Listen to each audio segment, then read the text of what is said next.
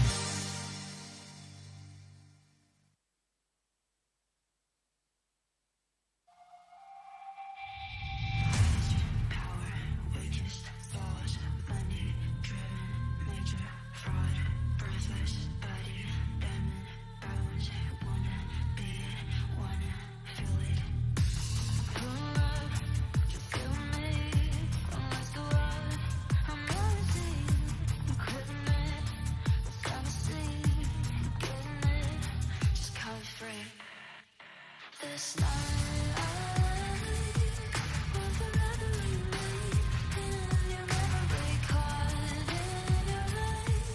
Your mind could be your greatest enemy. Awake now, get wild. Awake now, be loud. Awake now, get wild. Awake now, be loud. Power, riches, flaws, money, driven, nature.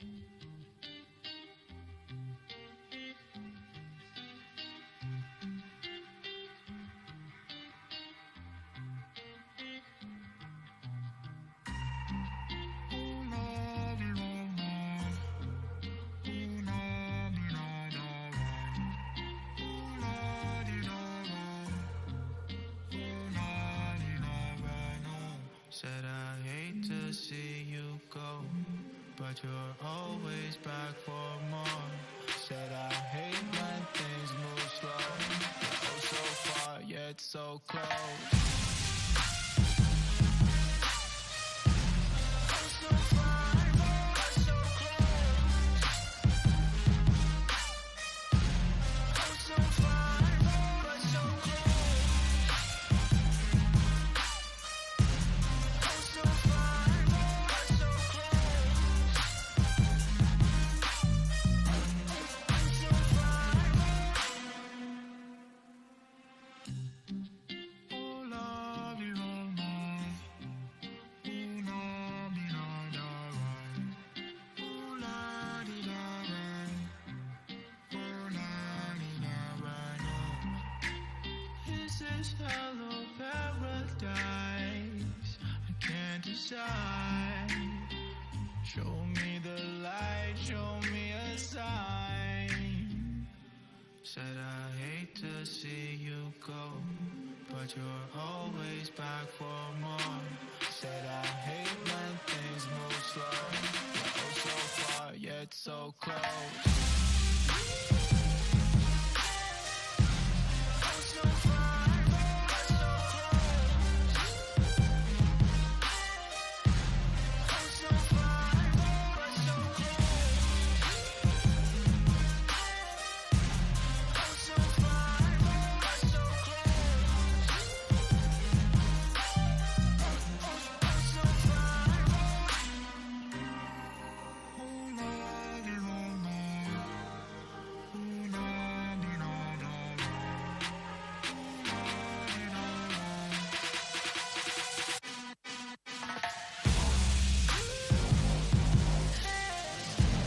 Oh so far but so close. So far. Oh so far but so close. Oh so far but so close.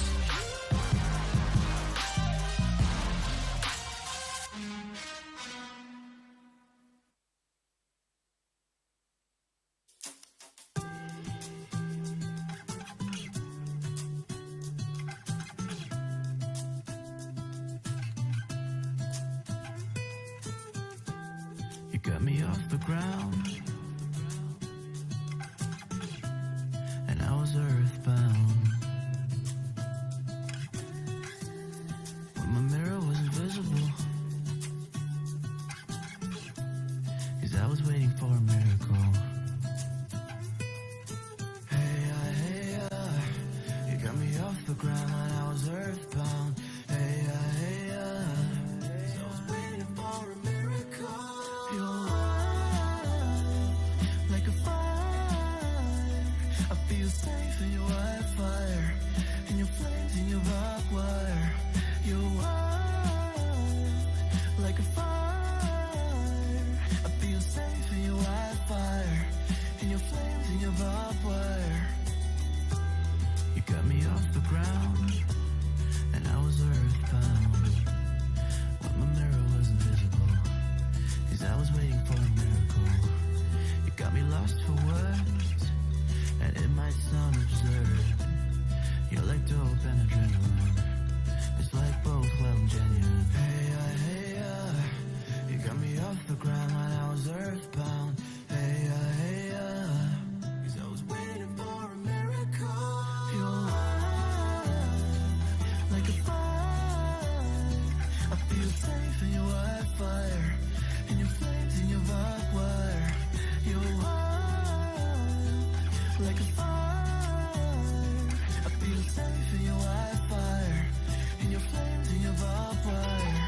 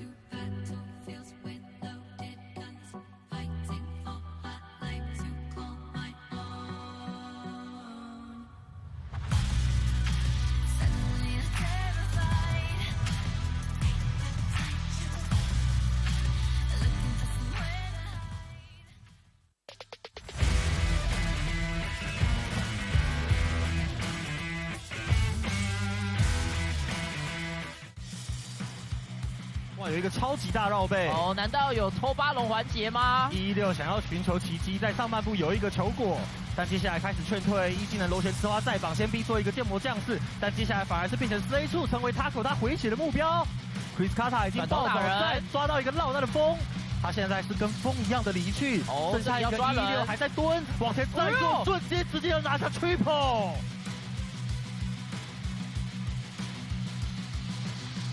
这个速度超慢，1张的金牌，后面还有海浪，但往前 DC 却杀更高，想要喷个熊超软。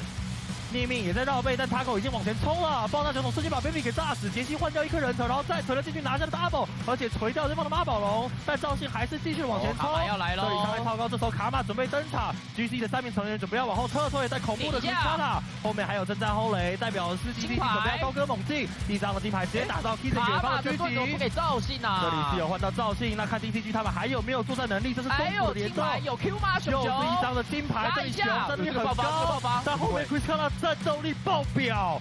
我这个卡玛应该是美1啊，感觉要沟通一下。哎，没有，他有1，他直接丢在自己身上。我给我自己，但我能 carry。对，没事，后面是欧卡拉的好，这个拉的好啊。哎呦，2个被动开炸，那是什么？一炮双响。但也只有声音比较烦人而已。啊？哦。直接甩一个9桶 ，all in 9桶，全招都下9桶，9桶还有半血，米这边炸回来了。鳄鱼，恩硕直接被抓到，那将变成4开始变身 ，Area 到的后排全面杀光，闪现过去，9尾妖狐已经登场。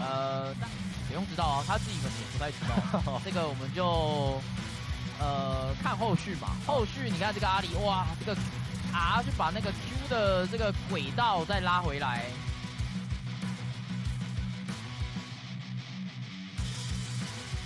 5千喽，另外一边 DFN 怎么办？要 all in 了吗？进场的会是 Taco， 直接要抓后排交闪现之后，赫本利用大绝解了场。正面扛在最前面的直接有一炮扛不住，利用恐惧先行限制了665，一瞬间 DFN 人被赶走，远古巨龙 ，DFN 有机会，这是 DC 准备拿到后面闪现一做，3个来自了水晶的开花进场，拿下了一个 double， 后面输 DCG 一线拉满，一瞬间泰的也拿了2颗人头，远古巨龙直接在手。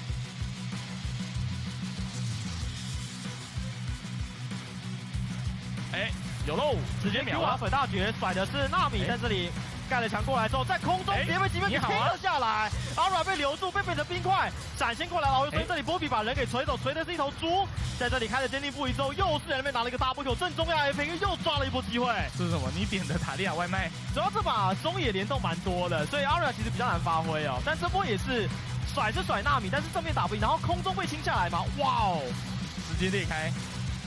还是美丽的误会，太帅了。表示我也不知道呀。杰米的这个感觉不是很纯情哦，谁都要哎。哦哟。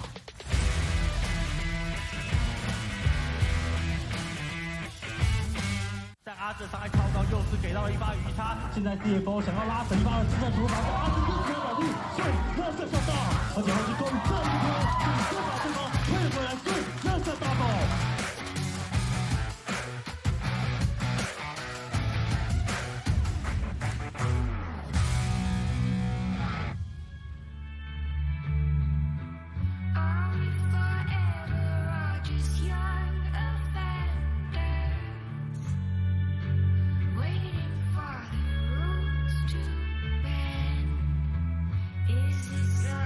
Is this love?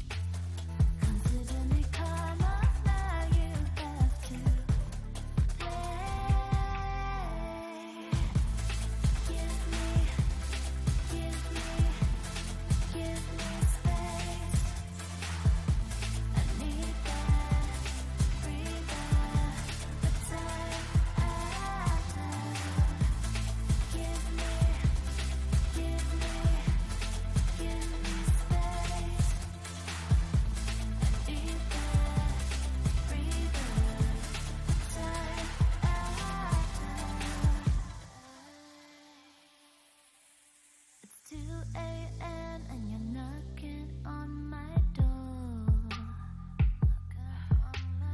I won't answer, you're screaming out some more. This isn't love, it's a need to be in control. You always play the victim, whatever.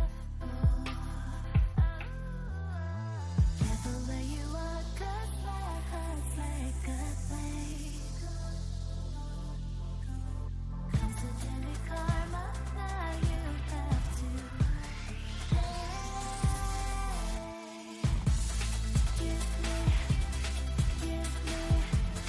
Give me space. I need that breather, time.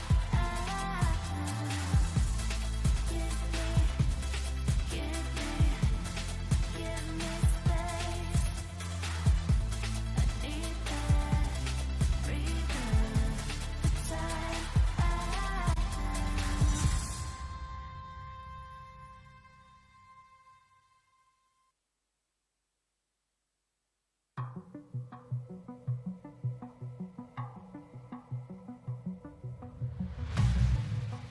Wherever you roam, there's no place to go.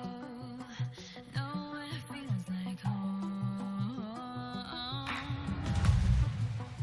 From a deadly kiss to this apocalypse, you feel so alone.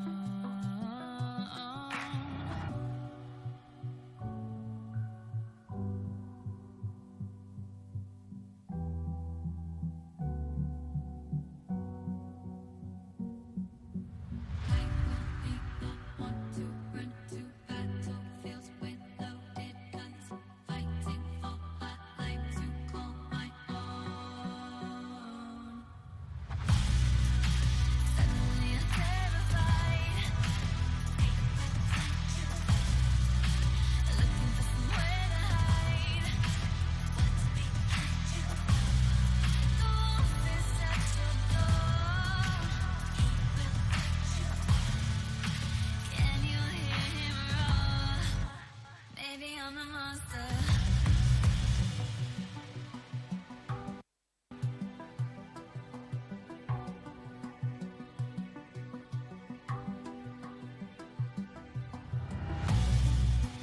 Tell me what's the goal?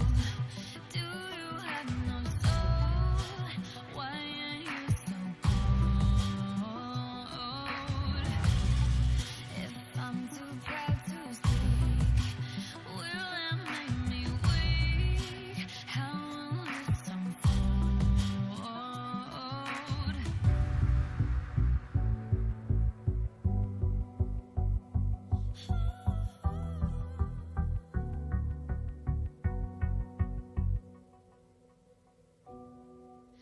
Suddenly terrified, looking for somewhere to hide. The wolf is at your door. Can you hear him roar? Maybe I'm the monster.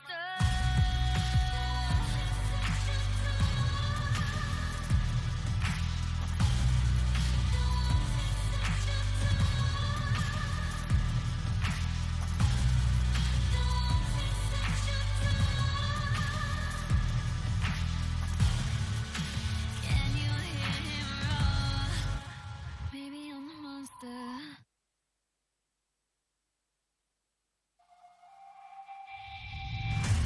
Power, weakest thought, money driven, major fraud, breathless body, diamond bound, wanna be it, wanna feel it. Pull up, you feel me? I'm like the world, I'm gonna see. Equipment, gonna see, getting it, just call it free. This night will forever remain in your memory, caught in your light. Your mind could be your greatest enemy.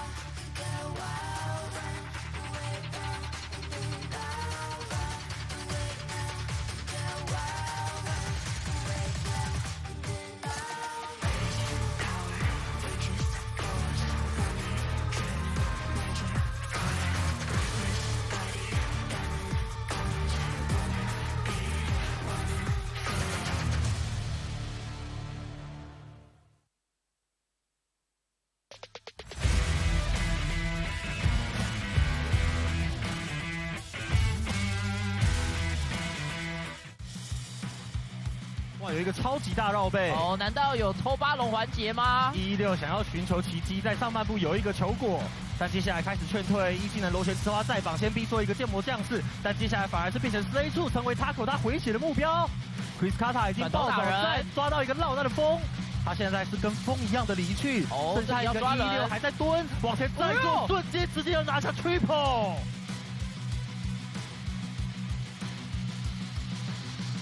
这速度超慢，一张的金牌，后面还有海浪，但往前 DC 却杀更高，想要喷个熊超软。灭命也在绕背，但 Taco 已经往前冲了，爆炸球桶瞬间把 Baby 给炸死，杰西换掉一颗人头，然后再锤了进去拿下了 double， 而且锤掉对方的妈宝龙，但赵信还是继续往前冲。卡玛要来了，这里伤害超高，这时候卡玛准备登场 ，GC 的3名成员准备要往后撤退，在恐怖的金卡塔后面还有征战轰雷，代表的是 GC 准备要高歌猛进，一张的金牌直接打到 K 的远方的狙击，不给赵信啊！这里是有换到赵信，那看 DCG 他们还有没有作战能力？这是中国联动，有 Q 吗？熊又是一张的金牌，这里熊战力很高，但后面 Chris 看到战斗力爆表。这个卡玛应该是美1啦，感觉要沟通一下。没有，他有1，他直接丢在自己身上。我给我自己，但我能 carry。对，没事，后面是欧卡拉的好，这个拉的好啊！哎呦，2个被动开炸，那是什么？一炮双响。但也只有声音比较烦人而已。啊？好。直接甩一个9筒 ，all in 9筒，全招都下9筒，9筒还有半血，敏这边炸回来了。鳄鱼，恩硕直接被抓到，那将变成室友开始变身 ，Area 绕到了后排，全面杀光，闪现过去，9尾妖狐已经登场。不用知道啊，他自己可能也不太知道，这个我们就看后续嘛。后续你看这个阿里，哇，这个 R 去把那个 Q 的这个轨道再拉回来。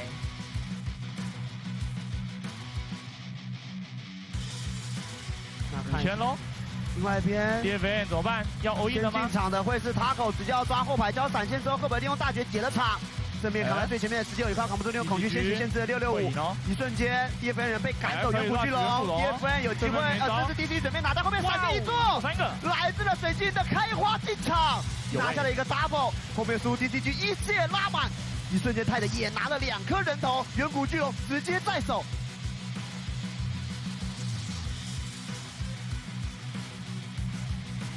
有喽，直接秒完粉大绝，甩的是纳米在这里盖了墙过来之后，在空中直接被击飞给踢了下来，阿软被留住，被变成冰块，闪现过来了，所以这里波比把人给锤走，锤的是一头猪，在这里开了坚定不移之后，又是人被拿了一个 double kill，正中亚 F 又抓了一波机会。这是什么？你点的塔利亚外卖？主要这把中野联动蛮多的，所以阿软其实比较难发挥哦，但这波也是甩纳米，但是正面打不赢，然后空中被清下来嘛，哇哦，直接裂开。还是美丽的误会，太帅了！表示我也不知道呀。吉米的这个感觉不是很纯情哦，谁都要哎。哦哟。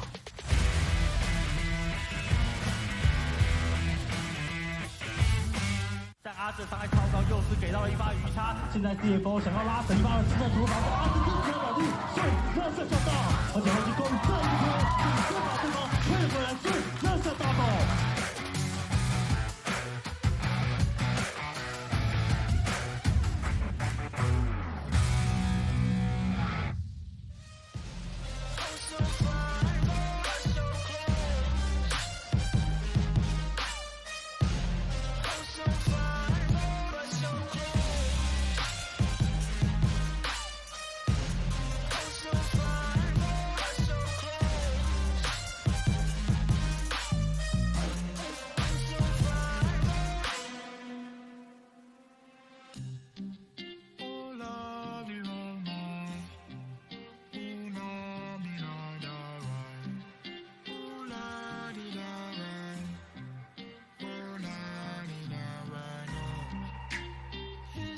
Hello paradise, I can't decide. Show me the light, show me a sign. Said I hate to see you go, but you're always back for more. Said I hate when things move slow, oh so far yet so close.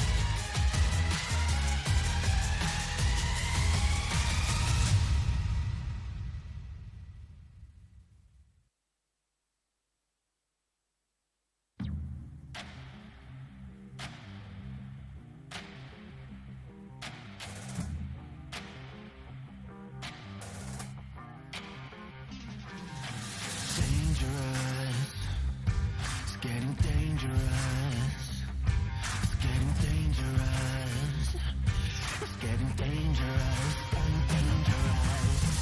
There's danger in your eyes, tempting blessing in disguise. Oh, I'm falling for your lies. Welcome to paradise. There's danger in your eyes, tempting blessing in disguise. Oh, I'm falling for your lies. Welcome to paradise. There's paradise waiting for you. It all comes soon enough. Let's go for it.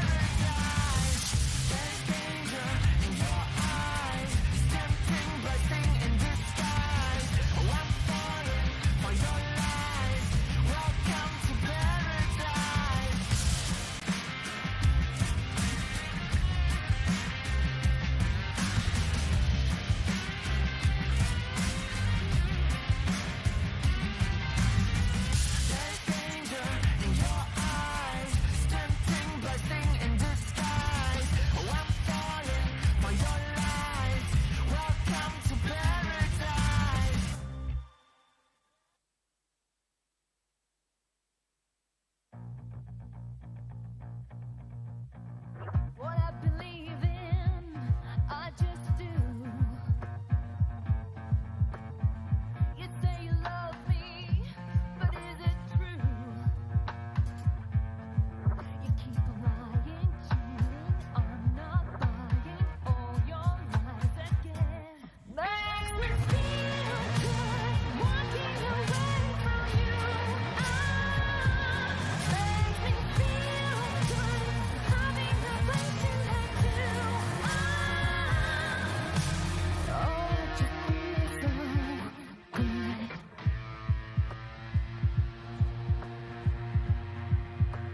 Oh, it just feels so good.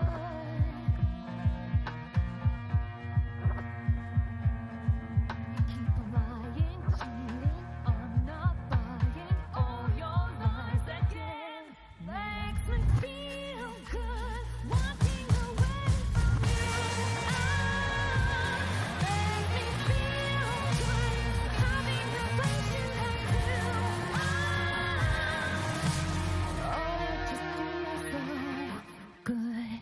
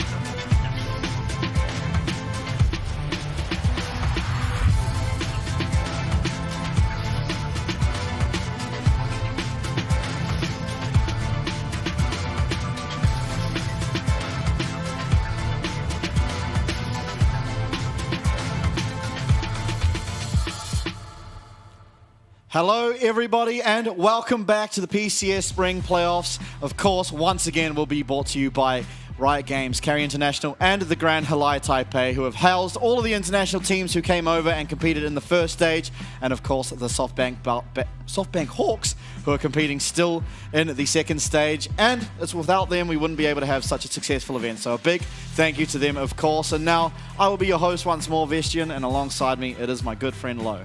Yeah, only one of the teams left internationally now, and I'm excited to see them play. We've only got the cream of the crop left now, so should be pretty big matchups. Today we're starting with PSG and Beyond. Yep. Historically, Beyond have really struggled up against PSG, and I think it's mostly, we were talking about this before, it's mostly just the top lane. Driver can usually get beyond an advantage in the top lane, but he just runs into the brick wall of Aja, literally a brick wall if he's Udyr. Yeah. And he can take the carry matchups into Driver and do perfectly fine, or even out-carry him. Yeah. So when PSG have gone down, the couple times they did go down, it was honestly Maple underperforming. Some atrocious KDAs, some very close plays, but he ended up going down a lot in some of the games. And maybe that is the way for Beyond to get a win. Absolutely. On your screen now, of course, it is the bracket for our second stage of the playoffs. We're going to have PSG versus Beyond tonight, DCG versus Frank tomorrow, all best of fives, of course. And then CFO, after we see tomorrow's games, will have their choice for who they go up against out of the two winners of the first round.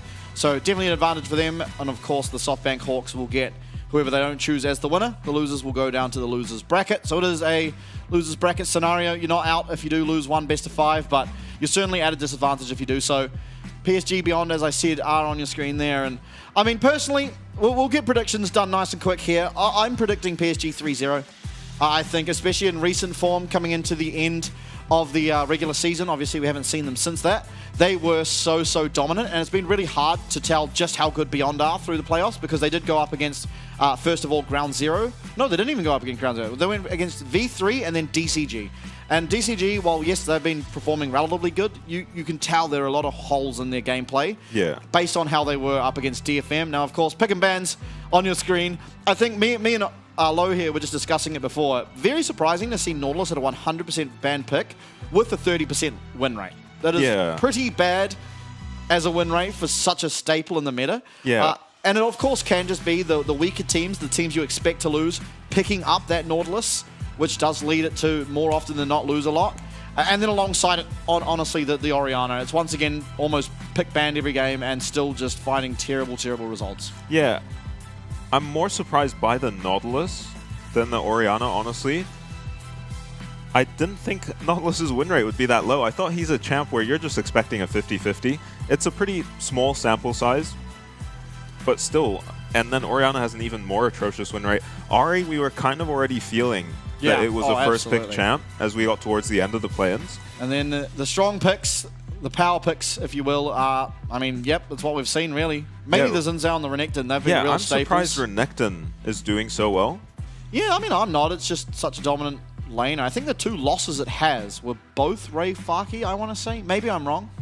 But I think he won one game as Renekton. Yeah, but I'm saying 100%. I think the two losses in total. Oh, okay. Maybe I can't remember exactly, but Renekton has just looked so strong. And I mean, there's just so many good Renekton players here in the PCS. You've got Jiang, you've got Taco, Driver, Arja as well. So it'll be exciting to see PSG now that they can get their hands back onto that Renekton. We've seen Arja on it in prior splits, put in a lot of work on it, and also he's had a lot of counters to it, like the Na he's been very good at. Yeah. So it's exciting to see this champ come back, honestly, especially now that it's not so ridiculous, where it just goes in 1v4 and finds so much sort of value from Gordrinker, from the Cull of the Meek. And I mean, here you go, weak picks. One win for Orianna is really surprising, and I can't even remember the one win. There were a couple failed Nocturne Oriannas. There were. That didn't really get off the ground or get much The one win was DFM. They picked it up in game one of their series up against DCG. They played Nocturne Orianna, and they did win. It wasn't really off the back of the Nocturne Orianna. If you remember, they stopped playing it as if it was just, you have to combo like this. Yeah, they just and Arya was just finding really nice ults by himself. So the one win for both Nocturne and Orianna was in that same game. Jace, I mean, we saw it. It was getting kind of smashed. Lakai had a really good Jace game up against Ground Zero, which was that one win it found, and he honestly did carry that game quite hard. And importantly to note, it is now Jace top that we've been seeing, not the Jace mid. Yeah, I think the Volibear stats are kind of fake. He's 3 wins, 7 losses, but towards the end of the play-ins, we were really impressed with Volibear as a pick. It seemed to be getting a lot more done. Yeah. And a lot of the weaker teams were the first teams we saw playing Volibear. Actually, yeah, absolutely. So, against kind of fake stats in many ways. It's not really a true reflection on the strength of the champion. PSG, of course, they were on your screens. It's Arja, Jinji, and Maple, Betty, and Woody. Very good score. And I mean, it's been so long since we've seen these guys. I'm so happy to have them back. Honestly, they were looking a bit rough during the middle stages of our regular season, but near the end, they were very dominant, taking the first game in, I think, 8 series up against CFO, the only team outside of Beyond to do it. and Beyond did it at the very start of the split, before they'd really found form, I think you'd agree, and then PSG doing it once they truly were into their strengths. Was it Beyond beating PSG earlier, or wasn't it Frank? I'm saying Beyond Bet's CFO. Oh, right, in the very first week. Yeah, okay. Driver Husha, 116 Fing, and Stay True, they obviously did play in our first stage of the playoffs, and they looked very, very dominant. Pretty much everyone having good games in general. I don't really remember a single time where we didn't think, wow, they're doing really well. In fact, I think both their series were just 2-0 wins, so got it done real quick. Maybe the series against DCG went to 3. I remember 116 having a crazy play on Nico to kind of save one of the games. Yeah, I think they did end up winning that game. Oh, yeah, they did win that game, but I can't remember. Yeah, I can't remember if it was a 2-0, but it still looked very dominant over DCG. Where they faltered has been against some of the higher tier teams. It seems like they can destroy the lower teams, but then really struggle to find angles against the stronger teams. And anyone on this team can pop off, but I think consistency is an issue. I think 116 has been the most consistent. For my money, he's been either playing well or smurfing, and there's not really been an in-between. The defending champion PSG, of course, they did win last spring. They won last summer. They've won a whole lot. The most winning organization in the PCS. They've never missed a spring split final. Yeah. So odds stacked against Beyond, definitely. Yeah, I think I came in expecting that. What was your prediction for the series, by the way? We never got that. I think Beyond will definitely take a game. All right. I think there are too many players who can pop off on the Beyond team, and they can get some advantageous draft, and they did end up taking a game out of the 3. Yeah, they did. Game number 2, you see it there on your screen, and it was another one of those games where Maple was playing the Hui and started off very, very poorly. Oh, yeah, I think I remember that one. It was 0-5, I think, in that one. So this was admittedly before we saw PSG really coming into their own, I think. Yeah. So I expect to see a whole lot better games out of PSG now, and you're seeing it on your screen there as well, the Smolder. Betty cannot get Smolder. It cannot be understated just how strong he is. He's 4-0. He averages 40% of his team's damage. I mean, you're seeing it there. Game number 3 up against BYG. He did manage to do 1,048 damage per minute, which is a pretty insane stat. He just stacks so well. Yeah. Like, even right on the champs release, he got the quickest evolve we saw, and no one's beaten it yet, and it was like one of the first Smolder games we had seen. Yeah. There you are on your screen, some stats about PSG, and 3-game winning streak, it certainly was. And there you go. The Smolder really tells the story of why this guy cannot get Smolder if you really want to win. Yeah. Unless you've found some crazy answer to it. And admittedly, you could say that DCG had some pretty solid answers to it. I think the Varus alongside the Nico looked really, really good. Yeah. Even the Varus Heimerdinger that they pulled out in game number 5 looked really strong. So yeah, it still somehow never looks easy. Yeah. It always just looks like you're on such a timer. Yeah. I think game 5 was the least like that, to be fair, but still, it was pretty hard for many teams to be able to shut that champion down. And when you've got who is possibly the best player of Smolder in the PCS with the opportunity to pick it, probably just better to get rid of it. Yeah, and they play so well as a team, PSG, in terms of macro and just running you around the map and stalling for their Smolder. This is about Feng. He's not a rookie. He played in spring last year. He was on BYG last year, spring. I remember him taking down Oceania on Zaya, and everyone was very scared of him. And they hadn't yet made it to Arco. Oh. It's like the final boss thing, you know? And now it's even more so, more pronounced now that there's just 2 stages, and now 2 best teams aren't even possibly going to be playing against most of the international teams. We are into draft, of course. First game of the second stage. It's great to have PSG back. It's good to see BYG once again. Yep. PSG taking blue side with the higher seed coming in. Yeah. And I think that's what we've seen most teams opt into, other than DCG. Yeah. And PSG draft in a way where they just ban out their opponent's best champs rather than maybe the meta best champs. So the Rumble ban is for Driver. And the Vi ban, pretty much a staple against Junjia a lot of the time. Yeah, we saw him. Aja on Udyr and Junjia on Vi looked pretty unstoppable against Frank. Gemini didn't even really get to play those games. Usha, a very good Viego. Yeah, we've seen him pop off on that champ more than once. Get rid of it. Yeah. Want to see it if you're PSG. Yeah, I'm surprised with the Nautilus ban. I guess it is still just a priority pick. We'll see how much the stats for Nautilus ring true, because it just still seems like a very, very strong pick to me. Whether you get the Senna with it or not. Yeah, I'm inclined to agree. Varus now going to be taken away. I wonder if we're going to see any of the AP Kaiser. It's really risen to priority internationally. Yeah, Kalista and Ashe are open. You don't want to give Woody Ashe, I wouldn't think, but if you ban Ashe here, they're going to pick Kalista. And with Varus and Ashe banned. Okay, Udyr banned. Okay, Smolder is open. Kalista's open. Ahri's open. Yeah, true. We might just start seeing Ahri first picks. There's no way it's going to be Gnar blind. Yeah, I doubt that. If it is Smolder, then Beyond have a chance to go for something like Fing Kalista loves Ashe. the Kalista is the problem. So PSG are going to know that Kalista will be the answer. So if they're picking Smolder, I think that means that Betty is feeling very confident to be able to play into it. But they're going to opt to change that and pick the other side. They're going to take the Kalista.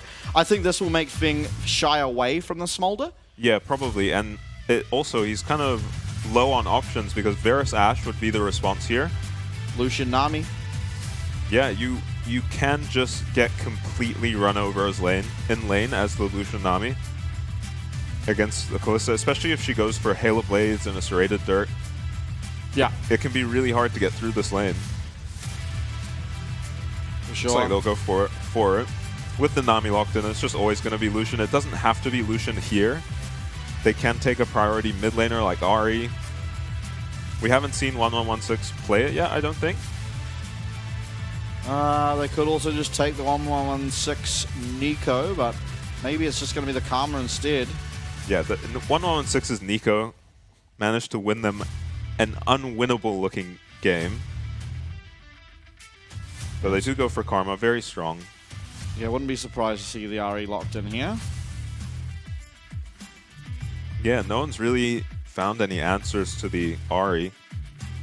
By Nautilus, the kind of champs you'd want against her to limit how aggressive she can really be in team fights, but both banned away by Beyond. You probably want to pick the support to pair with your Kalista here, so yeah, Renata is the obvious one that stands out.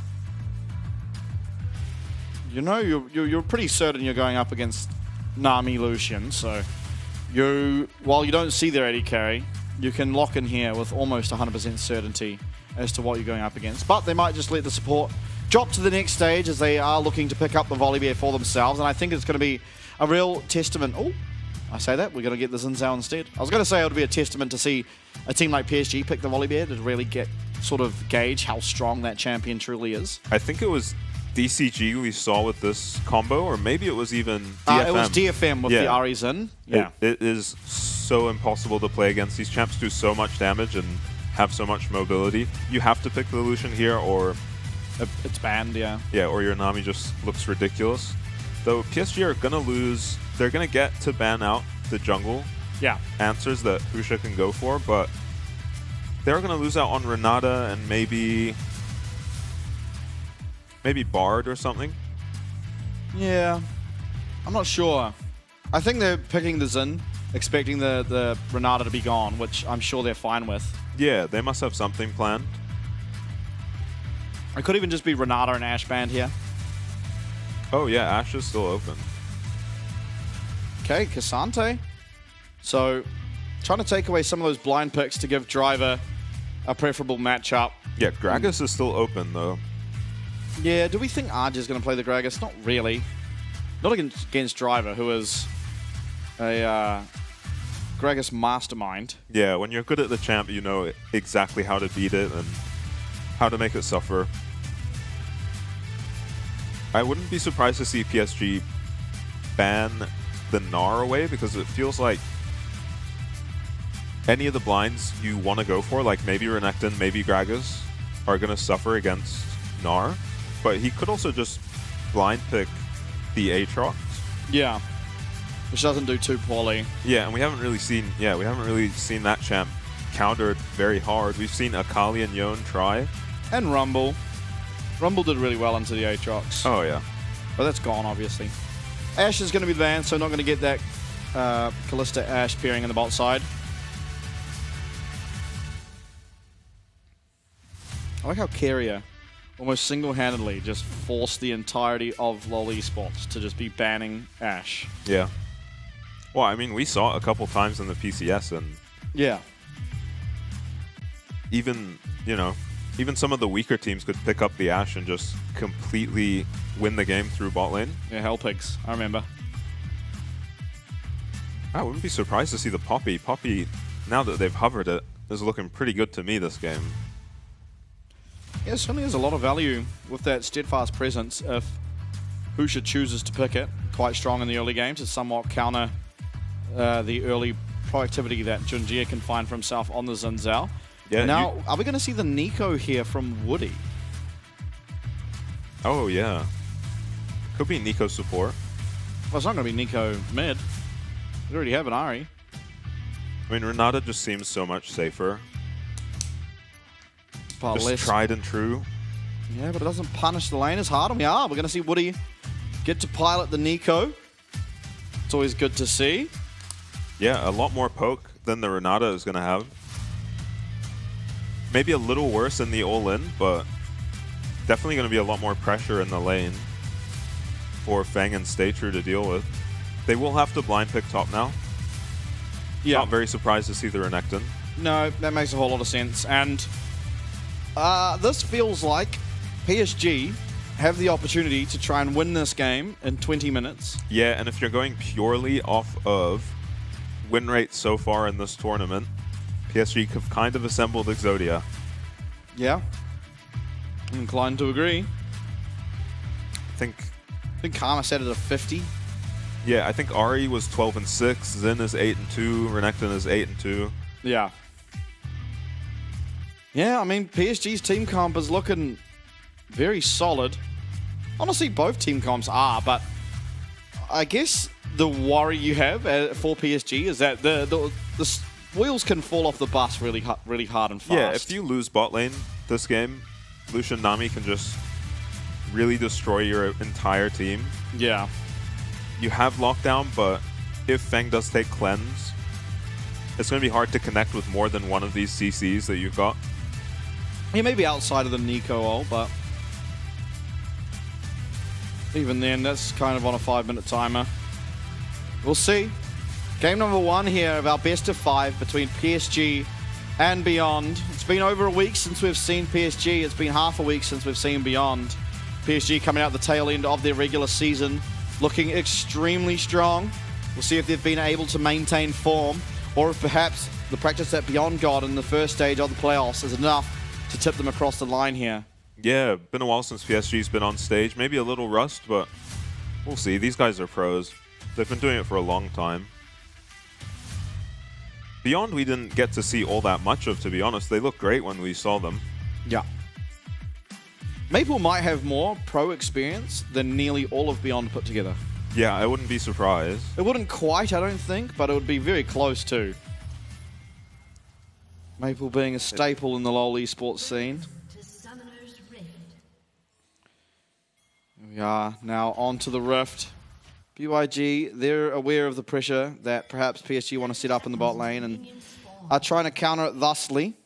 Feng and Stay True going to claim themselves these lane bushes as Arjun and Junji are pushing towards the top side. Yeah, Betty did go for the Halo Blade, so this lane's going to be really rough for Beyond, especially since Feng had to take cleanse. I think it was correct to take cleanse this game. Yeah, if he can get any sort of lead on the solution, yeah, he can destroy this comp from PSG. Minions have spawned. So it's not. I definitely feel like PSG won the draft, but they do have to execute on it. It's very volatile. Yeah. Yeah, one thing going wrong really could spell disaster for PSG. It feels like they really are going to have to try and prioritize the objectives quite a lot. They have so much pressure around this Ahri and the Xin Zhao, and of course the Renekton as well, that I feel like they're going to be doing a disservice to their comp if they aren't able to find early dragons, the Void Grubs, and the likes. So, in my opinion, the correct way to play Poppy is to do your red buff on red side and then run to the enemy Grom. But I'm not sure that Xin is a champ you can do that against. I've seen Poppy into Vi do it a lot. But I'm not sure if Xin just wins. Yeah, I'm not overly sure either. 116 going to find a fantastic trade for himself. Yeah. Maple procs electrocute trade is still not even close. Oh. Maybe showing Woody not quite the same level of expertise on the Nico as Orca. It's funny talking about a champ like Nico and then comparing how the supports player. Yeah. So there is just going to be a lot of this for Beyond's bot lane. They do have a Poppy who's very good into Kalista. So maybe Husha can run down here and help them out, but...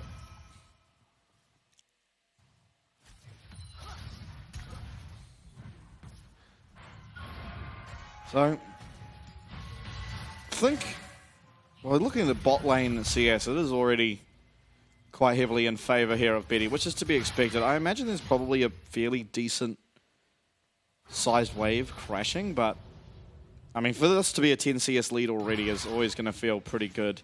Yeah. Lucian also pretty much out of mana, so there's never ever going to be any threat onto these two bot laners of PSG for the foreseeable future. Yeah, it has the cookies at least. Yeah, but the 50 mana is kind of only going to allow him to get one Relentless Pursuit.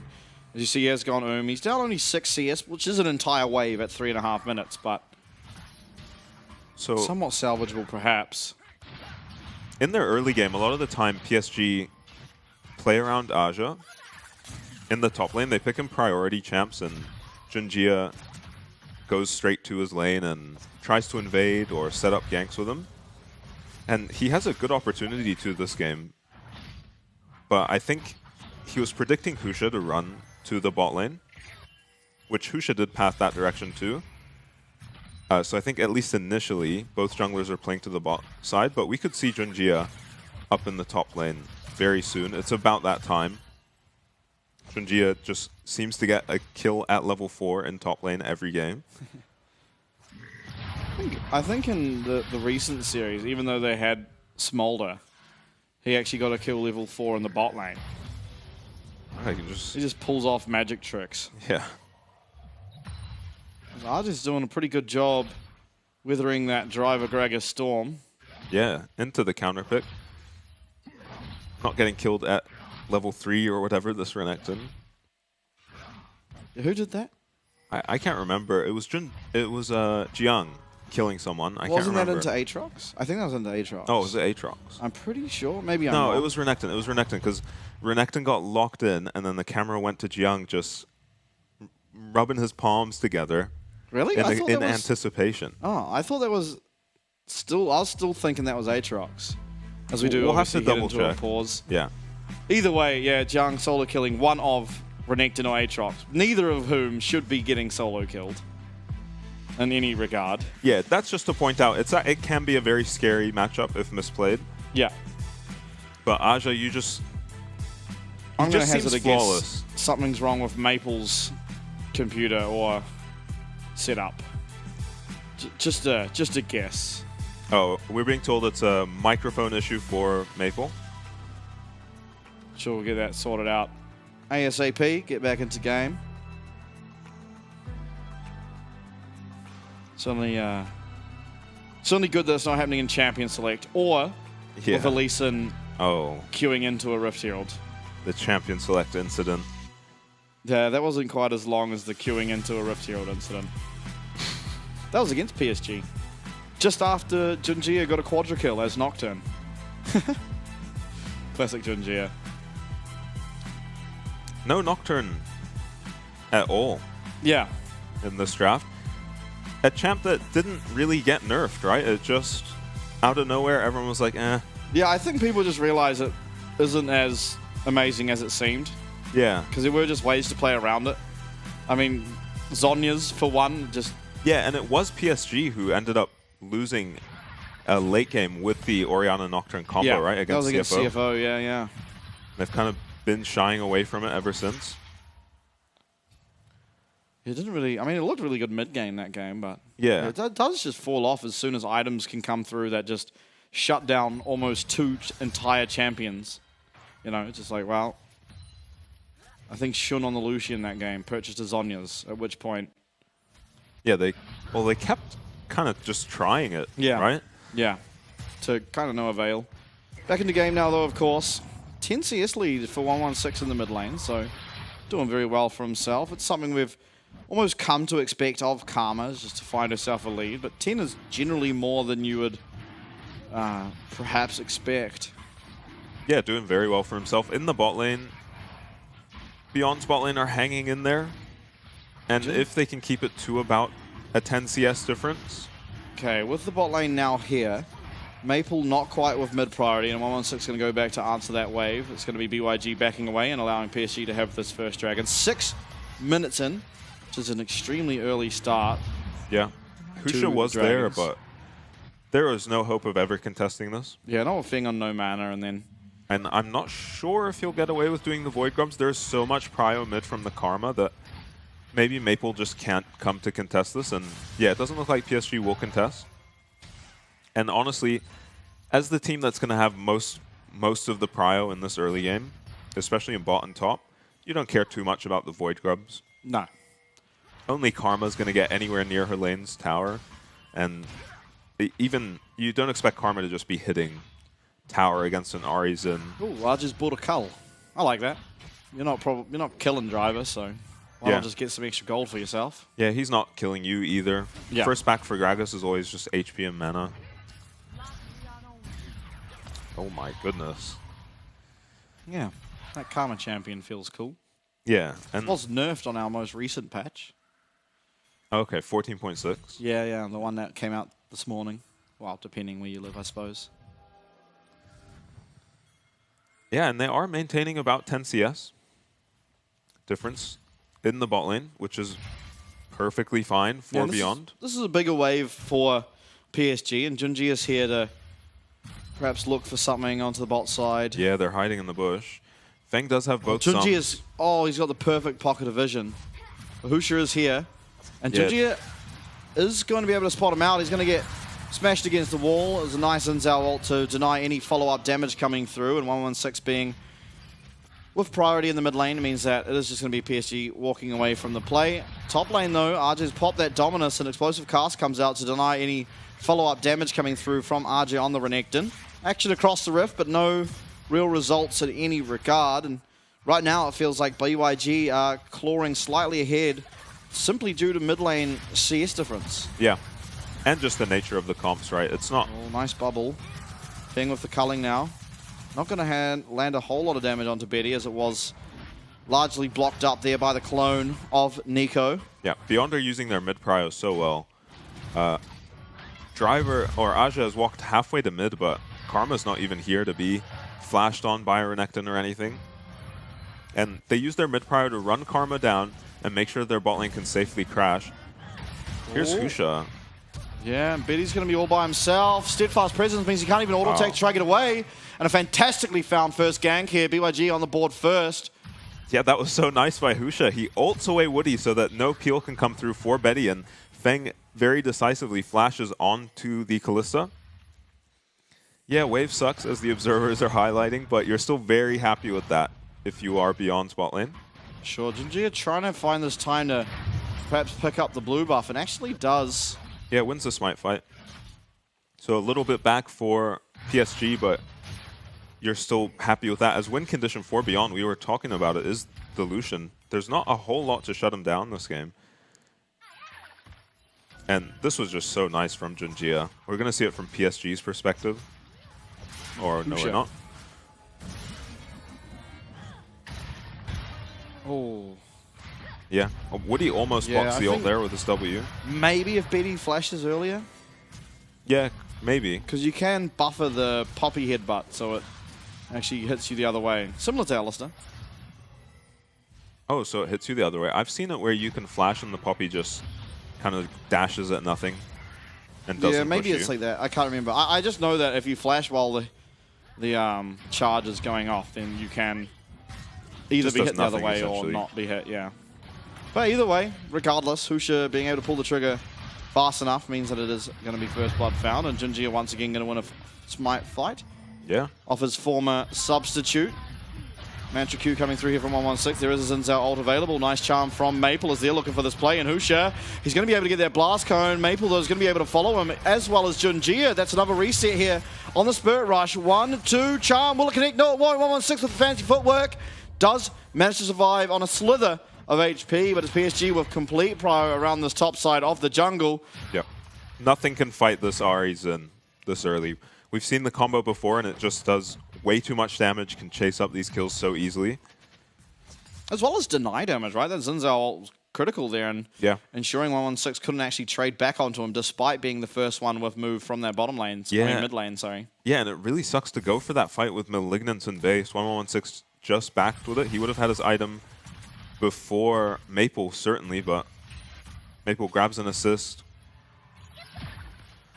and backs for his own Malignance, so mid lane stays even. Yeah, BYG now, they're looking for this dragon, mid lane priority, as well as the first move currently in the bottom side means that it's almost certainly going to be picked up by them, and that's really critical because, once again, PSG, they can run out of steam in this game. Junjia, though, he might not be willing to give it over. No ult available means that there's no real way out if he does go in, and it is just going to be smited away. Husha picking that one up for himself. Yeah, no flash now for 1116, though, is kind of scary. Though Junjia won't go for the gank yet. Maple still got some time left before his ult is up. Yeah, we are roaming down this bot side. It would be a 3v4 as things stand. Nice culling onto Betty means that he's lost the vast majority of his health, and BYG have done a fantastic job of weathering the bottom lane power that can come through out of this Nico and Kalista. Yeah, it feels like they're winning bot lane at this point. Had prio for that dragon, landed a massive trade to just shut down that gank. As well as Husha, I think, ulting Junjia away. So he couldn't find a flank onto the Lucian Nami. By the time Ahri got to bot lane, they were just so low. And yeah, it's safe to say Beyond, with the help of a gank or two, definitely won this bot lane. Yeah, 3 plates now as well. Serkshiv obviously completed for Fing, as you're seeing there on your screen. Yeah, and Betty went for this serrated Dirk and couldn't get enough of a lead or any advantage at all to justify it. So he's way behind Feng. Driver's been working on this tower in the meanwhile. Yeah. Felt like Renekton had prio for most of the lane, but Roa finished now. Yeah, very cheap item. Is also skipping boots, so we'll have it first. RJ, surely he's going Sundered Sky, I believe. The gold is all Beyond. So we'll see how PSG manage to navigate this mid game. They're not massively behind, but they're kind of meant to be massively ahead. Their window where they're a stronger skirmish team isn't over yet, so they are still stronger despite the gold lead. Yeah, I think it truly won't be over until they're like 3 items. They've got a long time to be the stronger team in skirmishes, but eventually that time will elapse, and it's just going to be Feng that's pretty untouchable in these fights, as he is almost picking up his second item in that rapid fire cannon as we speak. Yeah, I think the question in this game is, can Beyond be disciplined enough when they feel like they're at an advantage? Can they be disciplined enough to recognize that they can just sit around and kind of just win this game off of their composition? Or will they just force plays like we've seen in the past? They get Driver ahead on some split push threat like a Gwen, but they'll just permanently force fights in mid lane without Driver or force Driver to rotate. Bot lane tower for PSG is getting incredibly low. Culling is going to take out that clone of Nico and find a bit of damage here onto Kalista, which does confirm first tower being picked up for the bot side of BYG. Obviously, it came with a lot of help from Husha, but doing a fantastic job, and they're really setting up Feng to be a true carry threat here in the first game of our best of 5. Yeah, we'll see how these team fights go for Woody, but at this point, you'd really rather have a Renata, I think. Renata is so impactful in team fights, and so good paired with the Kalista to keep her alive. Maybe they can chuck the Nico in with the Kalista and get some big ults in the team fights. but I don't think it's going to be as impactful as a Renata would be. Stay true. Yeah, Chum comes out. That is one dead fish. Yeah, doesn't flash in time and goes down. Driver should be perfectly fine. Yeah, he's not taking all that much damage. Junjia, though, turning around. Charm does go wide there from Maple on the Ari, and it's going to be PSG starting up this Rift Herald. Arja down the bot side, and the bot lane of PSG are here for this fight. Of course, there is no Nami, but with Stay True on the way, it could quickly become a 4v5.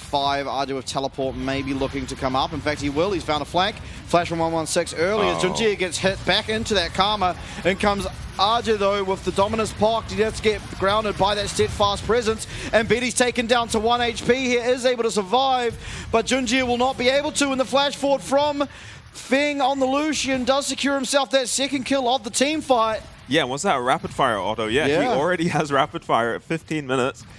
And I genuinely thought this was going to be deja vu beyond forcing a 4v5 for no reason, but they actually play the fight slowly enough that Nami gets here in time, and as soon as Stay True shows up, the fight turns around. He can give so much damage to Feng that PSG just start melting. And yeah, they end up just losing 116's flash. Feng flashes to finish off a kill, but they get the Herald and win the fight. Yeah, absolutely they do. And take a look at the replay here. I mean, it does just start with the teleport coming in. Yeah, I thought Beyond were just completely tossing the game at this point, because you knew the Renekton was going to TP. 1116 does get his flash off and get away, and Driver bumps Junjia into him, which I thought might have been a disaster as well, but look how tanky this Gragas is. And Husha also altered away Woody, so no Nico ult could come through. Right. Yeah, Driver manages to tank up a full combo in a CC out of every champ on the enemy team and still ends up flashing in. Beyond on the Dragon, but PSG have split them up a bit now. Yeah, teleport coming through. This is Driver. Betty's going to have to be so careful. In fact, Driver's just going to hunt him down. Maybe not. Explosive Cast comes out. It's fantastic, but what is the follow-up? Tidal Wave, but it's not really going to connect as Fate's Call used. Driver is the target of absolutely everything, and he's going to go down. Arja claiming that one. Culling coming through. Takes Junjia down to a very low amount of health, but Beyond do secure the Dragon in the meanwhile. So now 2 Dragons to 1 in favor of BYG. The team fight, though, 1 kill to 0 for PSG. Yeah, I think you're not happy with that at all as PSG. No. I don't think that's how Beyond planned for it to go either, but they'll take the Dragon. Oh, Pop Blossom coming through, lands on a Feng. He does have that cleanse to get himself out, and now they're trying to find some damage on Ahusha. Arja's actually tanking up for quite a while, but long enough as Feng going to claim himself yet another kill. He's 4-0 now on the Lucian and looking really like he's going to carry this game. Yeah, with the Karma and Anami, the solution is so hard to deal with. You saw in that fight, you can land the Nico ult onto him with Woody's flash there, but once he cleanses, it's so hard to land any follow-up. Can you really land a Xin knock-up, a Renekton stun, or an Ahri charm on the solution? Probably not, and that is why the solution can be such a problem. They're going to have to find some very coordinated team fights to kill the solution. Once the Lucian goes down, if they can get him, there's not all that much threat coming from the side of Beyond. Driver is going to go full tank after this Roa. Karma can't really solo carry a fight. So that is a win condition for them, but it's going to be really difficult to do. Yeah, I think Beyond have all the pieces of this puzzle, and now it's up to them to ensure they put it all together. Of course, they've given themselves the best opportunity they can. 4-0 on the Lucian, almost completed the Infinity Edge. Betty's still sitting only at the 1 item. Not even got the upgraded boots, despite being the Callista. Yeah, decided to just rush to his blade. I think they did fix some kind of bug with Callista on brown boots. Yeah. I remember seeing something like that in the patch notes. Yeah, it's so... Before, how it basically worked is your dash speed scales off your move speed, and before the brown boots didn't. And so they fixed that bug, but really not that impactful. The attack speed and upgraded boots feel a whole lot better, and Feng going forward, Culling claims himself 1, dashes forward, claims himself a 2nd, and Maple even losing that Spirit Rushes. We now have a 6-0 Lucian on the Rift. Feng, he's truly so far ahead now. It's hard to see what PSG truly can do. Takes even there, just an immediate dash forward and takes off half of Maple's health and just the 2 auto attacks. Betty and Maple really not able to do anything without that Nico, without that Xin Zhao anywhere nearby. Yeah, and it feels like this game has just gotten away from PSG. Yeah. Really nice ult from Husha. He's looked so good on the Poppy. Doesn't seem like a pick they were worried about coming out of him at all. It's a pretty common pick into the Kalista when you see it, but they didn't stress about it at all. And Driver gets Ari's ult at the end there after the double kill. BYG coaching staff, understandably very happy about how things are going. Yeah, you've got to be. No notes this game. No slip-ups from Beyond as far as I can tell. Weathering this storm about as well as you could ever imagine. And now, I mean, 20 minutes, Baron has spawned. You don't have the most amount of Baron damage in the world if you are the side of BYG. Honestly, PSG may even still do it quicker with the fact they do have the Ari alongside that Kalista. Yeah, with the Blade of the Ruin King, you're always going to do it pretty quick, and Zin's not a slouch at doing the Baron either. Be careful. There are 2 people just sitting there waiting for you in this bush. It's going to be Woody alongside RJ, and Junji has just decided to join the fray as well. Woody, he's going to be able to land a Pop Blossom or something here for sure. RJ lands this done. There's going to be the follow-up. Nice flash from 116 to get him out of that. Husha, though, is going to get knocked up, and Maple has joined the team fight. He's able to land the charm. That Karma's getting knocked up as well. That's 1 kill. RJ claiming it. This team fight might not be looking so good as Fink's taking down half HP. He gets the culling out. Maple, though, 1 charm could be the difference maker. Cleanse available for full Fing. Fantastic explosive cast coming out of Driver as Betty almost arriving to the team fight. Demacian Justice is going to come through as it's going to be Junji taken out so quickly. Fing menacing here on the Lucian. Top lane tower now not likely to be too long for this world. Every time Fang autos on this Lucian, a member of PSG is losing about half of their HP without any spells used. It was a good go from PSG to manage to find a 1-for-1 there in the first place. But this Lucian compared to the Kalista, when the Kalista can't win her lane like she should be able to, it's not even comparable, and the Lucian is 2 items up now. 116, they actually played really well to keep him alive for as long as they did. But the moment Feng arrived, he just started headshotting people on the Lucian. Yeah, now Dragon number 3, possibly on the cards for BYG, is the Ocean Soul, of course, is what they work towards, and with the leave they've garnered for themselves, you have to feel pretty good about their chances. Now, 2 items is completed for Maple on the Ahri. We've seen Ahri's take over games, and Maple is no slouch on any champion. Charm lands on Fing. Through comes the cleanse. It's going to get out the Spirit Rush of Maple on the Ahri. Explosive Cask also used, but the cleanse for that Ahri ult means that this is an absolute clear favorite for BYG, as they do claim themselves Soul Point now. And Fing, he does lose his cleanse. There's about 3 minutes for PSG to possibly punish that. Yeah, you could honestly tell PSG were happy as soon as they got the Lucian cleanse off of him. They immediately all left. Now that the Lucian cleanse is down, you have an angle into this next fight. Woody's flash is up with the Nico ulti. So they need to wait for Maple's ult to come up on the Ahri, and then they can maybe somehow kill Fang. Could be in a world of trouble here. Steadfast Presence come through. He's going to get knocked up against that wall, and Fing, is he able to find the damage? He absolutely is, but it's not quite going to take down Junji, as he is able to live on just a slither of health. I've seen that a lot of this game. Now the 7-0 Lucian and the boys are headed towards this Baron. Yeah, Junji had to base. Will Beyond hit it? Looks like they will on Vision. Junji is going to take a while to get here. I don't think they burn it all that quickly. Yeah, the Lucian is 3 items, so it's a bit quicker than you may expect, but they are going to get off. RJ going to get Explosive Cast. Does he even get the Dominus off? He does, but it's too little too late. He does get taken down near on immediately. 40 seconds now for that Croc to respawn. Junji has rejoined the fray, and Maple's lost half his HP to that Mantra Q. And now, what are BYG going to do? They can obviously go for this Baron. It still feels a little bit scary, but with Maple with such low HP, it might just be completely okay. Yeah, Maple goes down to a sneeze from Lucian at this point. Driver still full HP, 1-on-6 the same. 15 seconds left on RJ, and that's a really big, obviously, objective for BYG to try and pick up the Baron before. You don't want this Croc rejoining. Teleport available, flash available, no ult importantly, but still, They're going to turn off of this Baron, and through comes Hoosier on the Poppy. Pop Blossom does land. It's onto 2, but neither of those are the solution. It's 116 as well as Hoosier, and they're not going to feel all that phase. Betty, he's getting chased down by Driver. The charm comes through. Maple maybe saving his AD carry. Nearly going down. Explosive cast. Fing, flash forward, double auto attack, and it's another kill for Fing on the Lucian. Yeah, grabs Maple's flash with it too, and I mean, Driver was fighting the Kalista that entire time, and it wasn't particularly close.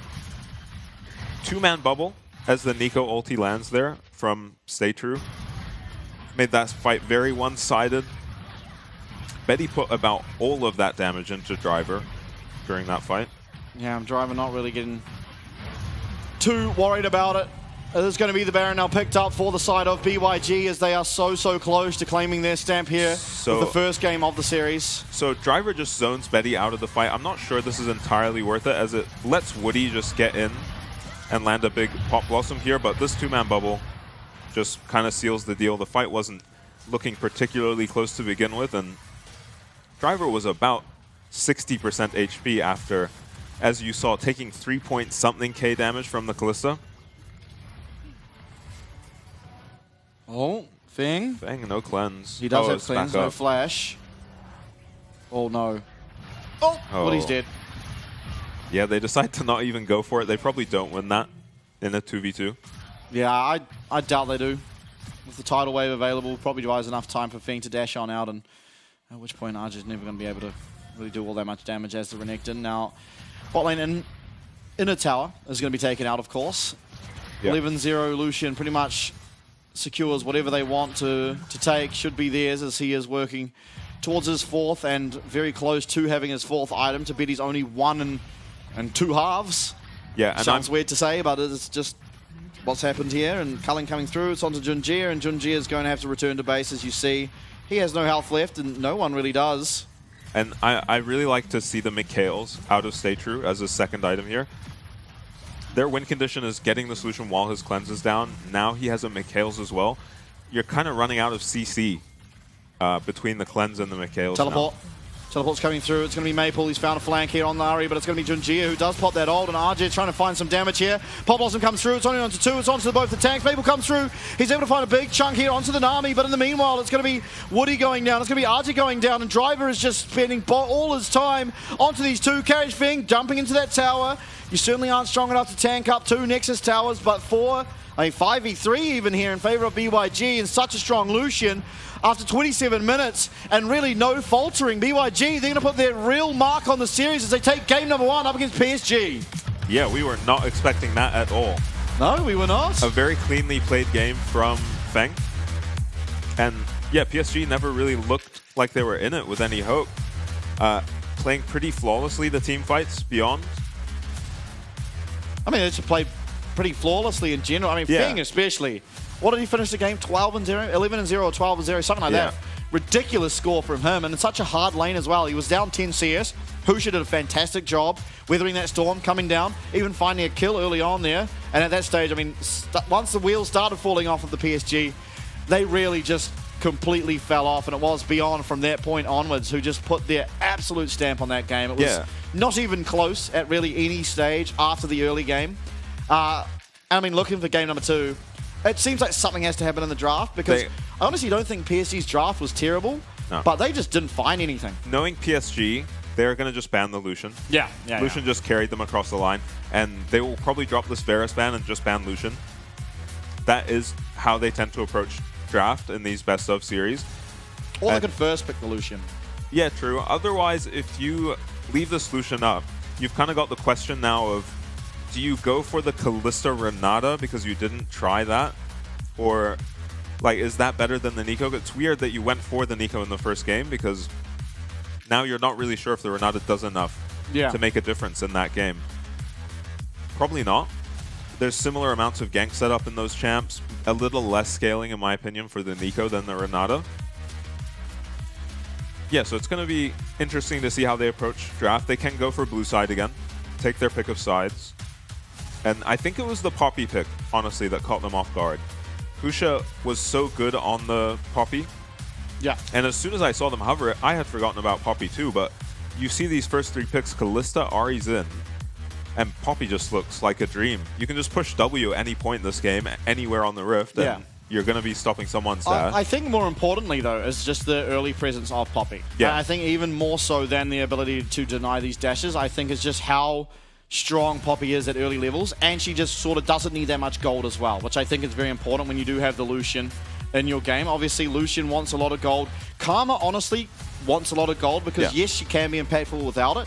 A Karma with 3 items versus a Karma with 2 items is a massive difference. Yeah. And so you do want to have gold, obviously, on both your carry champs, and then having a jungler that doesn't require as much resources, but can still output so much early game strength, is just a dream come true. And we really saw where that was felt in that bot lane, where they managed to find the gank. Fantastic ult onto Woody, led to Betty going down. Maybe it was a little bit of greed from Betty, where he wasn't willing to use his flash early, and sort of that changed the pace of the bottom lane, because up until then it was PSG who held all the cards. One single death and all of a sudden we look pan back bot after 2 minutes and they've just lost their entire tower. Lucian's even in CS and now possibly get 2-3 kills at that stage. Lost a dragon as well. So it just really was kind of off the back of that one gank that really turned the entire story of the bot lane especially around. But of course it was also 116 who was constantly with pressure in the mid lane, roaming down, following the Poppy. If he needed to be there, he was. If not, he could just go back to mid where he'll be able to catch his minion wave again. Yeah, and it wasn't even the successful ganks as well. It was that mid and jungle were always there to deter any Junjie ganks. They didn't.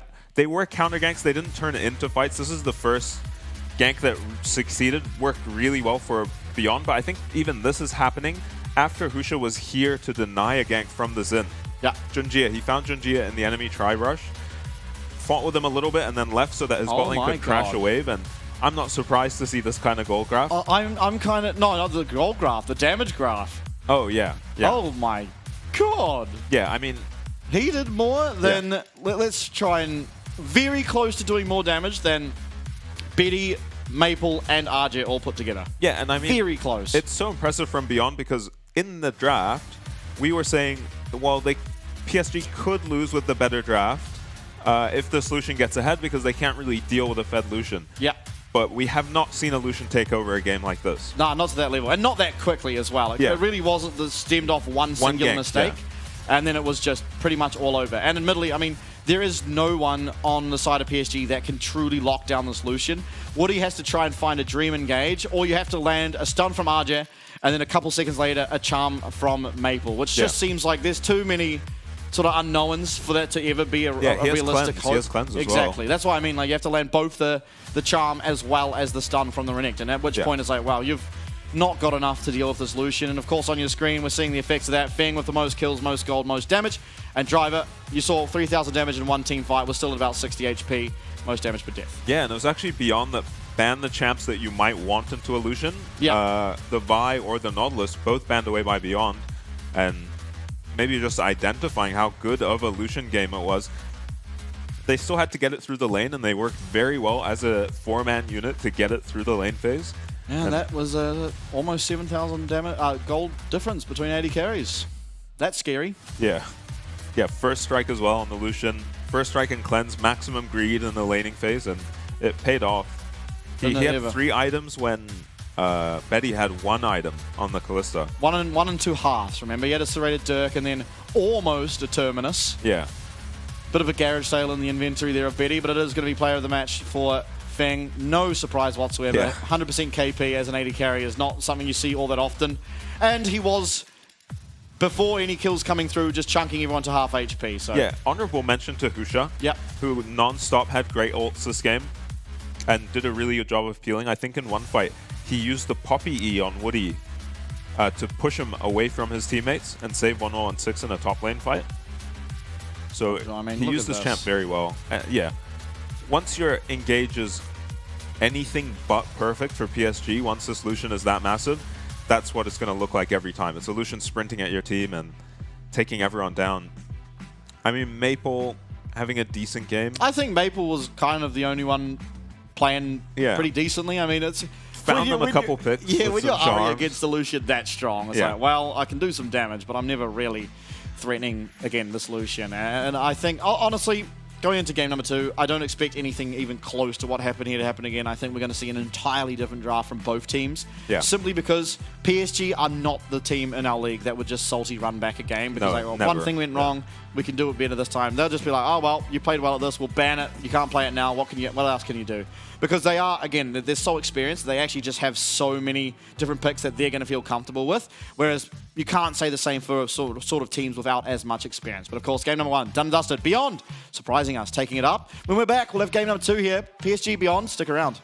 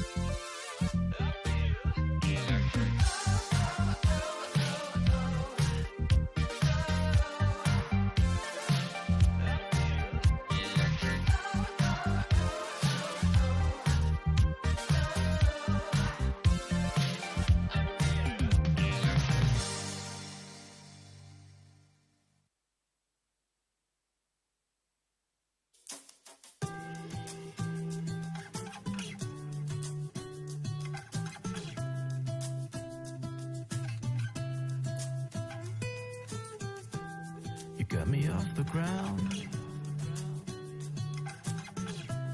and I was earthbound. When my mirror was invisible, 'cause I was waiting for a miracle. Hey, you got me off the ground when I was earthbound. Hey, 'cause I was waiting for a miracle. You're alive, like a fire. I feel safe in your white fire, in your flames, in your barbed wire. You're alive, like a fire. I feel safe in your white fire, in your flames, in your barbed wire. You got me off the ground, and I was earthbound. When my mirror was invisible, 'cause I was waiting for a miracle. You got me lost for words, and it might sound absurd. You're like dope and adrenaline, it's like both well and genuine. Hey, you got me off the ground when I was earthbound. Hey, 'cause I was waiting for a miracle. You're alive, like a fire. I feel safe in your white fire, in your flames, in your barbed wire. You're alive, like a fire. I feel safe in your white fire, in your flames, in your barbed wire.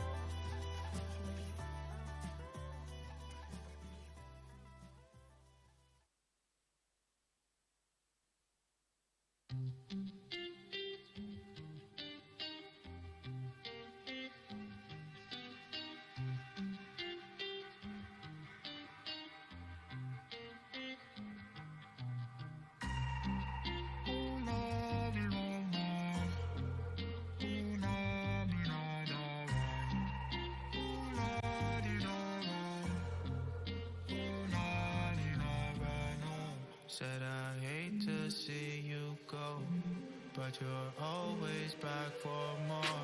Said I hate when things move slow. You're oh so far yet so close. Oh so far, but so close. Oh so far, but so close.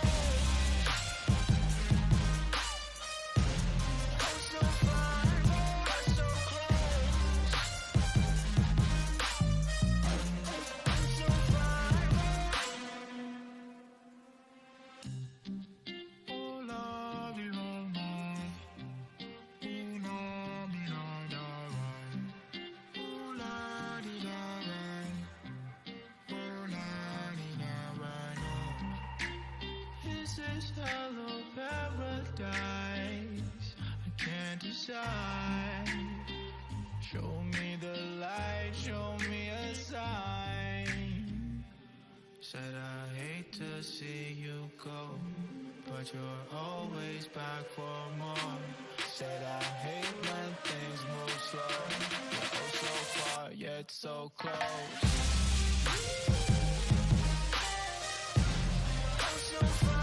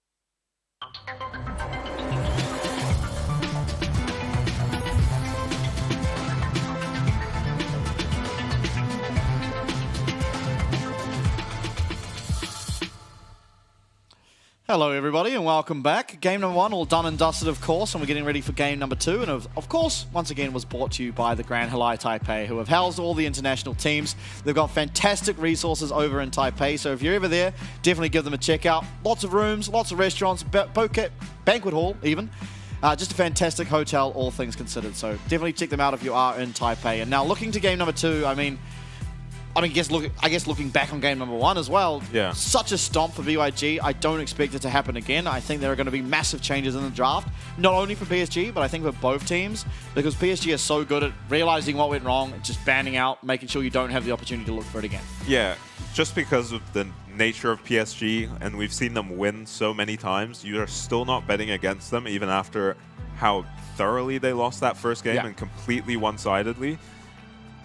It's going to take the same kind of performances, as that was a game where one team was probably snowballing either way just because of the drafts.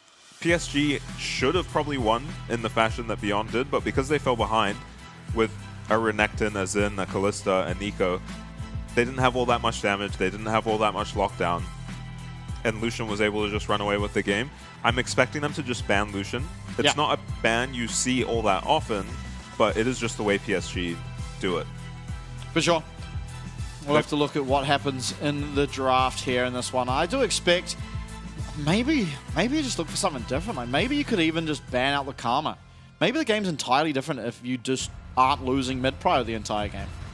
I'm sure the corgi on your screen there would have worked out a solution. Yeah, the problem with the run back draft is that if you leave the Varus up and ban the Lucian, you will be up against Varus Ashe probably. Yeah. I don't know if we've seen Stay True play the Ashe. We have not. We see them usually even let it through the entirety of draft. So. Okay, it's Varus banned still, but they haven't banned Viego second. So maybe that's their solution. Leave the Viego up so that you can ban the Varus and the Lucian. Why not once again here for BYG? Let's see, third ban. It is Lucian. Yeah. Karma's still available. Smolder, I think, is the most notable Yeah, AD. I think you just can't pick Smolder here as PSG because you're going to run into some Kalista lane. So if you pick Kalista yourselves, now beyond... What do you play now? Do they just have to ban Kalista? They don't go for it. All right. And Let's now... see. Yeah, we said PSG won't salty run back, but I don't think it is a salty run back to pick a Kalista here. I think Smolder is a bit suicidal. I don't. Not with Betty's stats on the champ. Yeah, Betty is very good on the champ. Beyond seem unfazed by the... It looks like it's going to be the Kalista again, though. Yeah. And it will be. Now, you don't get the opportunity for that Lucian. You also don't have the Varus. Xayah is safe, but certainly will be punished early game. Yeah, Xayah Ashe doesn't sound like a particularly good lane to me. No. I mean, you could play maybe like like a particularly bad lane. maybe you could go like Caitlyn Ashe. They will go for the Karma first. Makes sense. 116 prio the entire game. Yeah, Some I really always good wonder roams. if that was the biggest problem, because it felt like Junjie couldn't find anything to do on the bot side, despite trying to, because Karma had permanent prio. And honestly, you could just, I swear now, if PSG really want to use the same draft, you can just still pick the Xin and the Ahri, but this time, put a lot of focus onto 116 in the mid lane. Yeah. Start trying to gank the Karma. If you are ganking the Karma, if you're forcing out her Sum, she can't play as aggressively, and all of a sudden this Karma cannot roam down and follow what Maple's trying to do on the Ahri, and the bot lane gets punished a lot. Now, Ashe seems like it will be the lock-in, and I don't see any reason why not. Yeah. You are vulnerable to the Rakan later in the game, but this lane is going to be torture for Beyond, whatever they end up picking. Yeah, and I don't know what you're supposed to pick to survive this lane. You just need your jungler to bail you out. Yeah, you pick Husha. Volibear, maybe. I still do want to see PSG or, I mean, just one of our upper echelon teams picking the Volibear. We will. Yeah. Junji is going to have his hands on that. Could, in theory, also go to RJ, but most likely will be being piloted by Junji in the jungle. Aphelios, perhaps. Ziggs, that's a lot of AP. Yeah, Ziggs is the type of champ that could maybe get out of this lane in one piece, but... I think you're just having some AP problem, though, if you do that, and they're Yeah, going to lock AP in the mid. Xayah. So Xayah, Rakan, strong lane, not as strong as Kalista Ashe. Honestly, I'm a little worried for them, but they are going to be able to deal with dives fairly well. Once Yeah. they are level 6, of course. It's going to be pretty impossible to ever dive them at that stage, but...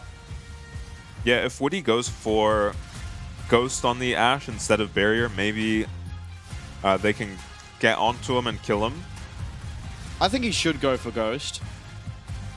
I think Ghost is just better than the Barrier in general. Aurelion Soul banned out. Maple, of course, having a standout performance on that. Up against CFO. It was against Azir, though, so... So do Use you it as a ban counter pick. Poppy if you're PSG? Probably not. You have not really anything you can dodge. Or I think it might cancel the Volibear Q. Yeah, I think it does. But it's so annoying to play the Kalista into it. Yeah, And Beyond have to play for bot lane this game. Whatever jungler they pick is coming bot just because you can't let this Ashe Kalista... You have an all-in melee support. And you can't let the Kalista Ashe just shove that lane for free I mean, and if get the PSG lead. picks Hui, what is Xayah ever doing? Yeah. Yeah. Like, Right. yeah, Karma still will have a fairly okay time up into the Hui, but the problem is Xayah shouldn't be able to interact with any of those champs. Greg is going to be banned. I like that one.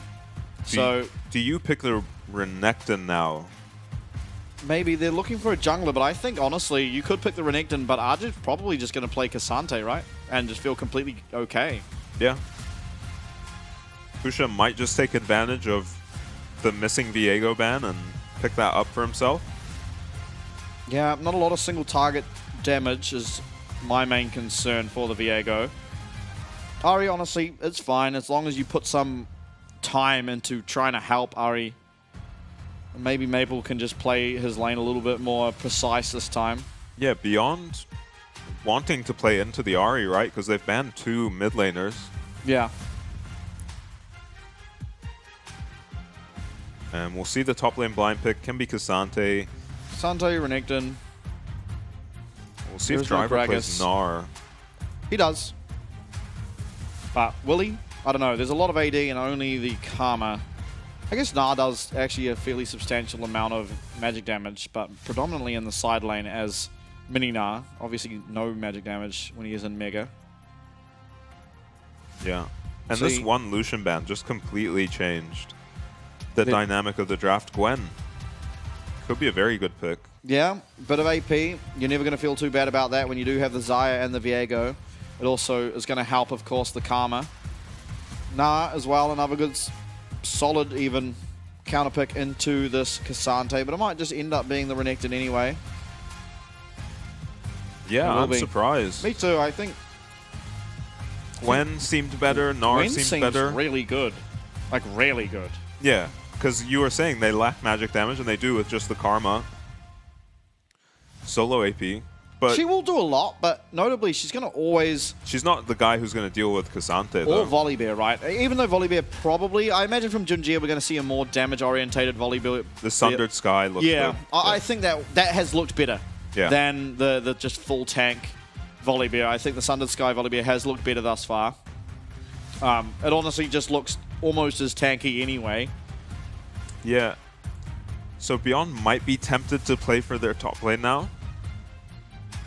But I really think you have to get down to the spot lane, and I don't know if Viego's the champ that can do it up against the Ashe Kalista. Yeah, if you get onto the Ashe, he dies, but getting onto the Ashe is always the hardest part. Yeah.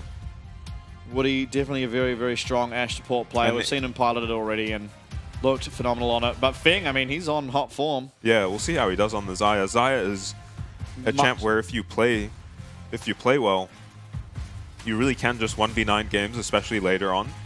Yeah, that's for sure. The problem is, I guess you have to be into certain team comps for that to be really true. Yeah. And I'm not sure that Ashe, Kalista, Ahri is exactly who you'd like playing Xayah into. Sure, the Volibear and Cassante feel pretty decent, but I mean, actually, does the Cassante even feel that decent? He has a pretty easy time of dodging out of any true Blade Caller damage you can try and look for. Yeah, more importantly, he kind of just does run at you.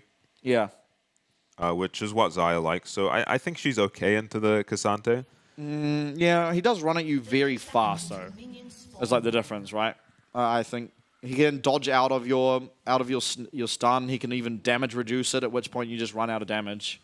Cleanse again for Feng. Yeah. Just opting for I think you have to teamfight against power. Ashe in lane. Yeah. You don't really want to be using your ult to dodge out of Ashe ult. That seems like a winning play for PSG. So Yeah, a lot shorter cooldown on the Ashe ult as well. yeah, especially as the game progresses, Minions have spawned. becomes like a 30-second to a 90-second, which Yeah, two D-Blades in the bot lane. So you might think like this kind of lane is where if Rakan lands a knock-up, you can kill a target, but you really just can't. you still just lose the 2v2 even if you land your spells. yeah. Especially with Cleanse instead of heal on the Kalista. Oh, on the Xayah, sorry.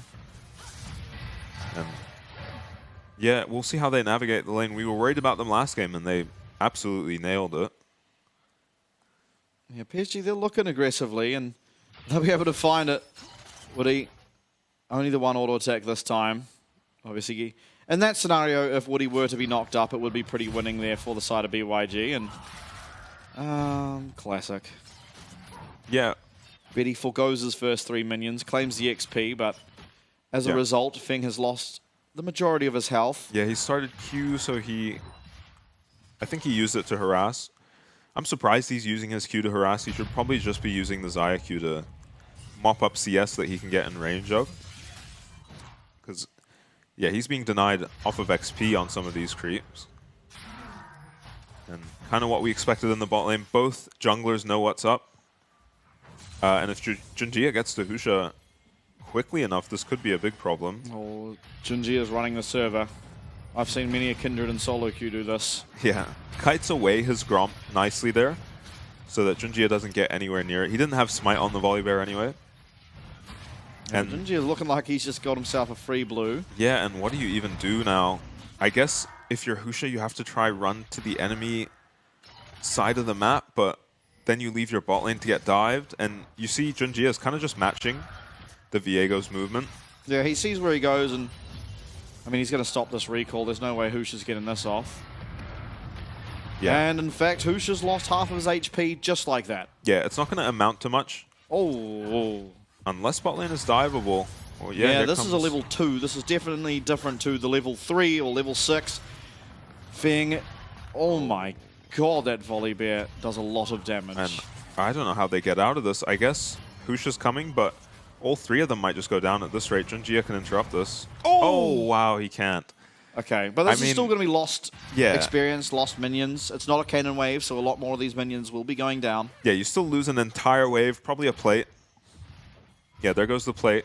And, you know, you don't feel great about it as the bot lane of Beyond, but at least you don't, you know, make things worse and give up a kill as well as all the creeps. Yeah, and because Husha's spending all that time protecting his bot lane, he's not able to answer for anything back on Junjia's topside jungle. He's going to be able to claim the second rotation of his Raptors, which is certainly nice, but Junjia going to be pretty happy with how things are going in this one. Yeah, Husha does have the Renekton in the top lane. He could look for the enemy topside jungle.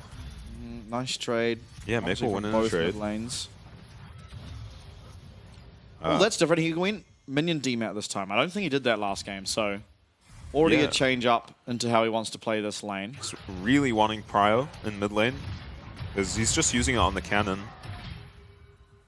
Driver with a fantastic trade. Not too surprising, but... Yeah, I mean, the HP is pretty equal in this lane, though. Renekton a lot more sustain, though. Yeah, Betty. Yeah, there's the knock up onto Ashe, but... He's just walking past minions, like 2 minion waves, and Betty's just strolling past him. Actually takes a lot of damage as a result. And still, Woody, he's going to be very far behind in gold when compared to Stay True, because he still wasn't able to pick up that World Atlas on his first back. Yeah, so even though there is a CS advantage in the bot lane, the overall gold in the bot lane might actually be pretty equal. As you probably still have to get more with this Ashe Kalista combo to justify the picks, but they are on track to they're already up over 10 CS. And now we saw them get to this point last game pretty easily as well, and not able to snowball it. So we'll see if Feng can do something similar in this game. Yeah. I don't think Lucian has the amount of... Xayah has the same amount of power to take over a game as a Lucian does, which is... No, so it's not the same as last game, where if he does hang on in the lane, he can take over. Beyond will still have, you know, a game to play at that point. PSG's comp not falling off nearly as hard as last game's comp. I think Cassante just much more of a threat in the mid-late game team fights than the Renekton. Yeah. And we're going to have a bit of a repeat from last game, where it is PSG picking themselves up this dragon nice and early on. And in fact, maybe Maple going to forego his mid-wave and look for a dive bot. Junjia is not level 6, so this tower will not be able to be disactivated. Feng, he's going to get stunned up. That is the cleanse used, but the Spirit Rush has been popped out of Maple. And will come on 1-6. Nice. Blade Caller is going to lock up that Ahri for a reasonable amount of damage as well. And now the side of PSG are all just going to sprint on out of there. Mantra Q lands. Maple so low. Two daggers, feather daggers, aren't able to quite connect onto this Ahri to take her out, but certainly a nice trade of health there. Yeah, and I think the Comet went for a different target. If it went for Maple...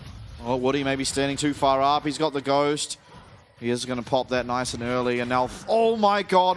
Junji is here, and he can disable the tower. Oh no, he can't. He's still level 5. He does have Flash, though. Yeah. I'm surprised Feng doesn't get flashed on. I guess there is the Guardian. No way 116 is allowed to stay here, surely. Oh! Junjia is I'm so be okay. confused. Yeah, I mean, they were very low on the side of PSG as well. So it was a risky dive. Dominus has been used. All else still available for RJ, and he's going to pop the Ghost. I'm sure he needed to. You heard the ping spam. Yeah. I'm going to imagine Driver just onto RJ's Ghost. Yep. You're happy with that. It's not relevant at all. I don't think it's going to matter. I don't think Husha's going to see Cassante Ghost is down and make his way up there. No. Yeah. I think it's more of those moral victories, you know. CS in the top lane, I forced though. this guy to use Ghost. Yeah, Driver very comfortably far ahead. Yeah, they really are just morale pings, right? Yeah. Yeah, just a lot feel of the time. good about yourself. Make your team feel good about your top laner. Maybe they see the ping. Sometimes they shouldn't be, I swear. Like, especially in solo queue. You know, sometimes you get like, I don't know, what's an example? You're like Ari against Vega, and you get his flash is down, and then your jungler still doesn't realize there's a middle side of the, or middle area of the map. It's hard to gank mid.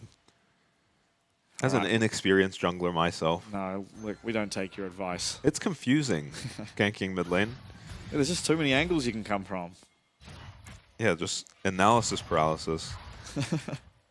And they have not managed to maintain a 10 CS deficit in the bot lane for beyond this game. And yeah, it's nearing on 30 as much now. as Xayah can take over a game, if played well in the late game, it's hard to imagine her getting there. Every recall, Betty just comes back to lane with more and more items than Feng. Feng is not level 6, so this is a great window for PSG to gank. There are more members of Beyond than PSG here so far, and 116 has to be careful, honestly. Yeah, 116 misses the Mantra Q, at which point he's never going to be able to win that trade, especially with Junjie hovering that area as well. Yeah, I thought he might be in trouble without... Oh, he does have his flash, actually. So he's probably okay against the 2v2. Oh, only just missing that chain. He's going to have to flash, though. And all of a sudden... Okay, he is out. Yeah, Maple doesn't commit his ult, but more importantly, 116 can't ever come to help bot anymore. And Feng's already 1 HP.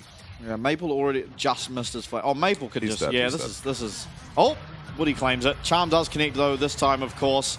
And it's going to be Stage 2 going down as well. Junjie claiming that one for himself. Does have Stormbringer available. Does get it on. And through comes the Heartbreaker. That's one reset here for Husha. What are PSG going to do? It looks like they're content with trying to fight this. The Magic Q, though, it slows up everyone. And the Fate's Call means that they will not be able to find yet another reset onto Woody. Woody even going to be able to get out of that Karma route and does turn into a positive trade here. PSG 3 for 1 now in the game. Yeah, very well played from PSG. So hard to survive this lane for Beyond. Xayah is still level 5. The enemy Ashe has more XP than your ADC. Maybe it looked like Husha and 116 could turn around that play maybe, but just target selection was a problem. And he dies to the splash from the Ashe arrow. He doesn't get hit by the Ashe arrow, but the splash ends up killing him. That was very close to just missing. Yeah, that was so He wasn't, close. he didn't, his days were numbered anyway. Maple has ulti. And very decisive here from Husha and 116. Immediately follows up the Mantra Q.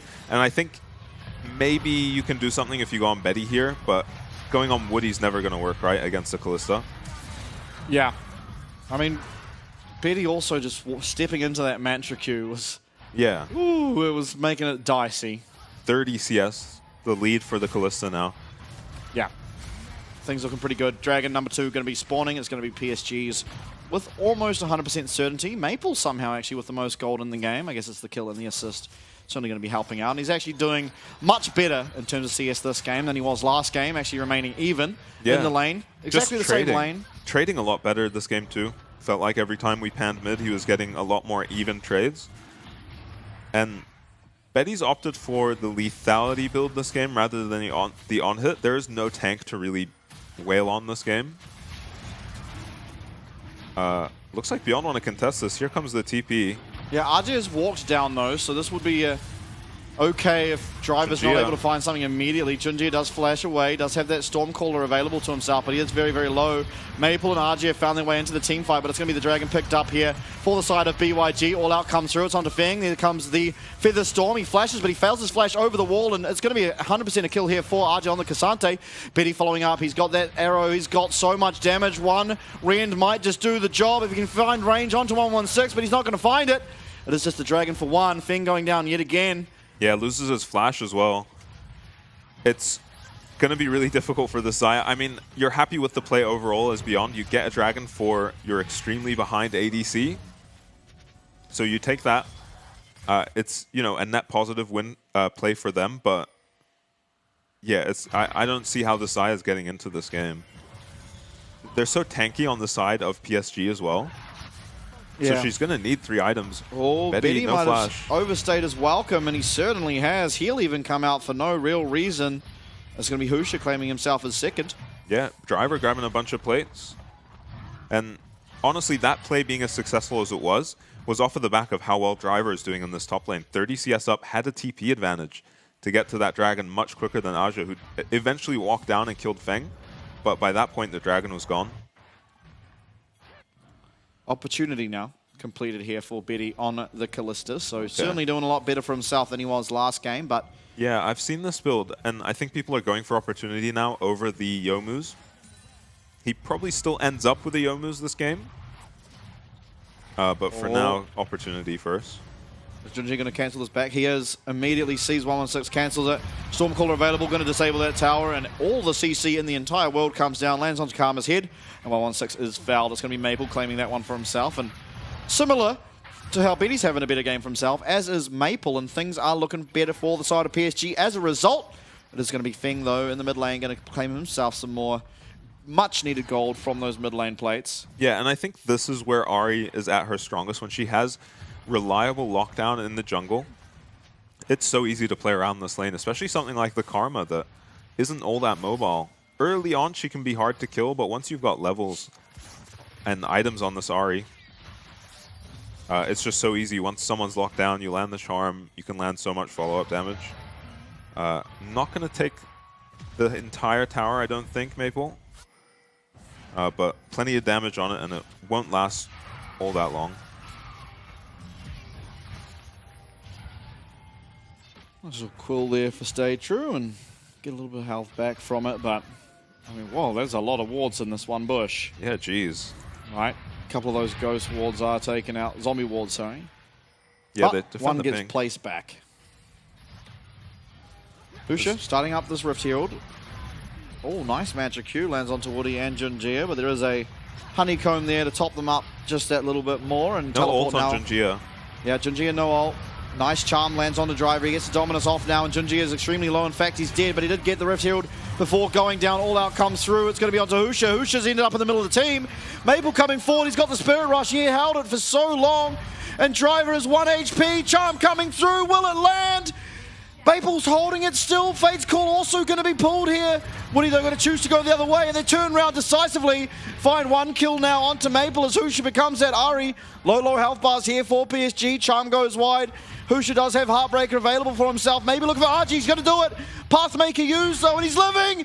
The Q misses from 116, and PSG somehow escape with their lives. Wow, that fight was on such a knife's edge. Both teams have a reset champion. If Maple had found one of those kills and reset his ultimate, he could have got a penta, that fight, honestly. Same deal with Husha. So Junjia just waltzes on in and takes the Rift Herald. They find this engage onto Driver, but he gets his ulti off right before he gets stunned. So he's all right there. Husha picks up the reset, gets onto Betty, and almost takes him out. Has to flash away, and his flash being down is a big deal. And look at the HP bars on the side of Beyond. If they can get this kill on Driver, if they can get this kill on 116, Maple resets the charges on his ulti and kills everyone. But this turnaround was really nice by Husha and Stay True. And then Husha tries to follow up with the Ahri clone, and he definitely should have killed the Cassante here. You'll see in a second. He lands the Ahri spells, ults in, and then he W's backwards on the Viego. Could have probably just taken out Aja there. Maybe he thought the Cassante was just going down anyway, and he tried to make sure he survives. Yeah, but Cassante, say unkillable, but he certainly was killable. Just they didn't. Now, Dragon is spawned. It will be the second of the game for either of these teams. We're seeing last team fight, BYG finally coming into some power in their team composition. Maple with teleport. Driver in the same lane does also have that teleport, and RG without it is just going to be standing up here in the front, making sure there is a pathway through. Nice foul now placed, it seems, onto Betty. Yeah, you're on a bit of a timer if you're PSG, but Driver's decided to not even push the top wave. So it will just be an honorable fight. Feng takes 30% off of a Callista Q. Nice Mantra Q, trades back some damage onto Maple. And honestly, it's been the Cassante that's the biggest headache for Beyond in these team fights, it feels like, with your ADC behind through engage. comes the quickness. Grand Entrance lands, but it's only onto Junjia. That's a Rakan ult that you no longer have access to as the side of BYG. Charm lands on a Driver. Driver's going to be able to find a lot of health back. The Pathmaker comes through, and RJ claims his first kill. 3 pink wards in 1 bush here for the side of BYG, but certainly no Renekton in it. As he was taken out, Charm, stun, everything's coming through. Maple dodges out, and Maple gets a reset. And all of a sudden, everything's coming up RJ. Through comes Woody. It's 1v1. It's 280 carries, but one of these 80 carries is supposed to be a support. Feng, he's not the support, but he is dead. It's an ace for PSG, 5-0. They're going to get everything. Yeah, it looked like Beyond had gotten them away from the Dragon, away from the pit, but Driver ends up, he tries to flash over the Charm in that fight, but ends up flashing into an Ahri Charm and goes down to the Aja follow-up, and then Maple's flash gets so much value in that fight, and PSG completely roll them over. 4-0-1 on the Cassante now. Yeah, Aja is going to be extremely hard to deal with. So a really good engage, and then a disengage from Beyond and PSG, but a Driver's flash here is very tragic. Yeah. Otherwise, you know, maybe they turn that fight around onto Maple. Husha was close enough to follow up, but Maple's flash here as well. They find a really good go onto the Ahri the moment he ults in, but these Xayah Feathers not able to follow up and kill him, and no reset for Husha. I see that as well. And Woody not afraid of Feng on this, very behind Xayah.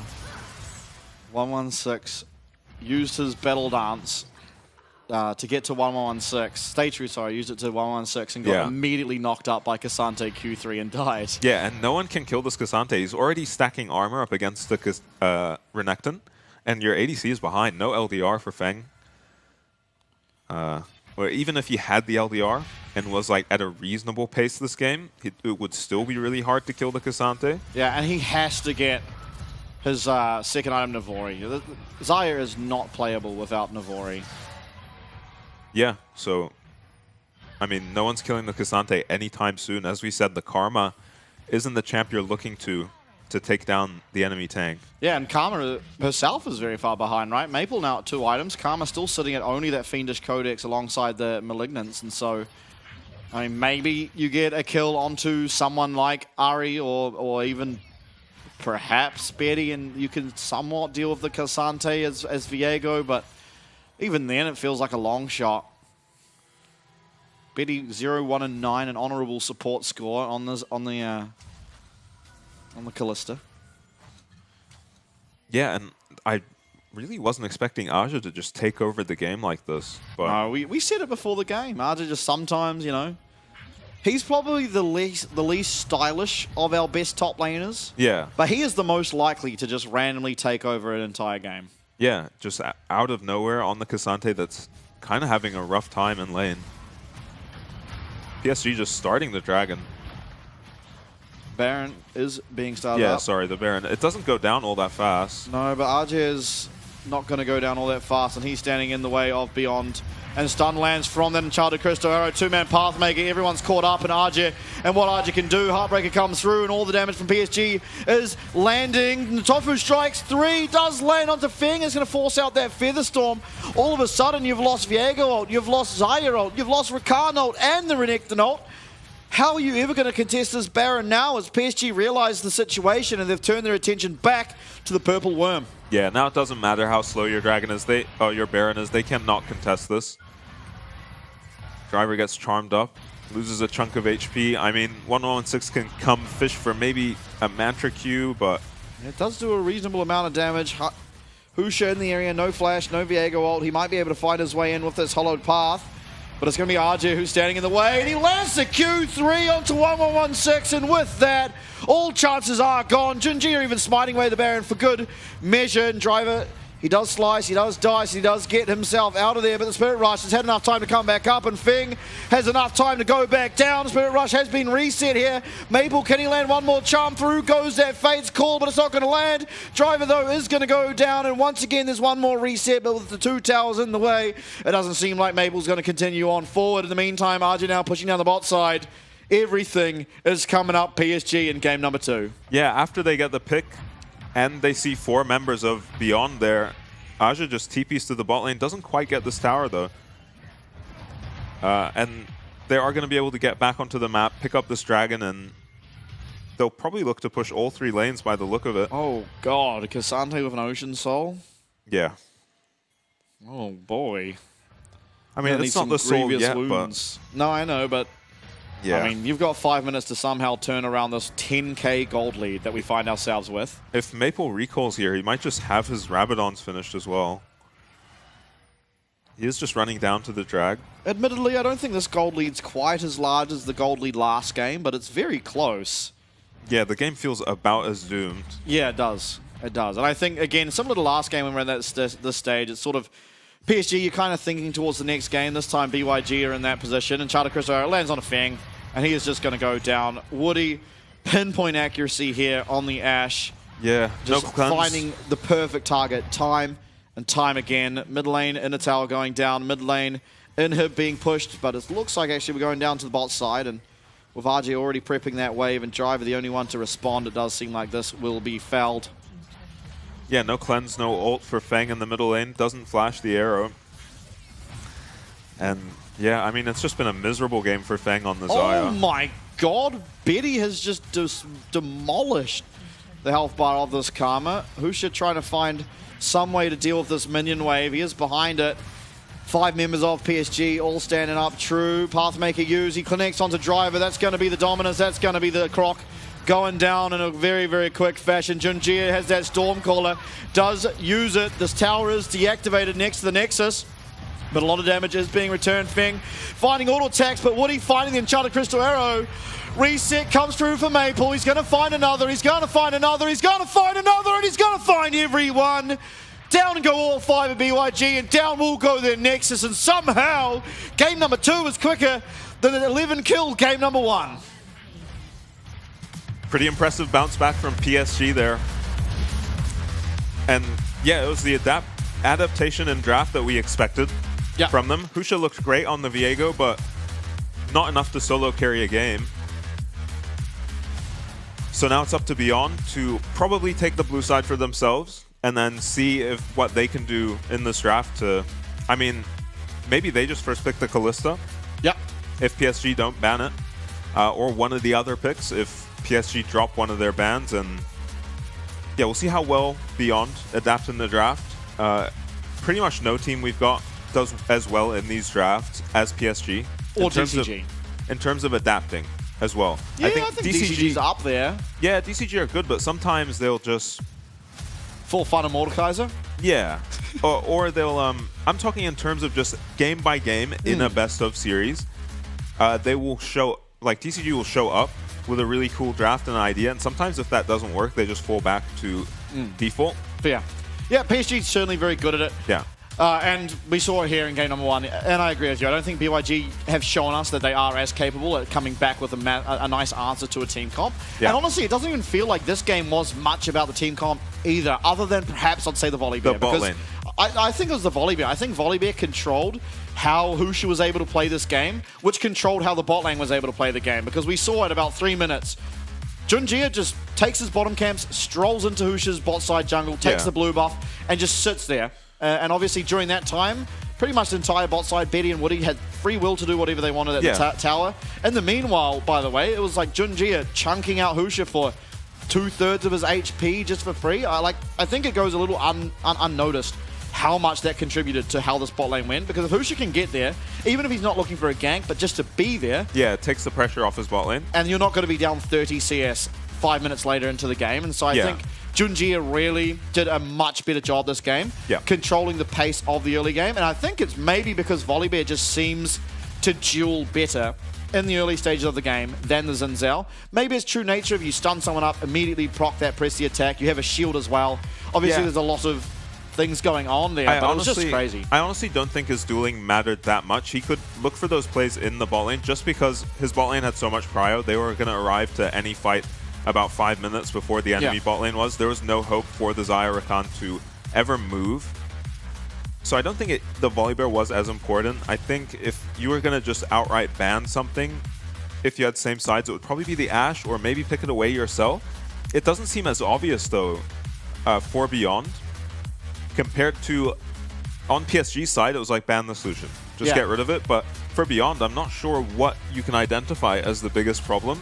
Honestly, it was probably Cassante overall. Yeah, it was Cassante, but it feels weird to ban it. They banned it game number 1. Yeah, in the second phase, right? Yeah, but they've also picked it in second phase this game, so... Yeah, so you had the opportunity to ban it. That is very true. Yeah, and honestly, Renekton did fine, but didn't do enough. Cassante showed up to these fights and ran them over. Renekton stood around. PSG were kind of losing the fights. Yeah. Other than RJ. Yeah, even that Dragon fight. Yeah, the Dragon fight, even the Baron fight not long after, where it was like a battle of inches, admittedly. Maple maybe 1 second earlier gets that reset. Hoosher, if he went the other way with his W, gets the kill onto RJ. But again, it was just battle of inches, a lot of these fights. Yeah. And honestly, RJ was the biggest difference maker in all of them. Yeah, I mean, I've never seen someone land that many two-man Cassante knockups. Lakai, that one game where he just went nuclear on the Cassante. Oh, maybe. Yeah, I don't remember that game. You remember? Do you not? He was like... No. Who were they against? I don't remember, but they were like... Maybe J-Team? They were getting demolished. They were getting demolished, and only Lakai... He's on J-Team. Oh, DCG then? Maybe. I don't know, but he was the only hope in their team, and he literally 1v9. It was crazy. But anyway... It is there, all the stats on your screen. 116 doing 45% of his team's damage on the Karma. 100% he had a fine KP. game, but he didn't find himself with 15, 20 CS up like he did last game. I don't actually know what the cause of that was. Possibly the bot lane, but honestly, it just felt like Maple maybe laned a little bit better. Maybe he took some different runes or something. And you're seeing it here. Maple most killed, most gold. Well, I think 1116 had to spend a lot of that time in that game just sitting bot lane. Yeah. You saw for a stretch there, he was just laning with his bot lane as the Karma. Yeah. Just standing there sharing CS, not really getting CS, just wave clearing it. I think there was also quite a lot of fighting in this game compared to last. Yeah. Which probably let Ari actually have some time to push her wave and then match the Karma roam. And in the meanwhile, obviously, you had bot prio, so it's kind of...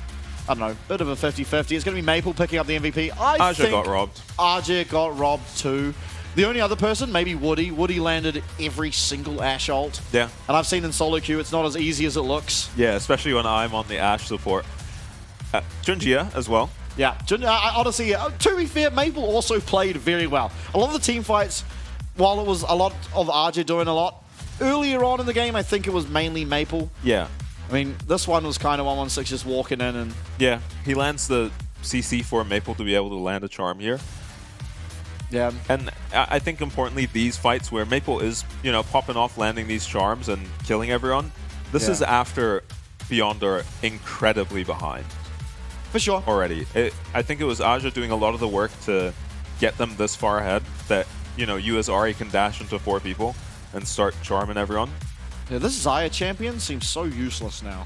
Well, especially when you compared lose to lane, last year. Yeah, in this like, lane, she's a short-range ADC against Ashe, Kai'Sa. Right, but what are you ever doing into Ari or to anyone? Why pick the Xayah? What is the purpose of Xayah? It's like, it's really good when there's a bunch of engage on the other team that is kind of like them running at you, or they're just going to be sitting in your face, right? Ari, she's dashing everywhere. Yeah. Kallista's dashing everywhere. Cassante is dashing everywhere. Yeah. It feels like the identity of Xayah is really missed when you're going up against champs like this, or long range. She's really good into engage, but into a specific type of engage. Yeah, and I think that would probably be the biggest thing to look at for the Beyond draft. Just because, well, what were you supposed to pick instead of Xayah? Caitlyn Lux, but only PSG played that. Yeah, this is true.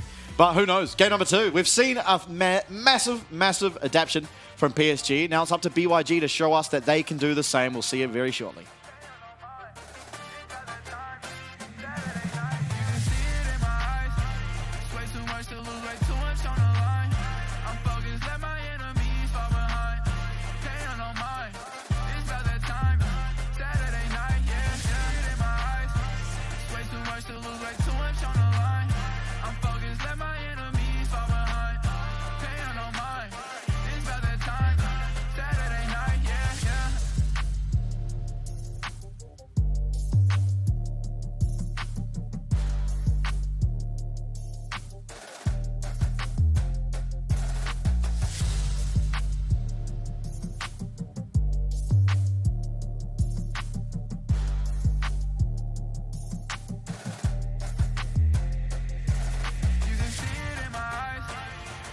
much to lose, way too much on the line.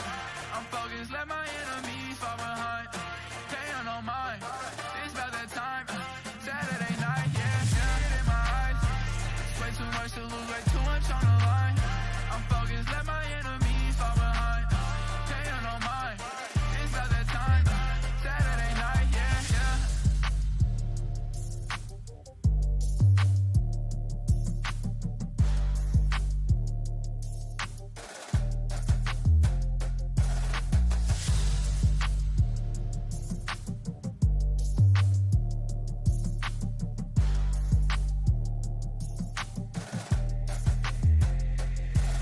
You can see it in my eyes. It's way too much to lose, way too much on the line. I'm focused, let my enemies fall behind. Pay on no mind, it's about that time. Saturday night, yeah, it in my eyes. It's way too much to lose, way too much on the line. I'm focused, let my enemies fall behind. Pay on no mind, it's about that time. Saturday night, yeah.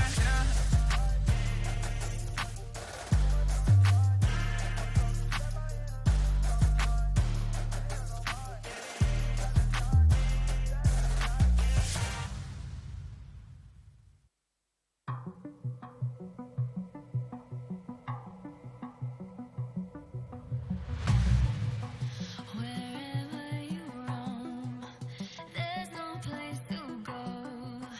Nowhere feels like home. From a deadly kiss to this apocalypse, you feel so alone.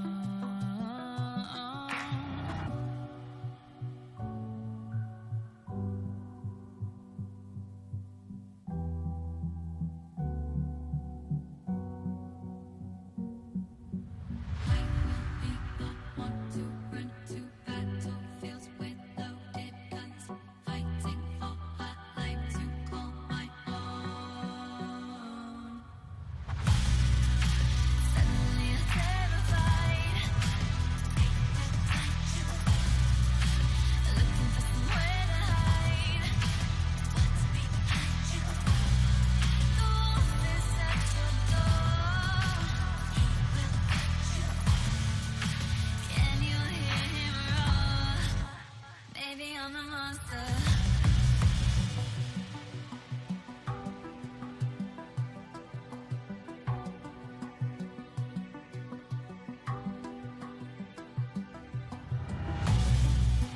Tell me what's the goal? Do you have no soul? Why are you so cold? If I'm too proud to speak, will that make me weak? How will this unfold?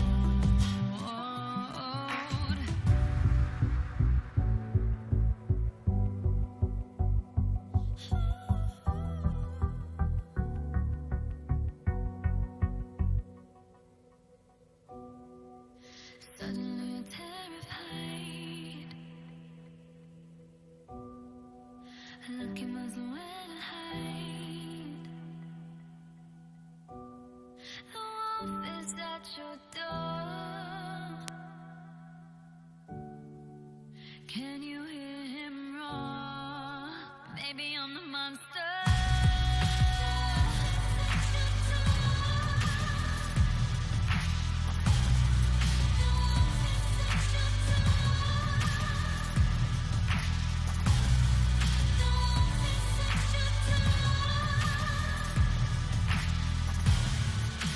Can you hear him roar?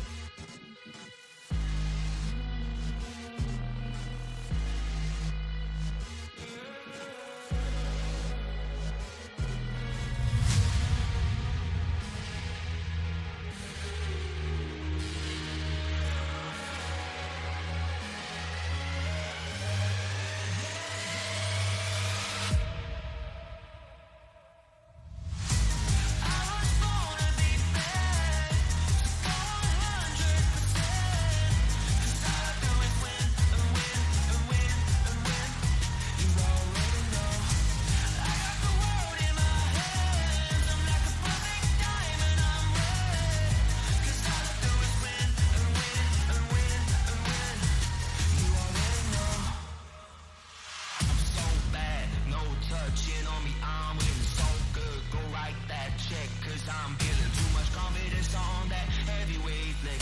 I've been earning and working, everybody want this.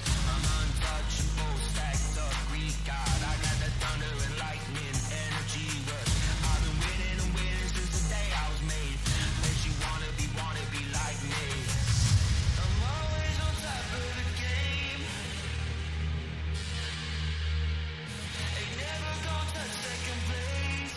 Nah, never. I'm always on top of the game. You know that I win, that I win, that I win, that I win. I was born to be bad, go 100%. 'Cause all I do is win and win and win and win. You already know. I got the world in my hands. I'm like a perfect diamond, I'm red. 'Cause all I do is win and win and win and win. You already know.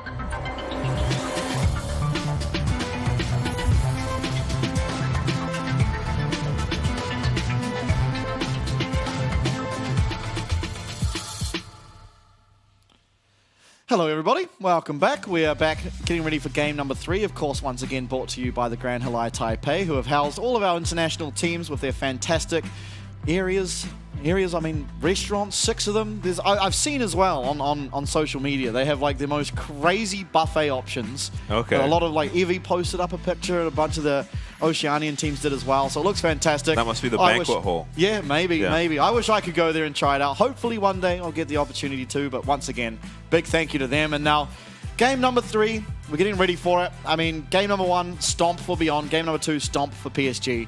And a lot of early game compositions coming out of PSG so far. Yeah. Honestly, more mid to late coming out of the side of Beyond, and it does feel like the Lucian was the winning factor for them in game number 1, but PSG identifying that, just banning it. Yeah. And now Beyond in game number 3 are going to have to find an answer. They are on the blue side, as you can see now on your screen. So that is a good start to changing up things in the draft. It just feels like the games have been decided in the draft for the most part. That second game, there was a bit more fighting to decide the game. Yeah. PSG getting outplays in some of those team fights, especially Aja in the top lane, Maple landing some nice charms to follow him up. But yeah, the draft being such a big deal is probably not good for Beyond. I think PSG are just too good at adapting to these drafts in best of series.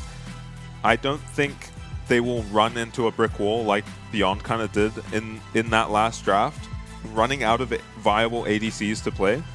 Because what happened last draft was 2 ADCs, 2 of the very strong ADCs got banned, and then PSG ended up with maybe the strongest or highest priority ADC, apart from the Smolder. Maybe you had to just pick Smolder last game, because it didn't feel like the Xayah. Yeah, I didn't feel like Xayah got you through that lane. No, and honestly, maybe the Smolder's actually safer just by virtue of having the flap on a 15-second cooldown instead of the feather. Ooh. Yeah, someone unplugged the camera or something. Yeah. Hey, yeah, you can always fly into that wall. Yeah. Like on the other side of your tower as a Smolder, and I mean, there's nothing left to dive. For sure. Yeah, we saw that, right? Who was that? Was it Udapon when DCG looked for a dive on him and he just flew out of the map? I was like, well, what are you supposed to do, guys? Yeah, I think it was a Xin ganking him or something as well. Yeah. It was just stood there like, I can't do anything. Now, Volibear is the adaptation from Beyond. We'll see if PSG change their game plan at all. I don't think they will. I think it will just be Vera solution bans. Problem with that for PSG is you have to find something into the Kalista. Yeah, but they are a Caitlyn Lux team. Or Caitlyn Ashe. Yeah. Yeah. So maybe you want to ban Ashe here if you're Beyond and set yourselves Caitlyn up. Nico, by the way. Yeah. Yeah, DCG played that. And just it looks Kalista. Ridiculous. Oh, Kalista's banned this time by BYG. Oh, Smolder first pick. Oh. That's the plan for Beyond. It still is going to run into trouble against like an Ashe Caitlyn. Yeah. And I'm sure that PSG can find a way to somehow dive it. Yeah. Yeah, they had no so trouble last choose. game. Okay, Karma banned.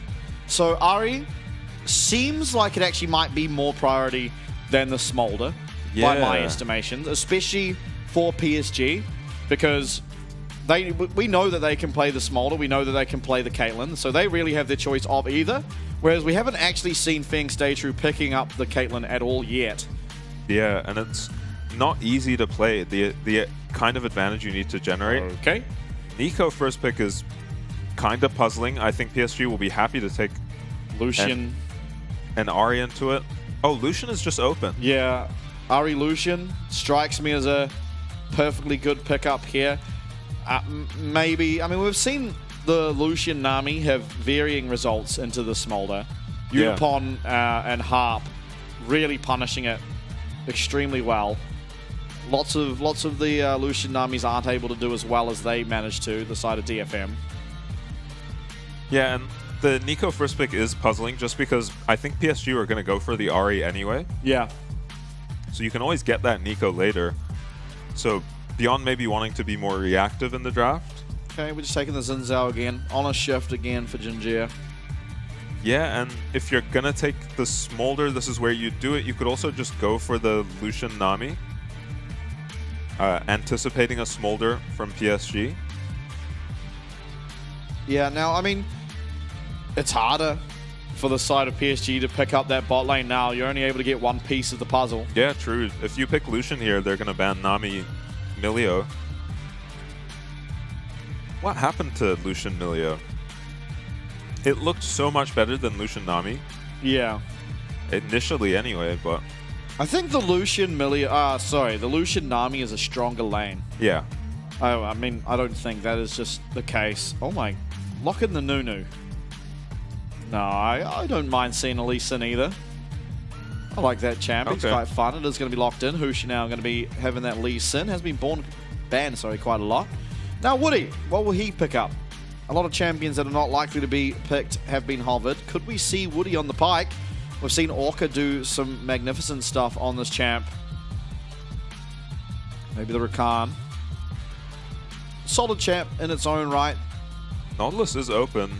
Okay, we've seen this a couple times too, where you try to match the scaling of the Smolder with like a Zeri Lulu lane. But it hasn't worked out for the Zeri so far. For sure. Now Betty gets his opportunity to show us it can. Could be a capable AD carry, so. And maybe you're banning blind pick tops if you're PSG here. There's Gragas. Yeah, Gragas. Now, what do you ban if you're beyond? You could go for the... Like, it's very obvious they want to pick Lulu. It's the most popular champ to pick with the Zeri. But I don't think they really run out of enchanters. You can even play Renato with it. You can also just play a Tang. You can lock in the Nautilus. There's nothing wrong with it. Yeah. Gives you some tools to deal with the Smolder later as well. Yeah. Yeah, they decide to just ban the Rakan. Maybe a Renekton or a Cassante ban for PSG. Okay, it's going to be PSG banning away the Nautilus. Definitely a good champ up into Zeri, so... Yeah. Yeah, if the Zeri gets rolling, you want something like a Nautilus to deal with it. Right now, not a whole lot on the side of Beyond. Okay, they banned the Lulu. So it's not going to be, you know, everyone's favorite Zeri lane, but if you want an enchanter, you can still get one if you want Engage. That's right, Yuumi is available. Yeah, I'm not sure if we've seen anyone play the Yuumi. No, we haven't. Alistair. I don't think it's so good. Alistair is locked. Oh. But you could just pick Bard or something and have a very easy time in lane. Have we seen Stay True play Bard? I'm not sure. I do not believe so. I think it's been mainly Orca and Sword Art. Yeah, we've seen Woody play it once or twice. Yeah, true. Woody has. Usually paired with the Smolder. Looks like just Rel support. I don't love it. I think you can pick a range support into the alley and actually just win your lane with a Smolder. Yeah, it doesn't feel like the greatest Rel game in the world, but maybe Driver picking the Udyr. Last time we saw Driver on the Udyr, of course, he did get solo killed level 2. I think they beat PSG with a Udyr top though, so maybe going back to the well, Aja will probably pick Gnar. That seems to be his preferred matchup. We'll see. I'm sure he's got someone cooked. Oh, not what we would expect risky. Out of Aja. Oh, yeah. Okay, the TF. Yeah, that makes more sense than the Camille. Yeah, just a way stronger pick. That is going to have a pretty good time on the top side. Yeah, you've got so much lockdown now with this Twisted Fate. If he's ever TPing somewhere where the Ahri is,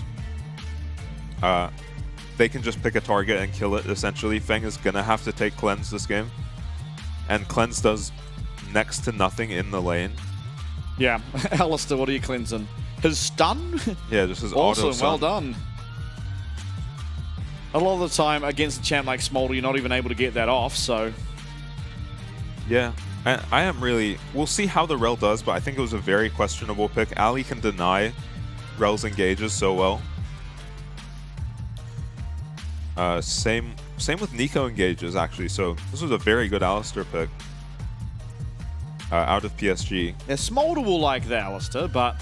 Yeah, it'll be nice to be against an Alistair, Zarya, Smolder. I don't think there's much threat onto you at all in that lane. There is a lot of dive threat. Xin Zhao, Alistair, Zarya can absolutely run under your tower. If for some reason you are vulnerable down there and Hoosh is not in the area, then you are probably just going to be taken out.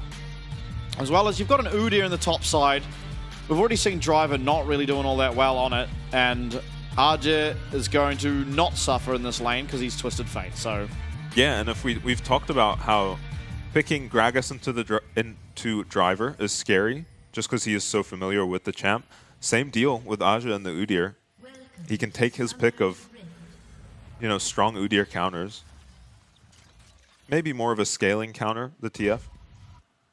Yeah, but you don't suffer in lane early, which is like, if you're not hard winning your lane as Udyr early game, or hard winning the map, yeah, you're just losing. You're just playing Udyr in team fights. It's been a while since we've seen the Udyr.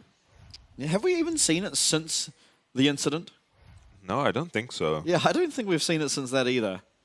I don't think we saw it all of stage 1. I'm pretty sure we didn't see a single game of it. But maybe BYG just wanting to take it so Aja can't. But yeah, still, that's true.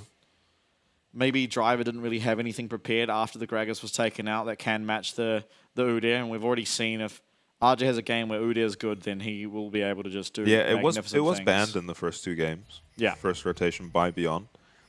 So they are rightfully fearful of the Aja Udyr. Oh, I hate this sound. Yeah. And thus, when I'm playing Nico, I get my thing on the minion once and we leave her like that. Oh. PSG bot lane. I mean... Level 1 Alistair? Yeah. We're not killing anyone here, but we are winning the trade. Zeri level 1's a lot stronger than Smolder. Oh, yeah. Just having lethal tempo will do that. Okay, bone plating.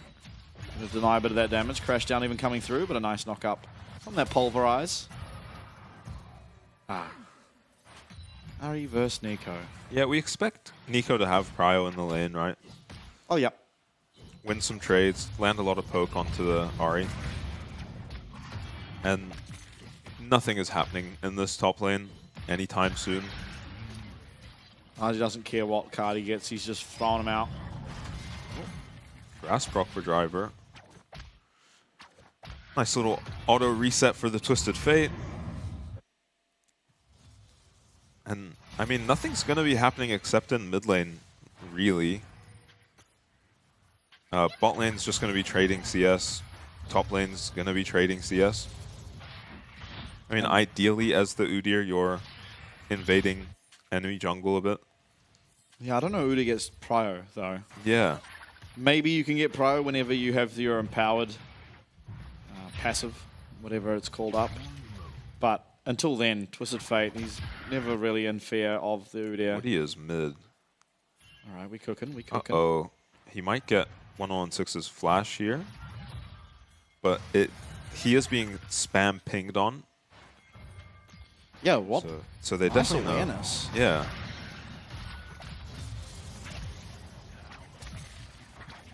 Yeah, we've seen a lot of games just snowballed off of a random support running mid.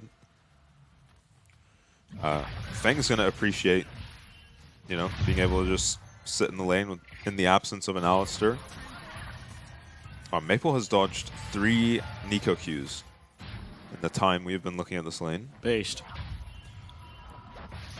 Husha, not much to do. He's going to look for that recall. Now, PSG in the last 2 games did get the Dragon at the 6-minute mark. We'll see if they're able to do it again, but a little bit weaker lanes this game. Yeah, and you shouldn't really have prio mid either. So it's probably not going to be as quick of a Dragon unless something disastrous happens on Beyond's side. About a year ago now, nerfed Aziri's Q range, meaning she's not actually in range to auto-attack that Rel in that instance. Yeah. I haven't been able to play the champ since. True, you have to play better. Yeah. Yeah, I was having a great time abusing Zeri. Hey, you made it to Master pretty much as soon as the release, right? And then you changed to a Maokai support one trick. Yeah, that was fun. This was... I'm not abusing the current state of Maokai. Yeah, it was AP. If anyone's wondering, I was full AP Maokai support. Azi's having a pretty good time for himself up here. Driver, though, he's actually ahead in CS, assuming he gets this wave, which you have to feel like he will as the Udyr. Yeah, he may look low, but don't be fooled. He's not really under any threat of dying. This is going to have to recall. Does have the teleport, so he should feel fine. We'll see if wild cards can come out of Arjir to find the recall stop. He doesn't have a point in it. Oh, beast. Just WE Emax. Trade for PSG's bot lane looks okay, but you let Feng get a lot of stacks when you go for those. And Void Grubs for BYG. I mean, definitely a slower start in comparison to our last 2 games, and not overly surprising. Yeah, literally just based on what bot lane champs have been locked in. Yeah, considering the champs in these bot lanes, and although you're seeing why PSG were trading heavily because they want to set up this gank for Junjia. He's not going to be able to find it, but he is going to deny Feng all of these minions, which is honestly just as good. And Maple's here too, level 6 on the Ahri. Stay true, has to be careful. Oh, they don't know that Woody. Oh, nice flash from Maple, but they are going to catch out Woody. Pulverize isn't going to be enough, and all of a sudden it's first blood going over to the side of BYG. Feng very low. Junjia in the midst of absolutely everything, and Betty claims 1 kill. Maple claims another. He gets a reset, but he's out of mana. And now Betty and Maple, they're trying to auto-attack them down, as is Ahri. It's not going to be good enough. 1 more auto might do it, but they're not going to find it. Sonic Wave luckily will go wide, but it is 3-2 in favor there of BYG. Smolder not picking up any, but Hoosier off to a fantastic start as the Lee Sin. Yeah, and 8 people using their flashes in that fight ends up being slightly winning for Beyond. It's really disappointing that your Smolder went down while that wave was happening, though. Oh, and this was a... Okay, so this was a flash engage. We only caught the tail end. We thought Woody had maybe just comboed onto Feng.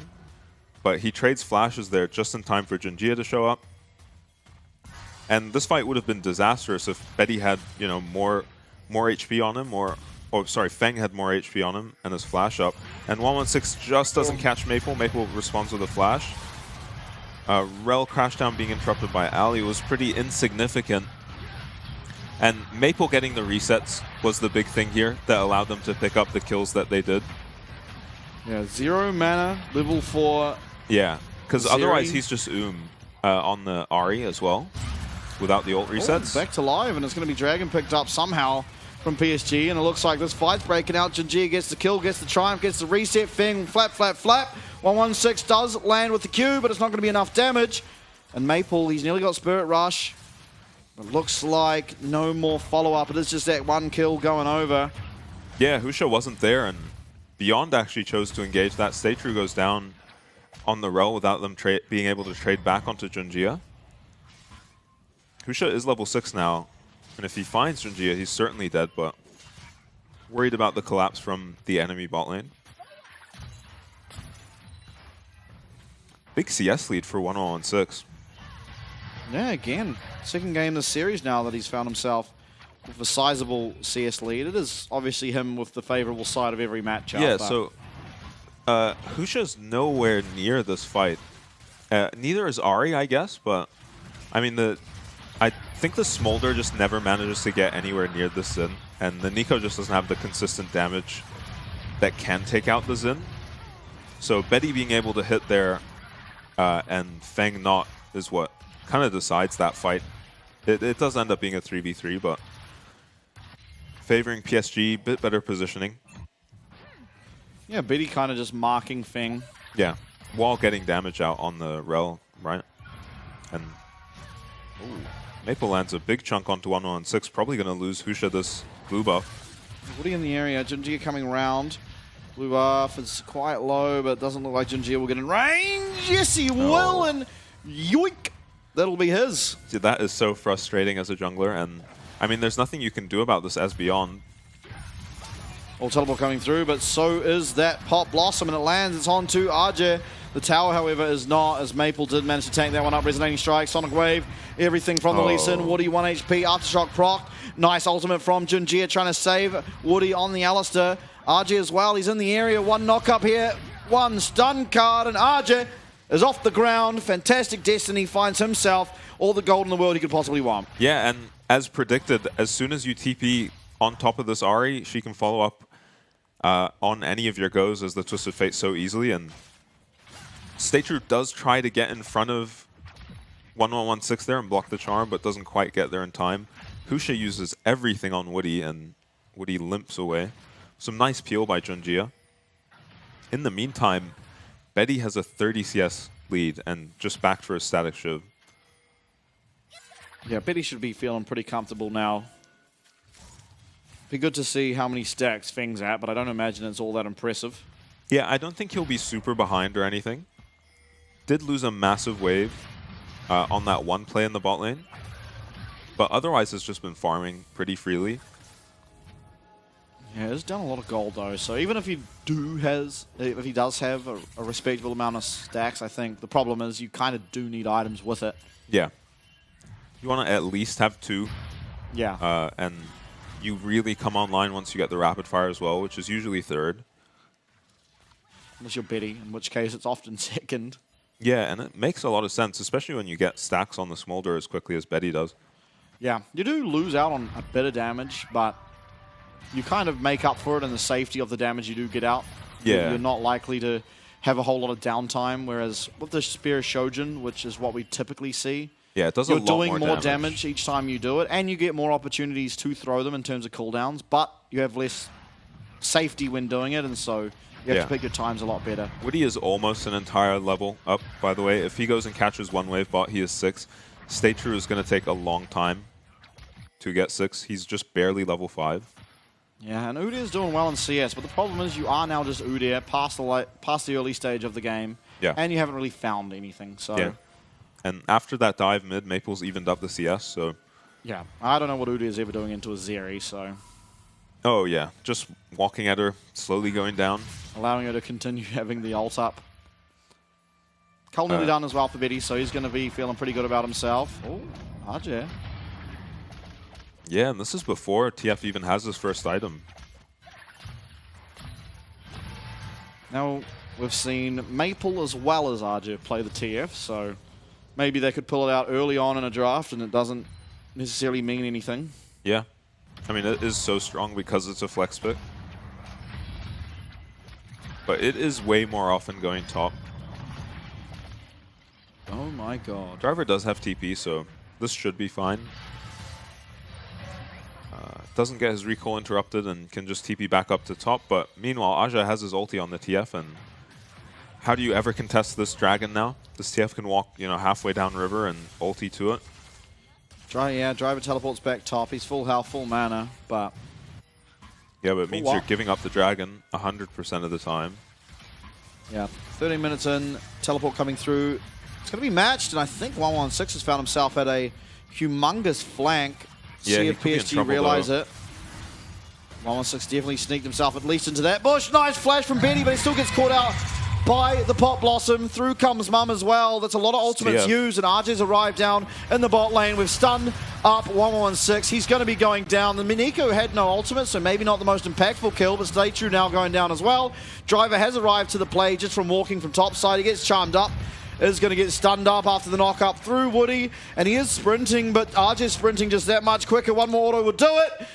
Not from Maple, though, as the Orbit Deception. Flash finds it. Maple claiming himself yet another. And despite the early death from Betty, it's coming up PSG yet again. Yeah, Beyond find a really nice play onto Betty, but it's the TP advantage in the top lane. Aja has so much tempo, he gets a recall off and just runs to the Dragon fight. Can Twisted Fate ult in while Driver's running the whole way from top lane. And I'm surprised they contested the Dragon with the state of the top lane TPs. And they get punished for it. And yeah, it was a really nice go onto Betty. They get his flash and his cleanse and still manage to kill him. They do lose 2 of their flashes, but that should usually be the fight won for you. The problem is Aja has so much tempo in this fight. He's here a good 5 seconds at least before the Udyr. Udyr is still walking down from mid. And Stay True even gets the kill. Yeah, Aja sets up the kill onto 1116, and then for the rest of this fight, Driver's only getting here now, and then Aja zones out the Smolder for the rest of the fight, and these tanks with no DPS threat behind them just end up, you know, being punching bags. Does get the flash from Maple. Yeah. He would have got out otherwise, but... Yeah, look at the item difference in the top lane as well. Yeah, 2 plates. Honestly, even in CS, but each CS means a lot more for TF than it does for the Udyr. Woody kicked away. Oh, Sonic Wave won't connect, so... Yeah, I don't think he was ever following it, so... Nah, there is just Unbreakable will available anyway. He was never getting that kill.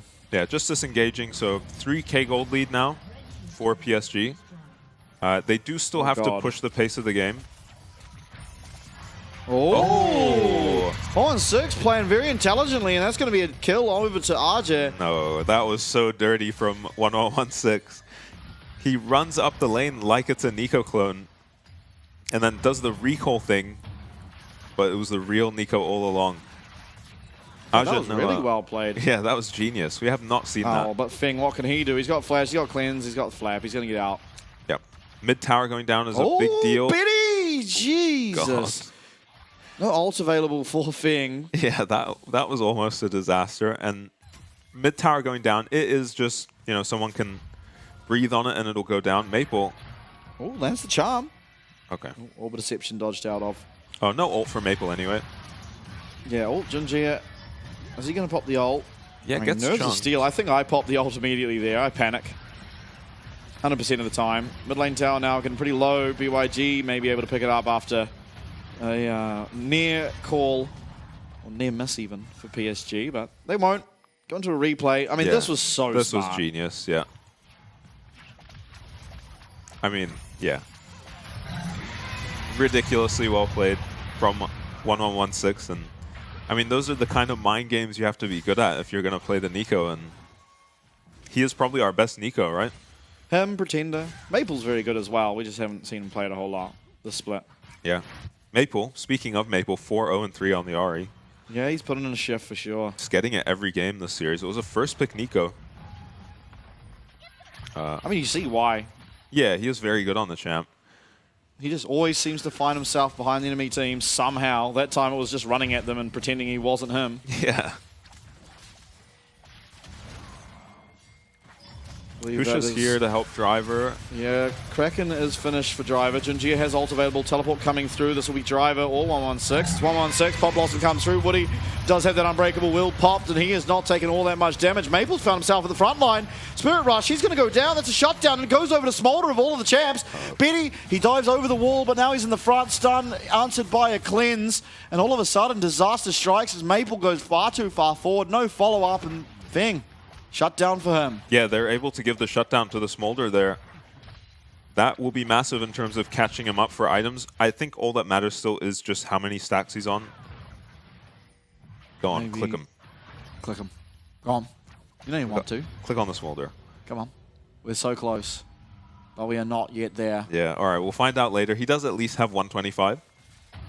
You'd hope so at 18 minutes. God, yeah. Yeah. A nice go from Beyond. TP to the bot lane tower to protect it. I think Smolder would have liked to stay and get some of these stacks, but... No, they're drivers. He has a Randuin's. Yeah, no TPs on the side of Beyond means they're probably losing this top tower in the next play. 30 seconds on Dragon. Oh, I like the Runans for Betty.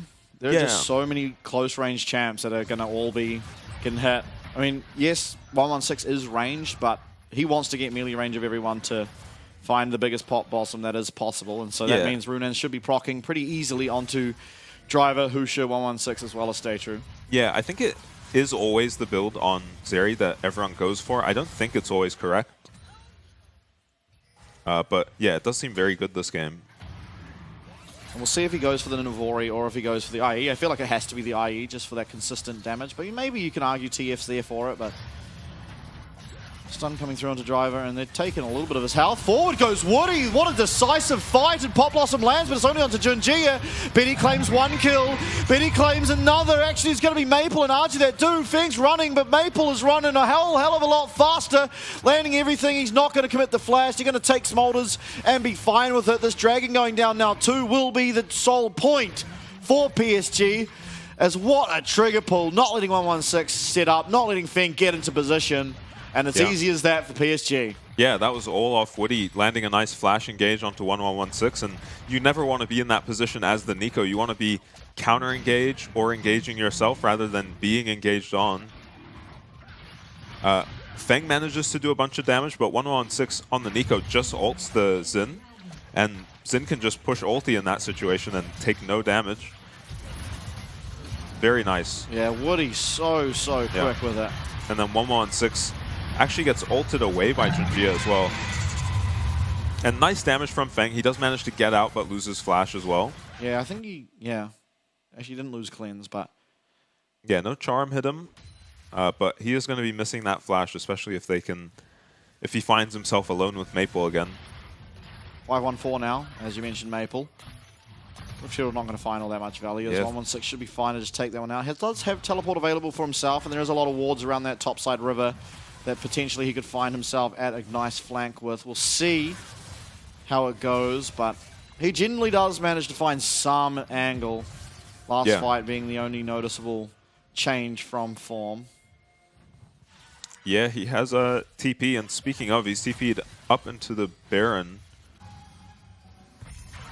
Oh, yeah, he is. Oh, disaster. They do get Ariel, but it's traded for that Nico, and I'm not sure at this point whose is more impactful. Maybe Maple's because he's 5-1-4. Yeah, he is very fed. Meanwhile, Aja going to pick up 700 gold and some change for the spot tower. Man, he really doesn't care what card he locks in. Yeah, just lock it in, get that damage in. Doesn't matter as much, I think, when you are the AD. Obviously, depending on the situation. Feng is on someone. 188. Okay, so we'll likely have it for the next Dragon fight. Yeah.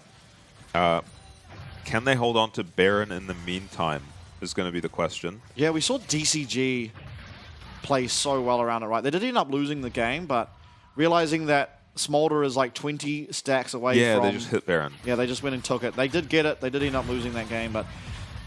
No TP. True. He is in the middle. Nice Magnet Storm, but he should be going down. Actually, he's flashed out. He's burning, though. He's burning, and Woody will get that kill with the Ignite.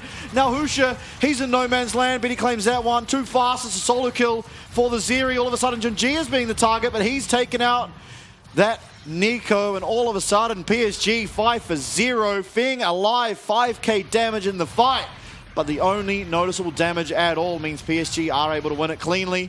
And now turn their attention towards this Baron. Low health bars though, and Driver and Feng may be able to look for something. Feng very low, CC Moon here for Driver as he pops the ghost. The Nos is popped, Feng very low. Woody looking for a flank. Woody with the Cinder is not going to commit to anything. They're just going to take this Baron and leave. Dragon, of course, main win con on the table, 2 minutes. But Baron going to help them take that a whole hell of a lot more. Yeah, a bit scary for PSG there. They had very low health bars. Smolder no execute yet, and Udyr kind of useless at this point in the game. Just kind of ran at them, intimidating, but Feng was too low to follow up. And at this point, Beyond are down TPs on both of their solo laners, but they're both in side lanes. So this is a very strong commit from PSG, 5v3. 1116 even shows up and uses his flash here onto Junjia. Ends up being a trade of flashes, but 1116 goes down as well.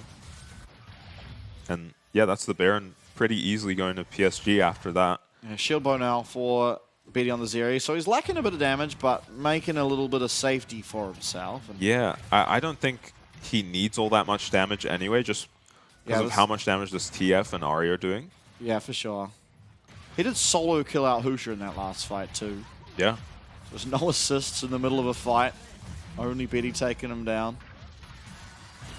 Oh, Magna Storm onto 2. Spirit Rush used. Massive cook from Husha, and all of a sudden, uh-oh, the Smolder is online. That's 2 executes. Betty's just gone forward. Betty's gone forward, and Betty's found everything. It looked bad, but Betty will not go down without a fight. 3 down for for the side of BYG. 116, Stay True are alive. 116 recalling now. Bot lane inhib going down. Bot lane in shambles, and the Dragon spawning in 40 seconds. Are they able to hold on? They need the Smolder back. Yeah, it looks Betty like, with a turnaround. yeah, I mean, it looked like such a good engage onto Maple, but it turns out you can't use everything onto him and just leave Betty to get onto your Smolder like that. What a turnaround. Really impressive, I want to yeah. see a replay of that. He just I thought he was just jumps suiciding. in. Yeah, I thought he was suiciding into the enemy team, but just one-shots Feng. This was such a nice go from Stay True and Husha, though. Actually lands a Q onto the Xin, but finds the kick so onto... quick. Yeah. And then it takes them a while to take out Junjia, but they barely take any damage doing it. And then Betty shows up and just instantly kills 2, ignoring Stay True on 1 HP. He just knows he needs to take out the Smolder. Yeah, that's Udyr and team fights at 25 minutes up against 3 item 80 carries. Dragon Soul on the cards, 116 teleporting in, but he's going to be marked now by Woody as they did see this one. Not going to land the Root. Driver's just dead. Through comes Mum, but it's too little too late. Nice cook from Husha means that Junji is not going to be able to continue going forward. And Feng has his work cut out for him now. This Dragon Soul not likely to be able to be stopped. Yeah. Yeah, not much to do once your front line goes down. Oh, Maple's teleporting. Everyone's running into the waiting arms of this Ari Feng. You have nowhere to go, pal. He has got a lot of damage, but the flap's going to be stopped. And all of a sudden, it's going to be the rest of the map most likely picked up here for PSG. 1 kill, 2 kill. This should be a 3rd kill as 116 trying to delay, but he's not going to delay for very long. It's now only the 2 Nexus towers that stand in PSG's way, and they should be finding game number 3 in fairly convincing fashion. Yeah, even going for a couple kills in the fountain. No one is safe. Driver ghosting out. He's going to get stunned up, and Betty's still here. Lightning crash. Through comes the Destiny, just to the other side of that Nexus, and RJ likely to pick himself up another. Ooh, Driver does manage to survive, but the Nexus won't. Yep. Very, very convincing by the end of it. Yeah. And honestly, we've seen another team finally shut down the Smolder. Yeah, and it looked like Zeri finally working out against the Smolder. We kind of saw why in that last fight. That was a fully stacked Smolder. Yeah. That Betty has just dashed onto. He did have an item advantage, but he just took him out so quickly along with Stay True. And, I mean, that Udyr did not look tanky at all, that game. Yeah. Let's leave the Udyr to RJ, guys. Yeah, it turns out RJ is still the only person who can pull off the Udyr. They just get so much done with it, but... It was countered, right? But yeah. At that stage, I think, like, RJ, when he's countered, he's just like, oh, well, I'll just go into their jungle. Yeah, you would not see him in lane if he was counterpicked. He just walks around in the enemy jungle and makes sure Xin can't get off the ground, but it was, for most of that game, Maple and Junjia, along with Aja, just setting up so many plays for their team, and we kind of expected it with the TF TPing to, the Ari's lane. Who have you got for MVP? It's actually hard, that game. I mean, Betty made that very clutch play at the end. It might be Maple. Yeah, I think it's either Maple or Aja, but everyone had their moments that game as PSG. I mean, Woody had an amazing engage that got them the 3rd dragon. That engage onto Nico was not game-winning. I mean, they were very far ahead already, but we saw Nico finding her way into the back line a couple times, and that just shut her down completely. And you saw afterwards, 116 in the player cam, just hands in head. Which, I mean, honestly, when you are your primary engage tool on the team, it does feel a bit like that, right? MVP. I mean, Yeah, Aja made a lot of great plays. Getting Cryo. Everyone just played so well. Yeah. It's like the hard part. Yeah. It's like it's hard to really single anyone out in particular. Yeah, maybe Aja as well, just the map play. Yeah, I mean, he destroyed his lane. Got them a dragon purely off of destroying his lane, and then made a bunch of plays all over the map. Yeah. I don't know. This one, I think they could show up anyone from PSG, and I'll probably be like, yeah, they deserve it. Yeah, that's fine. Yeah. Yeah, there's some games where it's like not like this, but I think this was a real concerted team effort. Usually we can narrow it down. Yeah, to at least like 3 minimum. Yeah. You know, that's still a lot of people, but yeah, it doesn't 3 even minimum. feel But like... this actually felt like all 5 of them did very well. I mean, I was going to say pretty well. They all did very well. And that's why we saw at the end of the game it was like a 14k gold lead by the end of it. And at the start of that game, by the way, I believe it was... Arju was very far ahead, but I think the next highest in gold was actually Smolder. I think Smolder was at the beginning of that game. Because she was like 2-1-4, or he 2-1-4 or something. Yeah, like, Feng played well that game. Yeah. It's just he didn't have much of a team around him. He just had an Udyr who was going down in 1 second. He was about as tanky as the Twisted Fate, it felt like. Yeah. Except he was just melee and didn't have a ranged stun. Yeah. He was also, Feng was actually pretty far behind in stacks. He was doing fine in terms of gold, based off he was getting some kills in these team fights, which was important, of course, but he had not that many stacks. We saw him get to 225 at something like the 24-minute mark, which is fine. It's not a bad time by any means. Yeah, and this is the fight where Beyond opted into this fight knowing it was going to be a 4v5, right? And it goes about as well as you could hope. You immediately kill Betty and take out a threat on the enemy team, but a nicely placed TP from Aja just kind of routes them all so they can't run back and connect with their Smolder. And kind of the story of this game is Feng can't hit in all of these mid-game team fights. PSG just split him off from his team. And he's not able to follow up on any of their plays. Nice flash there from Aja as well onto Driver. And I think that maybe the problem is that for that team fight in particular, there were 3 ults all used onto Betty. And yes, you got him, but now you are 3 champions without ult into the Ahri, the TF, who's very, very strong, and Alistair, who just, I mean, he's going to be good if you have or have not got ults. Yeah, and I think it was also really important that the Smolder got split off as well, right? If you don't have your ult, and you're just like kind of tanky champs with a bit of CC, but no damage is there, then, I mean, you're just going to get wiped like they did. Yeah, and the damage graphs all around, I mean, mostly PSG. Smolder, Feng on the Smolder doing pretty decently for himself, but that Udyr champion, we have to just leave that one for RJ. I mean, now this is like 4th, 5th time we've seen Driver on it, and every time we see him play it, we really just wonder why they've picked this for a guy who's so good at playing carries, or the Cassante, who turns into a carry half the games. The Udyr doesn't make a lot of sense with their team identity in general. Yeah, and with Aja, you usually realize why they picked the Udyr about a minute, maybe a minute and a half into the game. You're like, oh, okay, that's why. Yeah, it's 3 lanes, 1 at 4 minutes. All right. Look at the damage taken on PSG. Just Junjia and Unit in the front line, and then everyone else just barely taking any damage. Yeah, and you see it here. That's a good representation of what happened. RJ actually with the most damage, as we saw on the screen there, but Betty with the most kills. Yeah, it's a bit unfair. He got to wail on Driver's Udyr for so much of that game. Yeah, and I think Betty was not that far behind, as well as Maple, to be fair. That is just the reality, right? When you are a ranged top laner up against something like the Udyr, you just sit there wailing. Woody gets the MVP. I would say, we can't fault that. I would say this was probably the biggest gap.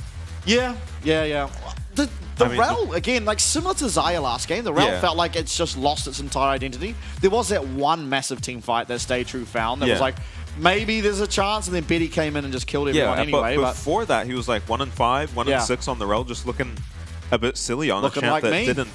Looking like a champ that just didn't fit. In this comp or in this game at all, and they picked it last rotation as well. It doesn't feel like it does much, right? Yeah, it just doesn't. Yeah, it doesn't do anything. You don't have a high enough damage comp to follow up on these Rel engages, and it doesn't do anything to get you through the mid-game for your Smolder. So you could have picked something with a lot more prio in lane and really punish this alley pick. Bard, we've seen pair really well with Smolder, and he can pull off these shenanigans in the mid-game, enabling gank angles that you normally can't pull off. That it felt like it was just a no-brainer Enchanter or Bard or something with a bit more presence in lane. Smolder ended up 30 CS down. Yeah, like very early on, right? Like that was about what, 10 minutes in, was 30 CS down. It's like 60 to 90, which is a big concern. Like, yes, maybe you can argue if you're getting your stacks, the CS doesn't matter as much on Smolder, but ultimately, as we said during the game, you do kind of need to have your Shojin, to have your rapid fire cannon, and of course to have your Essence Reaver to actually come online truly as Smolder. You have the Execute, and kind of the benefit of the Execute in many ways is it's changed in the most recent patch, but once you get the Execute, pretty much every kill your team gets, you get the gold for, which helps you accelerate even more and more. But to make sure you're getting those, you kind of need the rapid fire and of course the Shojin to continuously fire on. And there were people that he could hit, notably the Alistair, to then hit the backline, Xin Zhao as well. But we never really got to the point where he was a credible threat, and especially just because of how fed Betty was, he could just, as we saw in one of the team fights, jump on into his face and just take him down. Yeah, Aja could do the same thing. Yeah. And those are the kind of fights where you need your items on the Smolder, right, to be able to stand up for yourself against a Twisted Fate or a Zeri. I also like, by the way, it's the first time we've seen this build on Twisted Fate, but Arja, knowing he's against Udyr, there's a couple of tanky champions. He actually went Kraken Slayer first. Well, Kraken Slayer first item. Often we see the Static Shiv, which I guess he doesn't really need against Udyr, but yeah, very intelligent, of course. And PSG, they've cemented themselves as firmly ahead of this series. It's now 2-1 in their favor, and it's up to BYG to prove to us they can take us to Silver Scraps.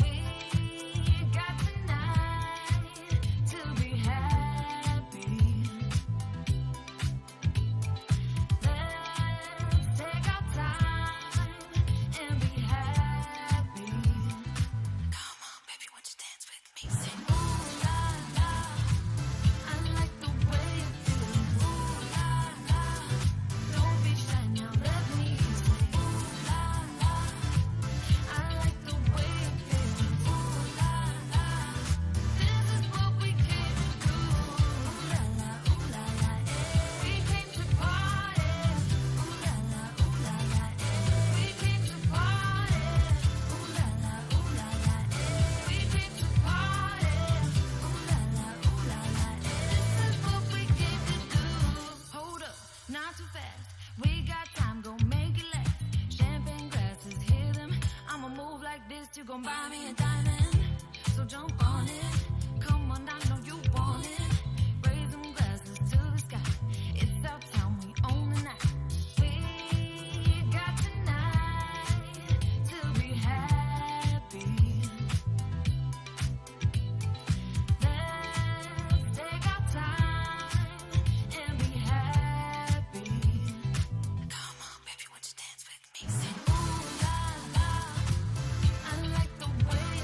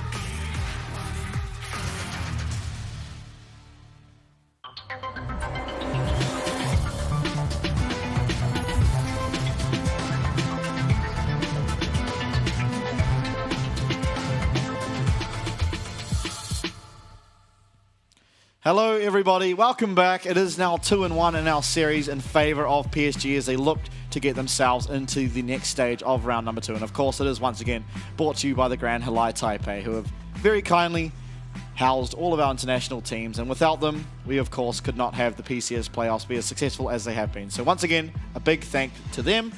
And now, game number 3. I mean, game number 4, sorry. Yeah. It's looking like PSG are probably going to run away with it. You did predict that BYG would take one game. They did, very convincingly, game number 1. Lucian's been banned ever since, and it's kind of seemed like at least the bot side of BYG have somewhat fallen flat. Lucian actually wasn't even banned that game.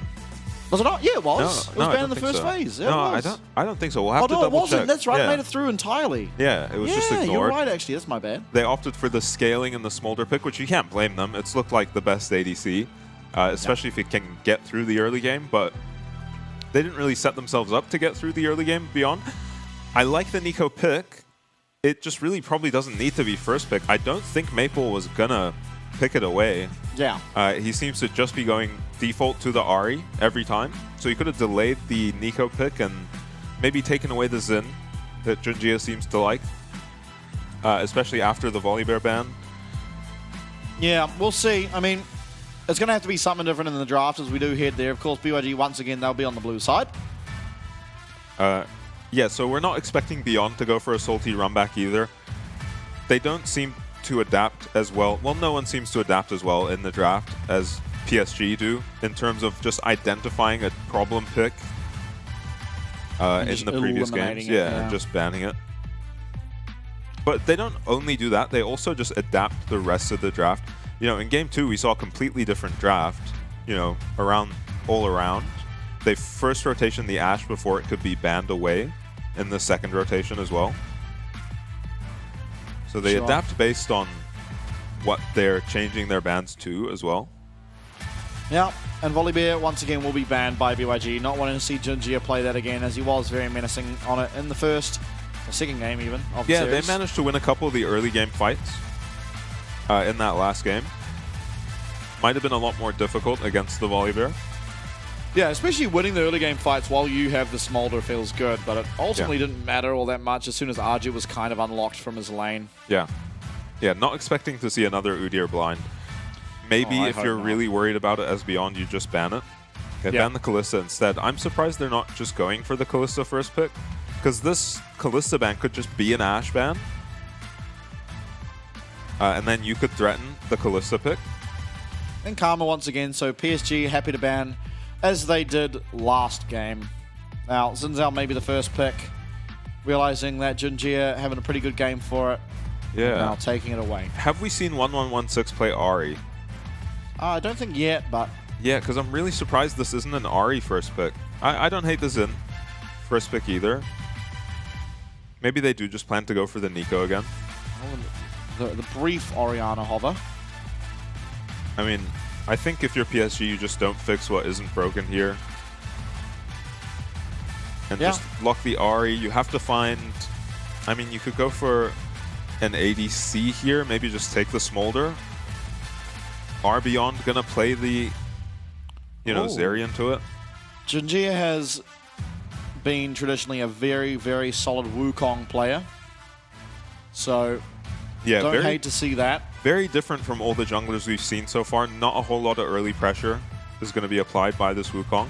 So this is a situation where you can look for the Smolder again, and you might have a bit more success.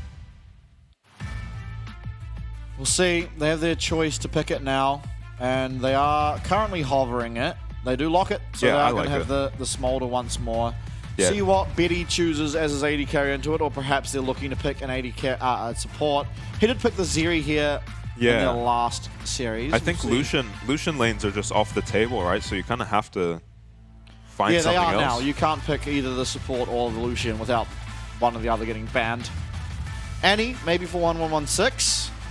Yeah, had a rough game on the Nico, apart from a couple of Giga Brain plays. He's going to feel comfortable on this. We've seen him play it a lot in the spring of last year. Oh, yeah. Yeah, Annie being back could be big for 1116. This isn't the first time we've seen Annie. It's being picked a lot internationally. Yeah, and Cascada played it to not great success. But honestly, he was like 0-5 and still turned the game around somehow. They did lose, but yeah, from 0 to hero in that game. Yeah. That is the Zeri once again for Betty. I mean, we saw it last game. While it didn't punish the lane maybe as hard as something like the Varus, it certainly did. It 30 was still, CS. yeah, it was still up 30 And then CS. just jumping into the face-off thing and taking him down. Yeah, you don't just strictly outscale this area, it feels like. She does so much damage and has so much mobility. If she gets on the Smolder, she can still just kill him well before the execute is relevant. So the TF ban scares me because it makes me think there's going to be another Udyr pick. Yeah, then what happens if Arja just locks Vayne? Oh, God. It won't. I won't happen. I like the Annie a lot more this game, too, because you saw last game 1016 trying to get onto Maple in a lot of fights, but it's so hard to get a Nico ult onto this Ahri. Annie, not so hard. You just push Q. Yeah, that one team fight, especially around the red buff of BYG early on into that game, if that wasn't Annie in that fight instead of the Nico, that fight would have gone wholly different. And that was even a fight BYG won 3-2. Yeah. But Udyr going to be banned this time, so it's not going to be the Udyr. Blessed be BYG's draft. So the TF ban maybe just means they want to blind pick a Cassante on the side of Beyond. Yeah, perhaps. Pyke, once again, hovered. We've seen some success from the Pyke into the Smolder in the past, but it's going to likely be this Rakan, and it is. Okay, we'll see what Woody looks like on the Rakan. Yeah, the Ali can come as a response to the Rakan. It's a really nice matchup for the Alistar. Betty is praying. I think Betty wants it to be the Alistar. Oh, not Rel. The Rel just didn't look all that great last game. Yeah, your job's just as hard this game, right? Yeah. I don't know if Betty's happy or not. I can't tell what he's praying for. Yeah, and I don't know... oh, he's still praying. I don't know who you're setting up for on the Rel in this game. Yeah. It's a lot of setup, but where, like, who's following it up? I guess Smolder, but if you're playing for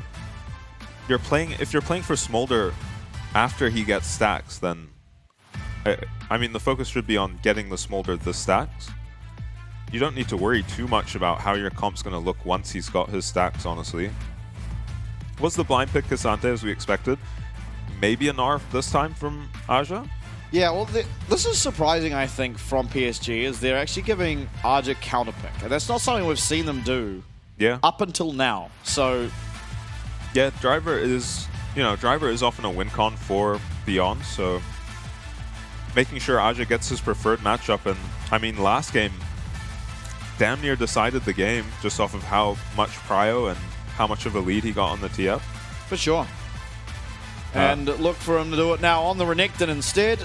Yeah. He had a very good game 1 on the Renekton for himself. It wasn't enough to get them across the line, of course, as ultimately Feng's Lucian took over, but he's not going to have to go up against Lucian this time. Yeah, what was the matchup? Oh, it was Gragas. Yeah.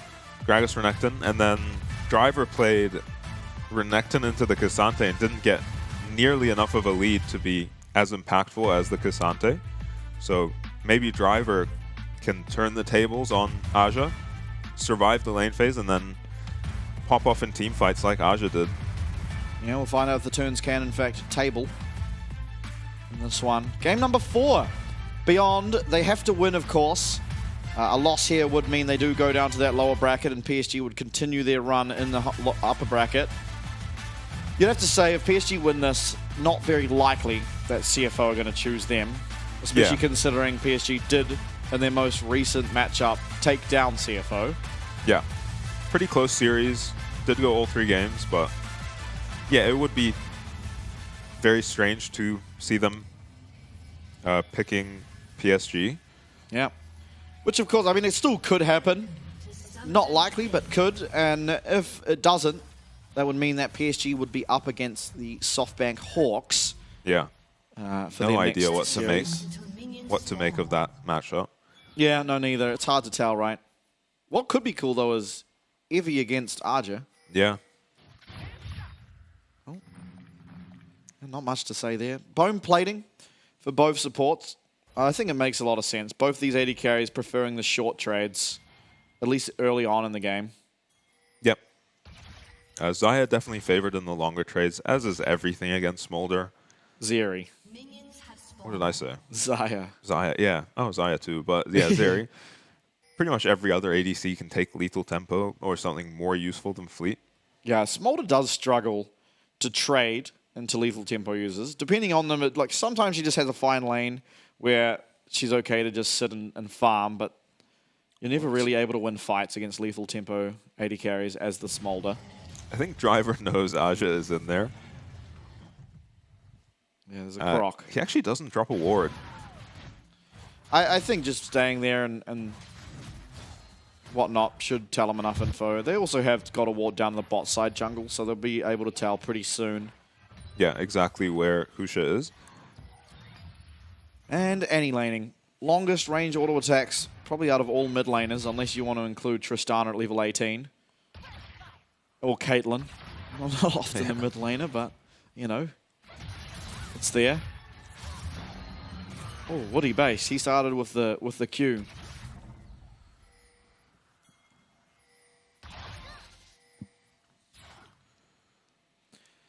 I mean, not too surprising in the bottom lane. Seeing PSG with priority, of course. Double ranged, although Rakan kind of fraudulent ranged, but... Yeah. Is he ranged? Like, counted as range for items and stuff? Oh, I can't remember now. I know he used to be counted as melee, but they did change a lot of them recently. Like, the Lilia, I know, used to be counted as range and now is counted as melee for the Demonic Embrace last season. Yeah. And Rakan, I think, may have got changed to melee for the Targons when it used to execute only for the melee supports, if you remember. And yeah, no surprises in the bot lane just because you have an engage support with Smolder, so when are you ever really looking for your engage? Again, Woody is mid this time, I think. Ooh, does only just connect on that grand entrance, and well, they're not going to find a kill. This is a massive, massive help to Maple surviving this Annie in lane. Yeah, I thought he would get a flash there, but 116 just takes the chunk and is fine. He was winning mid pretty hard, so that's really, you know, sad for him. And his bot lane's not going to get anything done with that time that Woody spent out of the lane. Dead even is a bit of tempo for Stay True, but you know, he's got his boots now. Maybe he can, you know, get a roam of his own to the mid lane or make something happen bot. Oh. Nice trade by Driver up there. And a trade down bot side. So action across the map. Not a whole lot of impactful action. Although, as I say that, it's going to be a flash trade between both Rel and Zeri. And now Zeri going to have to be a whole lot more concerned in this lane. Yeah, especially with Husha on his way down here. Yeah, Woody hopefully goes to the river to spot out the potential of a Xin Zhao gank. Yeah, wave is not all that great for PSG's bot lane either. 116 has to dodge the charm. Yeah. Nice dodge. Oh, we missed it. Oh, -2. He's still up a neat 5 CS on the Ahri after, you know, that very successful gank from Woody.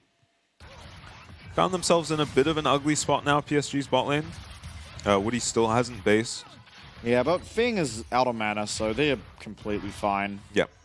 Does get a free base here and isn't going to be nearly as far behind as he was last game. Well, maybe not so free as it is the way of getting held for a little bit. But he'll be able to pick up all this. Zeri maybe only Kalista, I guess, is easier to farm under tower with in terms of an AD carry. Yeah, it's very, very easy. Has just an extra auto. Yeah, and it's execute, right? Even when it's... Yeah, even the non-charged up. Yeah. So it just means you Q and then auto attack a minion after at least 1 or 2, depending on... Oh yeah, I guess the range after 1 tower shot and it will be going down. And Driver very low, does have Ghost and not the Flash, but... Yeah, that was terrifying. Aja had Flash, and I guess he's too low to interrupt Husha on these Void Grubs. Junjia not in the neighborhood. Yeah, 116 does have Flash. He loses Tibbers, Maple as well. He's going to get chunked out from that, and he did just teleport, so pretty impactful trade there for 116. Yeah, very well timed too, because Junjia was looking at his lane, but once Maple gets chunked like that, they decide not to go for it. Stay True going to find himself a couple of wards to clear out, and Husha as well. He's in the bottom side of the jungle. It has been PSG in all 3 of our games thus far, picking up first Dragon of the game, but Husha with priority over the bot side, and Maple chunked out by 116 with Tibbers still active may mean that finally BYG in game number 4 picked themselves up the first Dragon of the game, 6 minutes in, so on similar pace. No Annie ult though, if PSG do decide to fight. This Wukong completely useless without his ult at this point as well though. Yeah, Woody gets chunked up. There's a lot of mana being expended here from the Annie and Feng. He's not in the best position. Flap comes through. Maple with the Spirit Rush does find a reasonable trunk onto this Rel. The stun, though, comes through from 116. And Woody's flash, but he's not flashed really anywhere. And first blood to Feng. Betty Q's the wrong direction. Feng flashing forward. Double kill on the Smolder, but Maple may be answering back. It's going to be Junjia picking himself up a double kill. He's looking for even more. Feng does have cleanse, but that is it. Flash forward. It is the charm. Flap, and one more auto would have done it, but one more auto will not connect. It's a 2-4-2. Junjia getting the kills. Feng getting the kills. What a fight. Yeah, it was so close, and I mean, they barely managed to finish off Woody even after he flashes away. But Annie without ult, I'm surprised that fight didn't go even worse. I guess it's a Wukong without ult on the other side who, you know, is kind of just walking around autoing people. Seems illegal. Importantly, Feng lives. Yeah. In that fight. They might just have enough tempo to get this, honestly. Yeah, they do. Okay, so it is not BYG who pick up the first Dragon. They'll have to take us to game number 5 to hope to do that, but honestly, 2 kills on your Smolder at this stage of the game, you are feeling pretty good. Yeah, he doesn't go down. He gets, you know, gets a couple kills, was stacking the whole fight as well.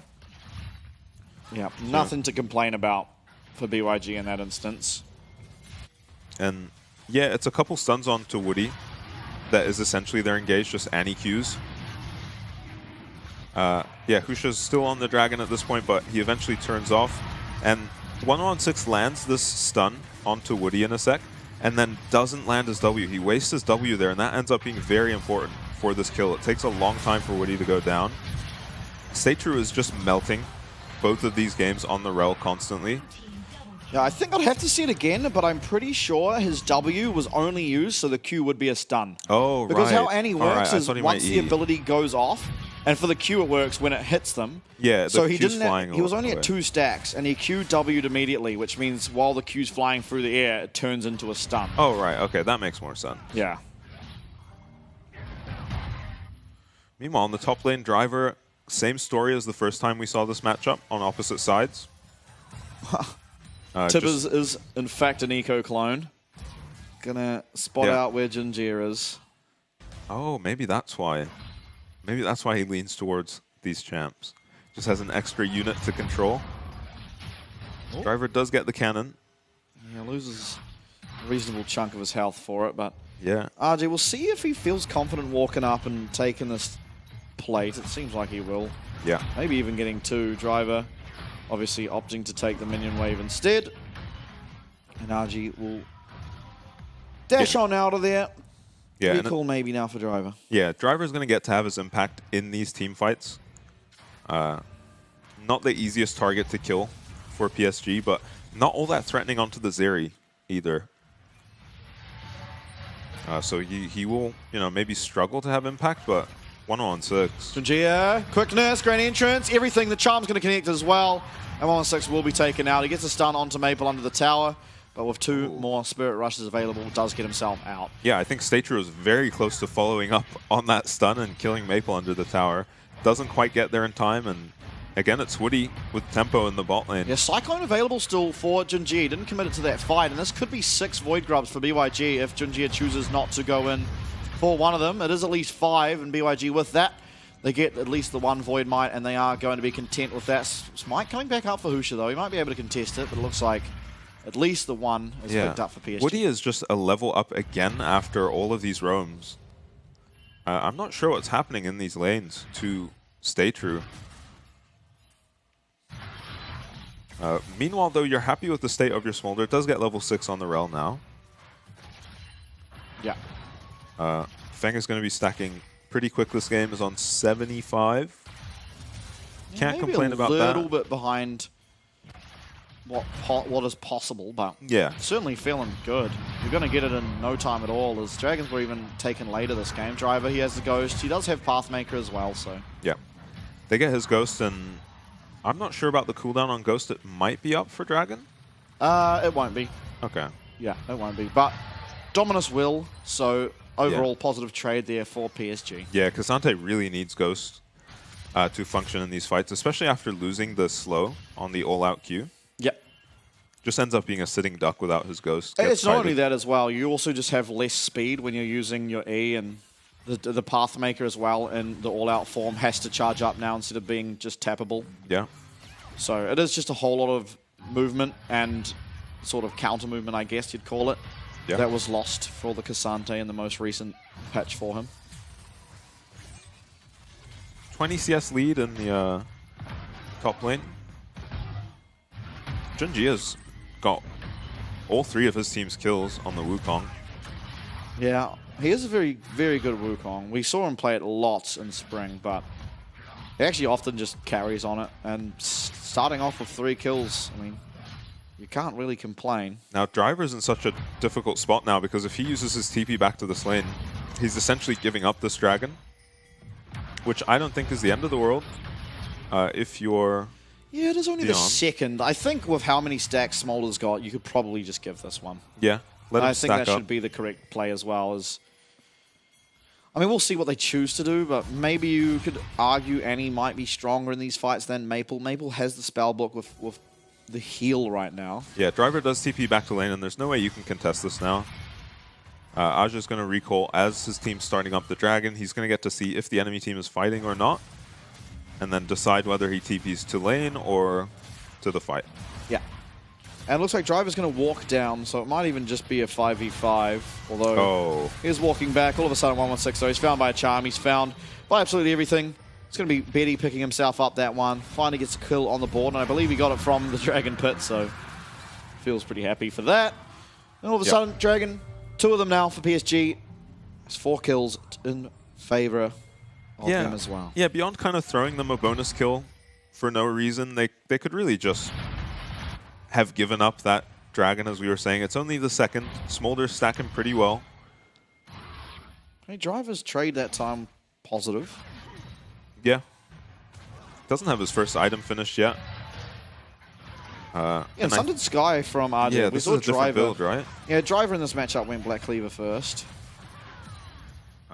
Yeah, probably less impactful in the 1v1, but going to be more impactful in fights. Yes.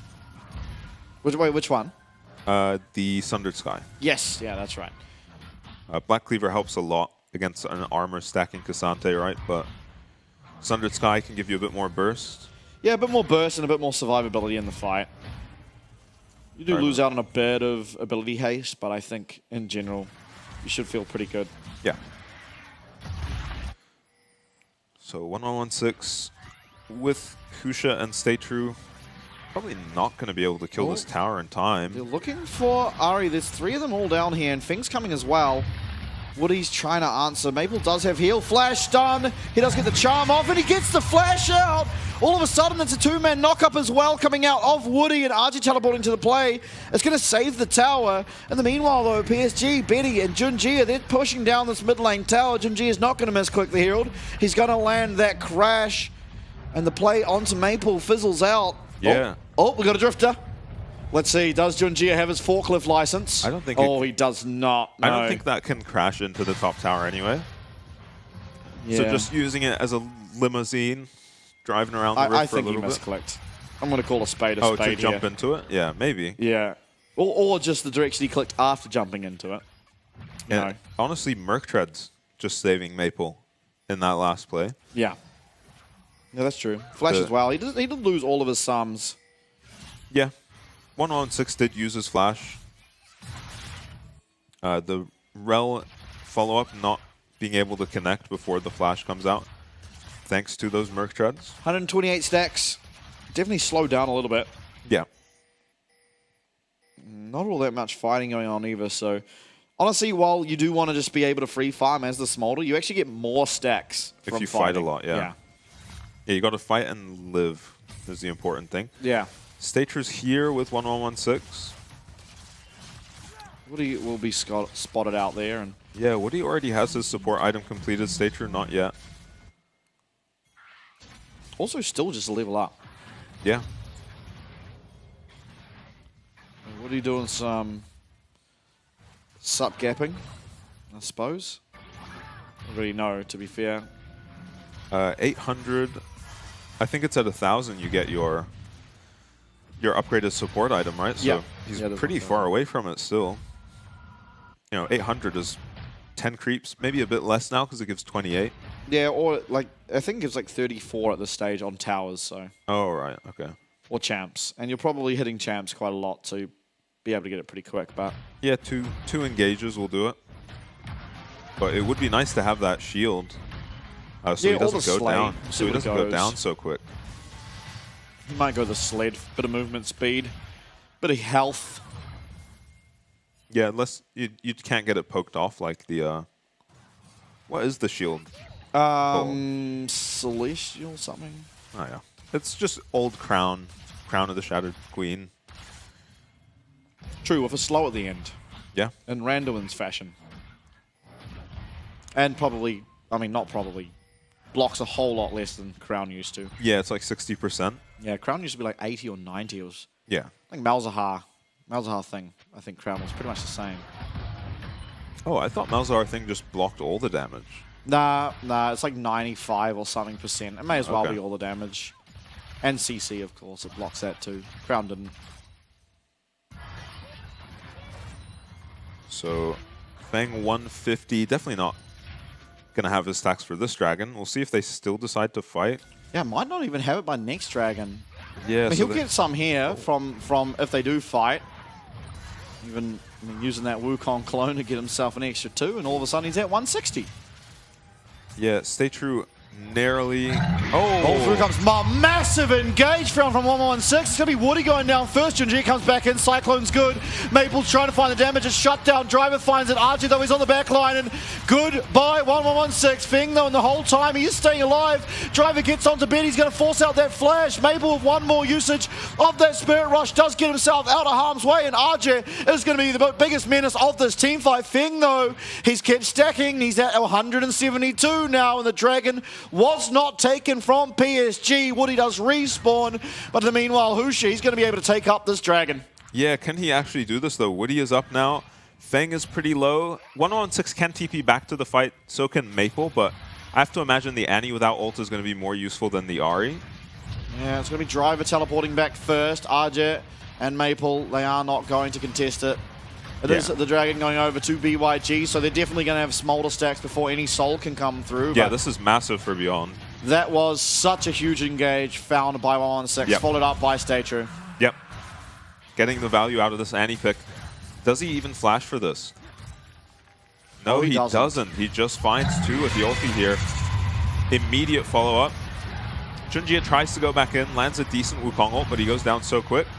Driver is just standing around Feng, trying to make sure he can peel him here. Nice TP from Aja to make this less of a complete disaster. But Betty loses his flash to Driver as well. Oh, so close. Yeah. If that Cassandre did not have Ghost there, he would have died. Yeah, probably. Yeah, good job from RJ to turn that around, but honestly, BYG, we don't really expect them to be winning their fights just yet, but they do manage to do so off some impeccable timing on both 116, Husha, and Stay True, all just piling in. Had Feng ult over top as well. Yeah, and it was exactly at this point in the last game that they that 116 went for this type of play on the Nico and got found by Woody. Yeah. This time they set it up better. They make sure they control the vision better, and they succeed and get the Dragon. That is going to let the Smolder, I mean, guaranteed to hit his stacks this game. PSG maybe going to look for a Baron before he can get fully stacked on the Smolder. 202. Very risky. He's very close. There's a lot of AoE coming through from BYG. No Ghost on Driver, though, so it's not the worst time to look for something if you were to. Yeah, TP on 1116 this time, and they've got Driver here for any Baron start, so not going to see the same kind of fight in the mid lane we saw last game as well. And the thing has done it. I mean, he's at 210 now, but... Yeah, even in a fight, even if a fight breaks out now, he's probably getting his stacks off of an ulti and a Q or two. Not ideal still, but you've made it. Yeah, Driver doing a bit of damage there to Junjia. Not all that much, though. Yeah, Maple's Maple, looking for something. something devious. There's a lot of pings going on to him, though, and I think he realizes that he is not where he should be and quickly scurries away with that Foxfire. He wasn't even on vision initially there. Beyond seemed to have a sixth sense for these ganks. Both of PSG dodging out. Junjia finds his way in. Cyclone comes down. It's onto Fing. Through comes Maple with that Spirit Rush. 116 does have a stun ready, and it's going to be, first of all, Junjia going down. Archer's on the back line. Fing finds one kill. Maple, though, he gets a reset. Archer's being focused down by Driver. Does get that Steric Shield. It's going to be another kill found. Maple just living. Maple is only just living, and Benny is going to get the shot down. Archer goes down. It's 116. It's Benny and Maple. What a team fight. It's 2 for 2 remaining, and somehow Maple just survives. Feng uses his flash there, doesn't manage to finish off Maple, gets cleaned up by Betty. I think he wins that fight against Betty if he doesn't queue a creep at the end. What a disaster. It looked like such a good fight for Beyond. Feng, as we predicted, kind of hitting his stacks in the middle of that fight, and Junjia just gets completely one-tapped here. Just very decisive annual. Feng plays the start of this fight super well to avoid any of this engage and make sure he finishes off Woody and starts stacking up his Q. And he knows Driver's going to win that fight with the help of his execute, so he rotates onto Maple, who lives very low, gets flashed on, and doesn't put this Q onto the cannon. He probably wins this fight against Betty. If Maybe he does not. Q. I don't know. It's hard to tell. It's so hard to tell, but ultimately, the fight was 3 for 3, 2 surviving for both sides. Noticeably, it was the 2 carries for PSG who lived, and Maple now has Teleport and Cleanse. Yeah. Obviously, the Cleanse makes a lot of sense with how these team fights are going. Shirelli is now picked up for 116, so going to be even easier for him to look for these massive team fights that he's been able to secure for his team. Yeah, we saw Shirelia's Vagar from Cruscata earlier, so makes sense for the same reasons on Annie. Yeah, it has a reasonable amount of AP, so... Yeah, it's like 40 or something. Yeah. It's also got cooldown reduction, which isn't the easiest to come by, movement speed, and the active, so pretty gold-efficient item. Knight's Vow on the Xin for Husha. I like it. He's not his team's damage anymore. Get tanky, play for the Smolder. And Junji has Black Cleaver, which is going to help out both Renekton as well as the Zeri, so don't hate that either.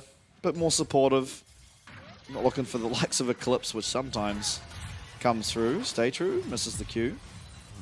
Junji bonks him on the head. Yeah, it takes a chunk off. Stay true. Oh, the flash! It's going to find Betty! Everything's coming down, but they don't actually find the kill. It's a big cooldown now to be down from this Annie. Now, RG's found his way onto the back line. Stay true, though, stunning him up, making sure his team survives in 3-man, 4-man even, out of Woody and Junjia. And it's a disaster fight here on the side of BYG. What a decisive engage. Driver finds Betty, but PSG find everyone. Yeah, and maybe that's the difference between the full AP Annie build and the more utility Annie build. He was alone when he found Betty, and no one was able to follow up. Kind of chunked him out, and they did eventually kill him, but Woody finds a ridiculous engage onto Feng. Feng may be greeting his flap a bit to go over that wall, to not go over the wall, and PSG win a massive team fight when it should be so hard for them. Yeah, now Baron's going to be picked up. Dragon is alive. Stage 2's gone straight there to get some vision on it. Teleport even coming out now of 116. They're not trying to give over this soul point. But let's have a look. I mean, the flash Tibbers, he just gets the dash off. Reacts with the dash. And Feng has flat this entire time, but isn't willing to commit it over the wall. Watch Woody. Just the most ridiculous team fight. Gets flashed on by Wukong as well. Stay True flashing as well into the Cyclone. Yeah, and Husha commits his flash to finish off Betty with the help of Stay True, but actually Driver ends up taking him out. And oh my god. I mean, the coaching staff and management of PSG, they're of course very happy with what just occurred. Yeah. It started off pretty poorly, but Woody, what a turnaround from that guy. Yeah. A 2-level lead for Woody now as well. Yeah, not the most impactful thing, but certainly nice for the survivability of your support. And now Baron buff available for PSG. They're going to be wandering down at this mid lane. They've got RJ in the bot lane. And they've got Maple there as well. Meanwhile, Driver, he's going to get one tower for himself, but it is answered back. Never hurts to have a bit of gold. And Driver is just stacking armor. He does not care at all about a little bit of magic damage through Zeri and anything to do with Maple. Yeah. And Beyond should be able to hold all their tier 3s. It's very scary to push into the Smolder. He has a lot of wave clear as well. So they shouldn't be losing an inhib here. The game is probably going to come down to the soul fight. Oh. Yeah, very risky TP right in front of an Annie. All right, he gets now his death cap. And as you said, I mean, honestly, it still feels like BYG probably should win this game. Yeah, they're down a lot of gold, but... Yeah. But the Smolder kind of making up for it. Yeah. Almost at 300 stacks now is, I think, at 3 items. I'll have to go back and look once this... I hope so, because Betty's at 4. Oh. Yeah. So he's hopefully at least at 3. He's at 3. He's down 1 item, but... I mean, the Zeri is no slouch in fights. Picks up the LDR now. Going to be able to do a bit more damage here to this Cassante, who is mega stacking health as well as armor. Yeah, just based off Driver's build, you know what his plan is in these team fights. Yeah.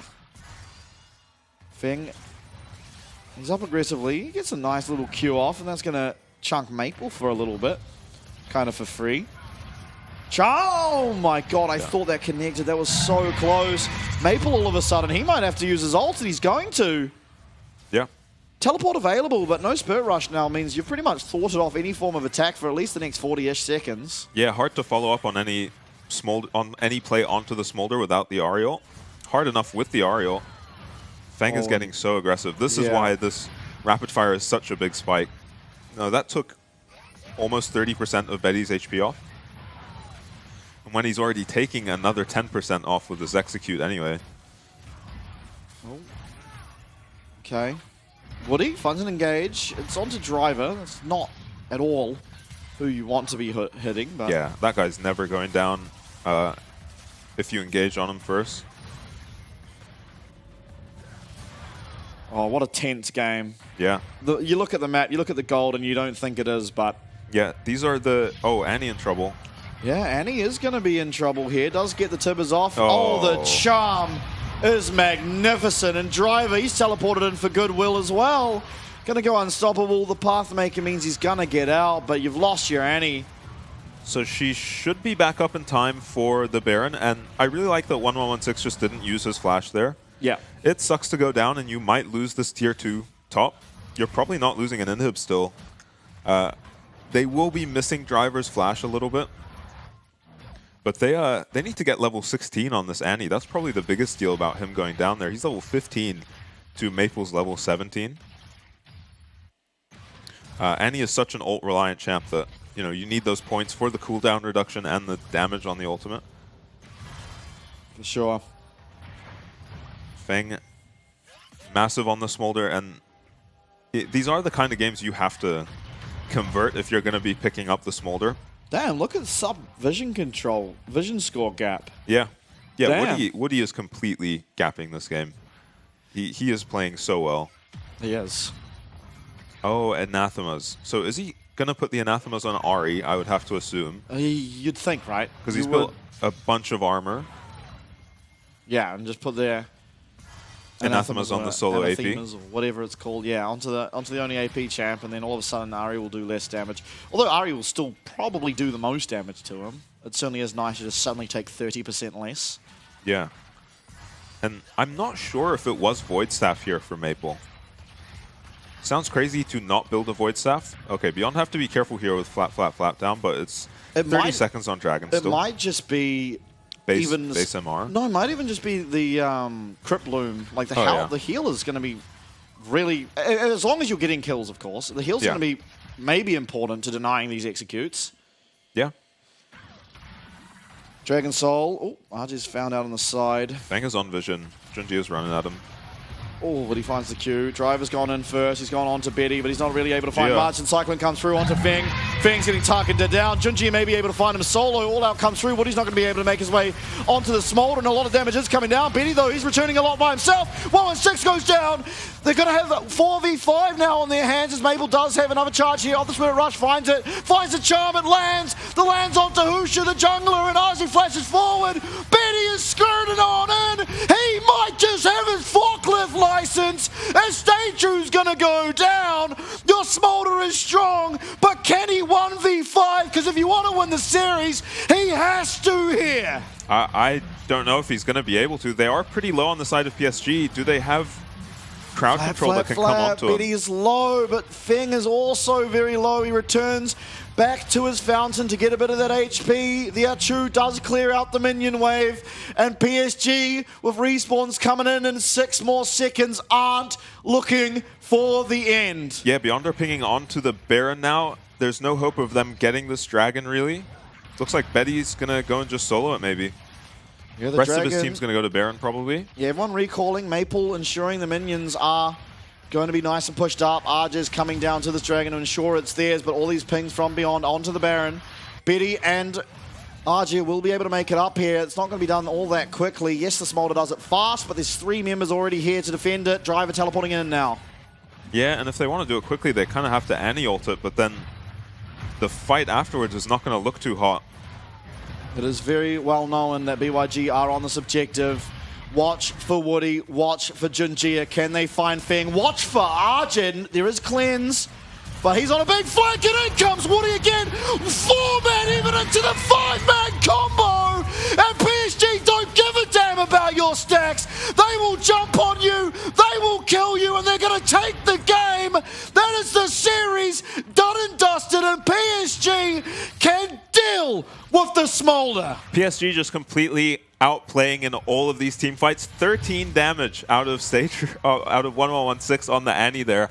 Yeah, I mean, they never even had a chance in most of these team fights. You saw Smolder get going a couple times, but just flawless from PSG. Every member doing their part to shut down the Smolder, and Betty positioning perfectly, as always. Aggressive when he needs to be, safe when he needs to be.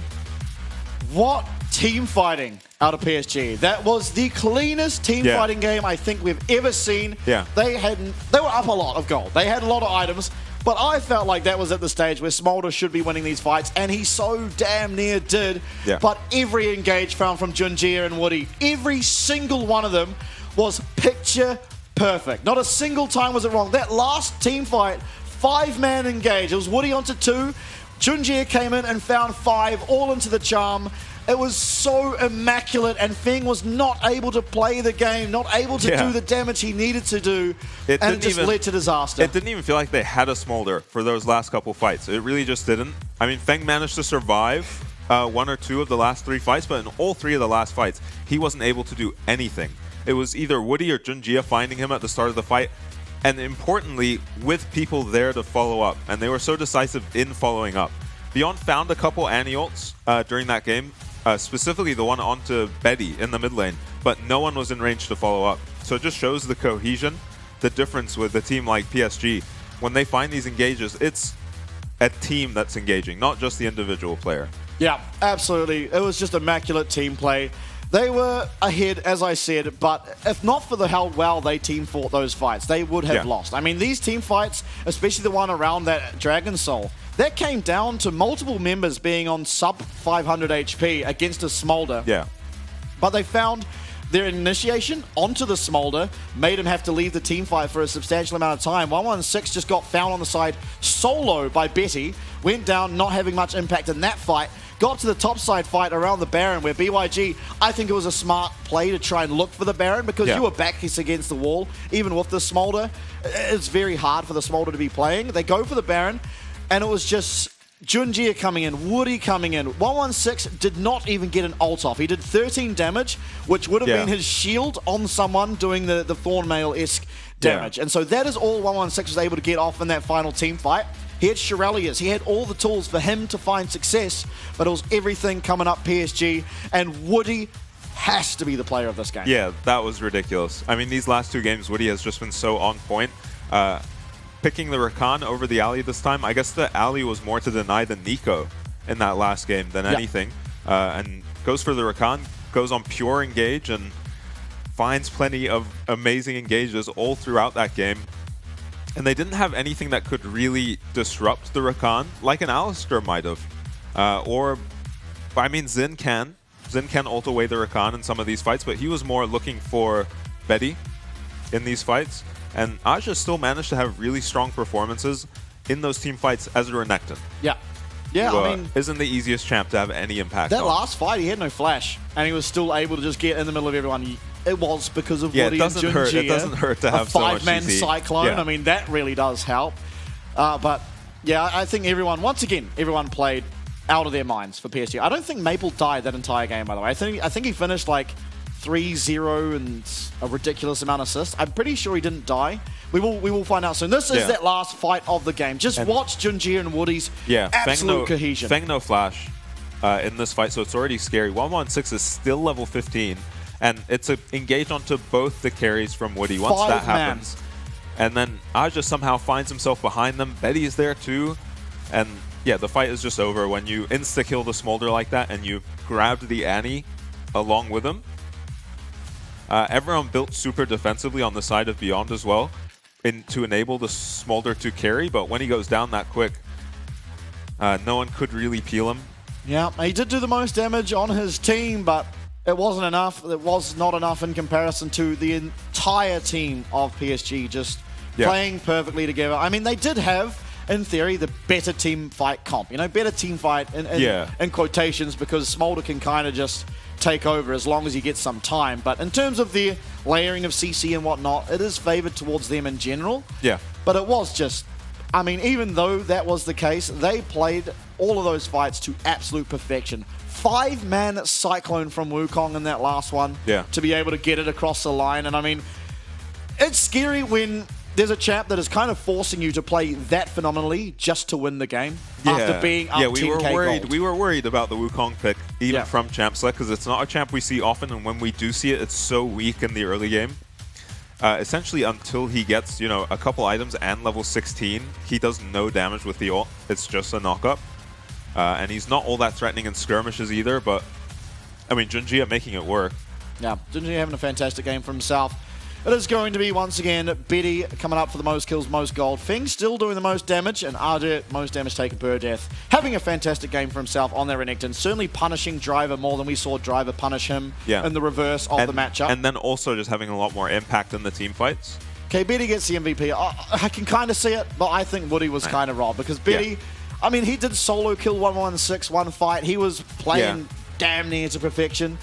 But just maybe I'm biased to just seeing, like, engages, like maybe I'm missing out on the small things that happen. Well, he also did live that Annie engage, which kind of feels illegal. That E reaction was ridiculous. I've said this to Low behind, like, outside of the cast before, but I'm pretty sure Betty's reaction time, if we did a reaction time test of every player in the PCS, I'm pretty sure he's going to get first. But this is slow-mo, by the way. I couldn't even react in that time in regular speed. Yeah, and he gets close enough to the wall to dash over it as well, so he's still got shield bow up at this point, and he's chunked to half HP, but then Feng on the other hand, doesn't react the same way to the enemy engage, and this isn't even a flash engage from Woody. Just catches, that looked like 4 members of Beyond in that engage, as it's turned into a bit of a Woody highlight, hasn't it? A little bit. Betty does go down eventually as well. Yeah, Betty does go down eventually, but Betty's highlight reel, one of the only team fights he actually died in. Maybe the only team fight. I don't remember a score, but what I do remember is PSG getting it done. Yeah. It looked a little scary after game number 1. Let's be honest, they got absolutely destroyed, which, on the other hand, looks promising for BYG going forward. Because, for myself, looking all the way into the future for when we have the grand finals, I actually expect PSG to be our split winner. Yeah. And a lot of it's just based on, they may have started rough, but they have truly just leveled up constantly. Ever since that DCG game, they have constantly looked better and better. And they're also one of the few teams that I have trust in to fall behind in the series, but still bring it back. But that is the series done. We'll be back right after. We are going to have an interview, though. It's going to be with Patty and Woody, so please do enjoy. 欢迎来到今天的赛后采访。今天来到赛后采访的是 PSG 的辅助选手 Woody， 请 Woody 先跟大家打声招呼。大家好，我是 PSG 的辅助 Woody。Congratulations for winning your first game in playoffs against BYG. How do you feel now that you won? BYG 相手に勝利し、ステージ2の初勝利を獲得しました。現在の気持ちはいかがですか？恭喜你们成功打败 BYG， 赢下你们季后赛的第一个比赛。想问一下你们赢下来之后心情如何？就很开心嘛，因为我们是让1追3嘛，对，所以蛮开心的。とても嬉しいと思います。第1試合負けたですけど、第2試合、第3試合順調に勝ちました。とても嬉しいと思います。I'm really happy because we lost the first game. We did a reverse sweep after that. So overall, it was a really good game. Even though you lost the first game, your plays got smoother and smoother starting in game 2. What do you think is the key to winning the latter games? 第1試合は負けましたが、第2試合からどんどん順調になりました。今日で第2試合から勝てるになった余裕は何だと思いますか？虽然你们输了第一局，但第二局开始就越来越顺了。你认为后面几局能够顺利赢下来的原因关键是什么？因为我们第一把前期不是很顺利嘛，然后我们第二把其实调整了前面的方针，所以第二把后就赢得比较轻松。第1試合の試合前半の時は確かにちょっとうまくできなかったですけど、第2試合からチームとして調整を行う。そして順調に勝ちました。So in the first game, in the early game, we didn't do that well. So in the second game, we changed our strategy, and that's why in the latter games, we're able to play better and better. In this year's playoffs, teams, including DCG's Orca and DFM's Harp, they both said in interviews that you are the support player they're most aware of. How do you feel about their mentions? 今年のプレーオフの相手には DCG のオーカーや DFM の Harp などが含まれており、彼らはインタビューを受けた時に一番警戒しているサポートはウーディ選手を表示しました。彼らに特別に検挙されたことについての気持ちはいかがですか？今年的季后赛对手中，包含 DCG 的 Orca 以及 DFM 的 Harp 都曾经在访问中提到你，说你是他们最提防的辅助选手。你被他们提及之后的心情如何？就可能训練賽打得比較好吧，然後所以他們會這樣說。多分練習試合をするときは僕のパフォーマンスはとてもいいと思いますね。だからそういう言葉が言います。So I think maybe in scrims we play better than them, so that's why they said that in interviews. Your next opponent is either going to be CFO or SHG from LJL. So do you think CFO will choose you as their opponent? Why? 次の試合の相手は CFO または LJL からの SHG ですが、CFO を PSG を選ぶと思いますか？你们下一站对手将会是 CFO 或者是来自 LJL 的 SHG。你觉得 CFO 会选择你们做对手吗？为什么？因为我们上个系列赛是我们赢嘛，然后所以我觉得他们应该不敢挑我们吧。前の試合では僕らが勝ったんですけど、CFO は僕ら PSG を選ぶ度胸はないと思いますね。So with CFO, the last time we played against them, we won. So I think they probably wouldn't choose us as their opponent.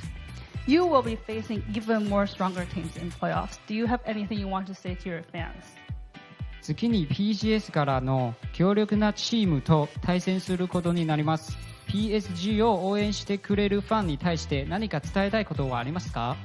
你们接下来将会对上更多的强队，你有什么话想要对支持你的粉丝们说的吗？就谢谢大家支持，然后我们会去成都的。いつも応援してくれるありがとうございます。僕たちは MSI に出戦します。Thank you all for your support. We will be going to Chengdu for MSI. Thank you so much for the interview and congratulations for the win. 再一次恭喜你们赢得今天的比赛，也感谢Woody选手来到今天的赛后采访。我们把镜头转回主播台。Thank you very much once again for the interview and confidence. Love to hear it. Yeah, reckons he's going to MSI.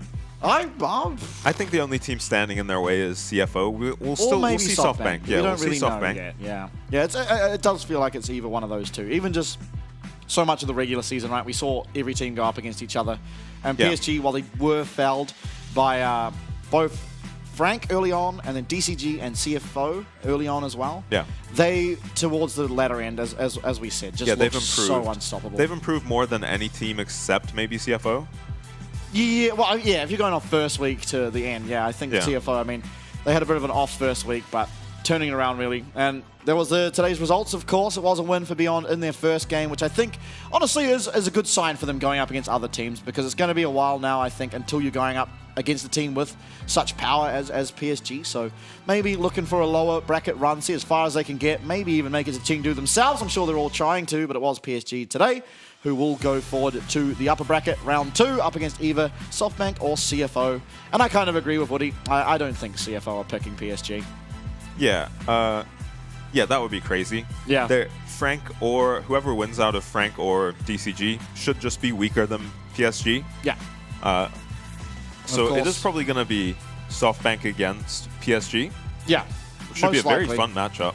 And we'll find out tomorrow, of course, who's going up against CFO. I mean, still all SoftBank, but we're not really sure which of them yet. And of course, BYG, you see them there. They are now in the lower bracket. They have to win every single best of 5 from here on out to try and claim themselves as that spring champion, as our representative going over to Chengdu for MSI. And I mean, it's exciting, right? We saw CFO last in summer. They started off in the lower bracket and they made a claw back to a 5-game series up against PSG, sorry. Yeah. In the finals, the live finals over in Taipei. DCG versus Frank tomorrow. Now DCG, they're fresh off a 5-game series with a 1.5-hour pause against DFM, but they're going up against Frank, who, at least in the lower bracket, looked to me to be the clear strongest team down there, especially with Eminem's return. They had extremely clean games. They didn't really falter at all. It didn't look like there was much hope for any of their opponents. And that was with both Pretender and Jimian. They were both just absolute slaughters, and we just subbed one and the other in for fun. They did go down 1 game to DFM. That was the first 3-game series we had. They did go down 1 game, and I think it was Pretender playing, and then they just subbed in Jimian and won that out and claimed themselves their ticket to the round 2, and now they get to prove how good they are as they go up against DCG tomorrow. Yeah, you'd have to favor Frank just based off of, history throughout the split and even form in the lower bracket or the play-ins. DCG are not a team to underestimate, though. For sure. Especially if they have some read on the draft. Frank, we've said, are a bit rigid in their drafting. They're loosening up a bit lately. M&M being good on the smolder is a big deal for them. But, it's never easy against DCG. Yeah, I think ultimately it's probably a battle between who we consider our best drafters versus who we consider as probably our weakest drafters coming in through to the playoffs. But for today, it was PSG who punched their ticket into the upper bracket round 2. And it is Beyond going down to the lower bracket. Of course, tomorrow we'll have that matchup between DCG and Frank. We'll find out who can be that other representative. See you all tomorrow.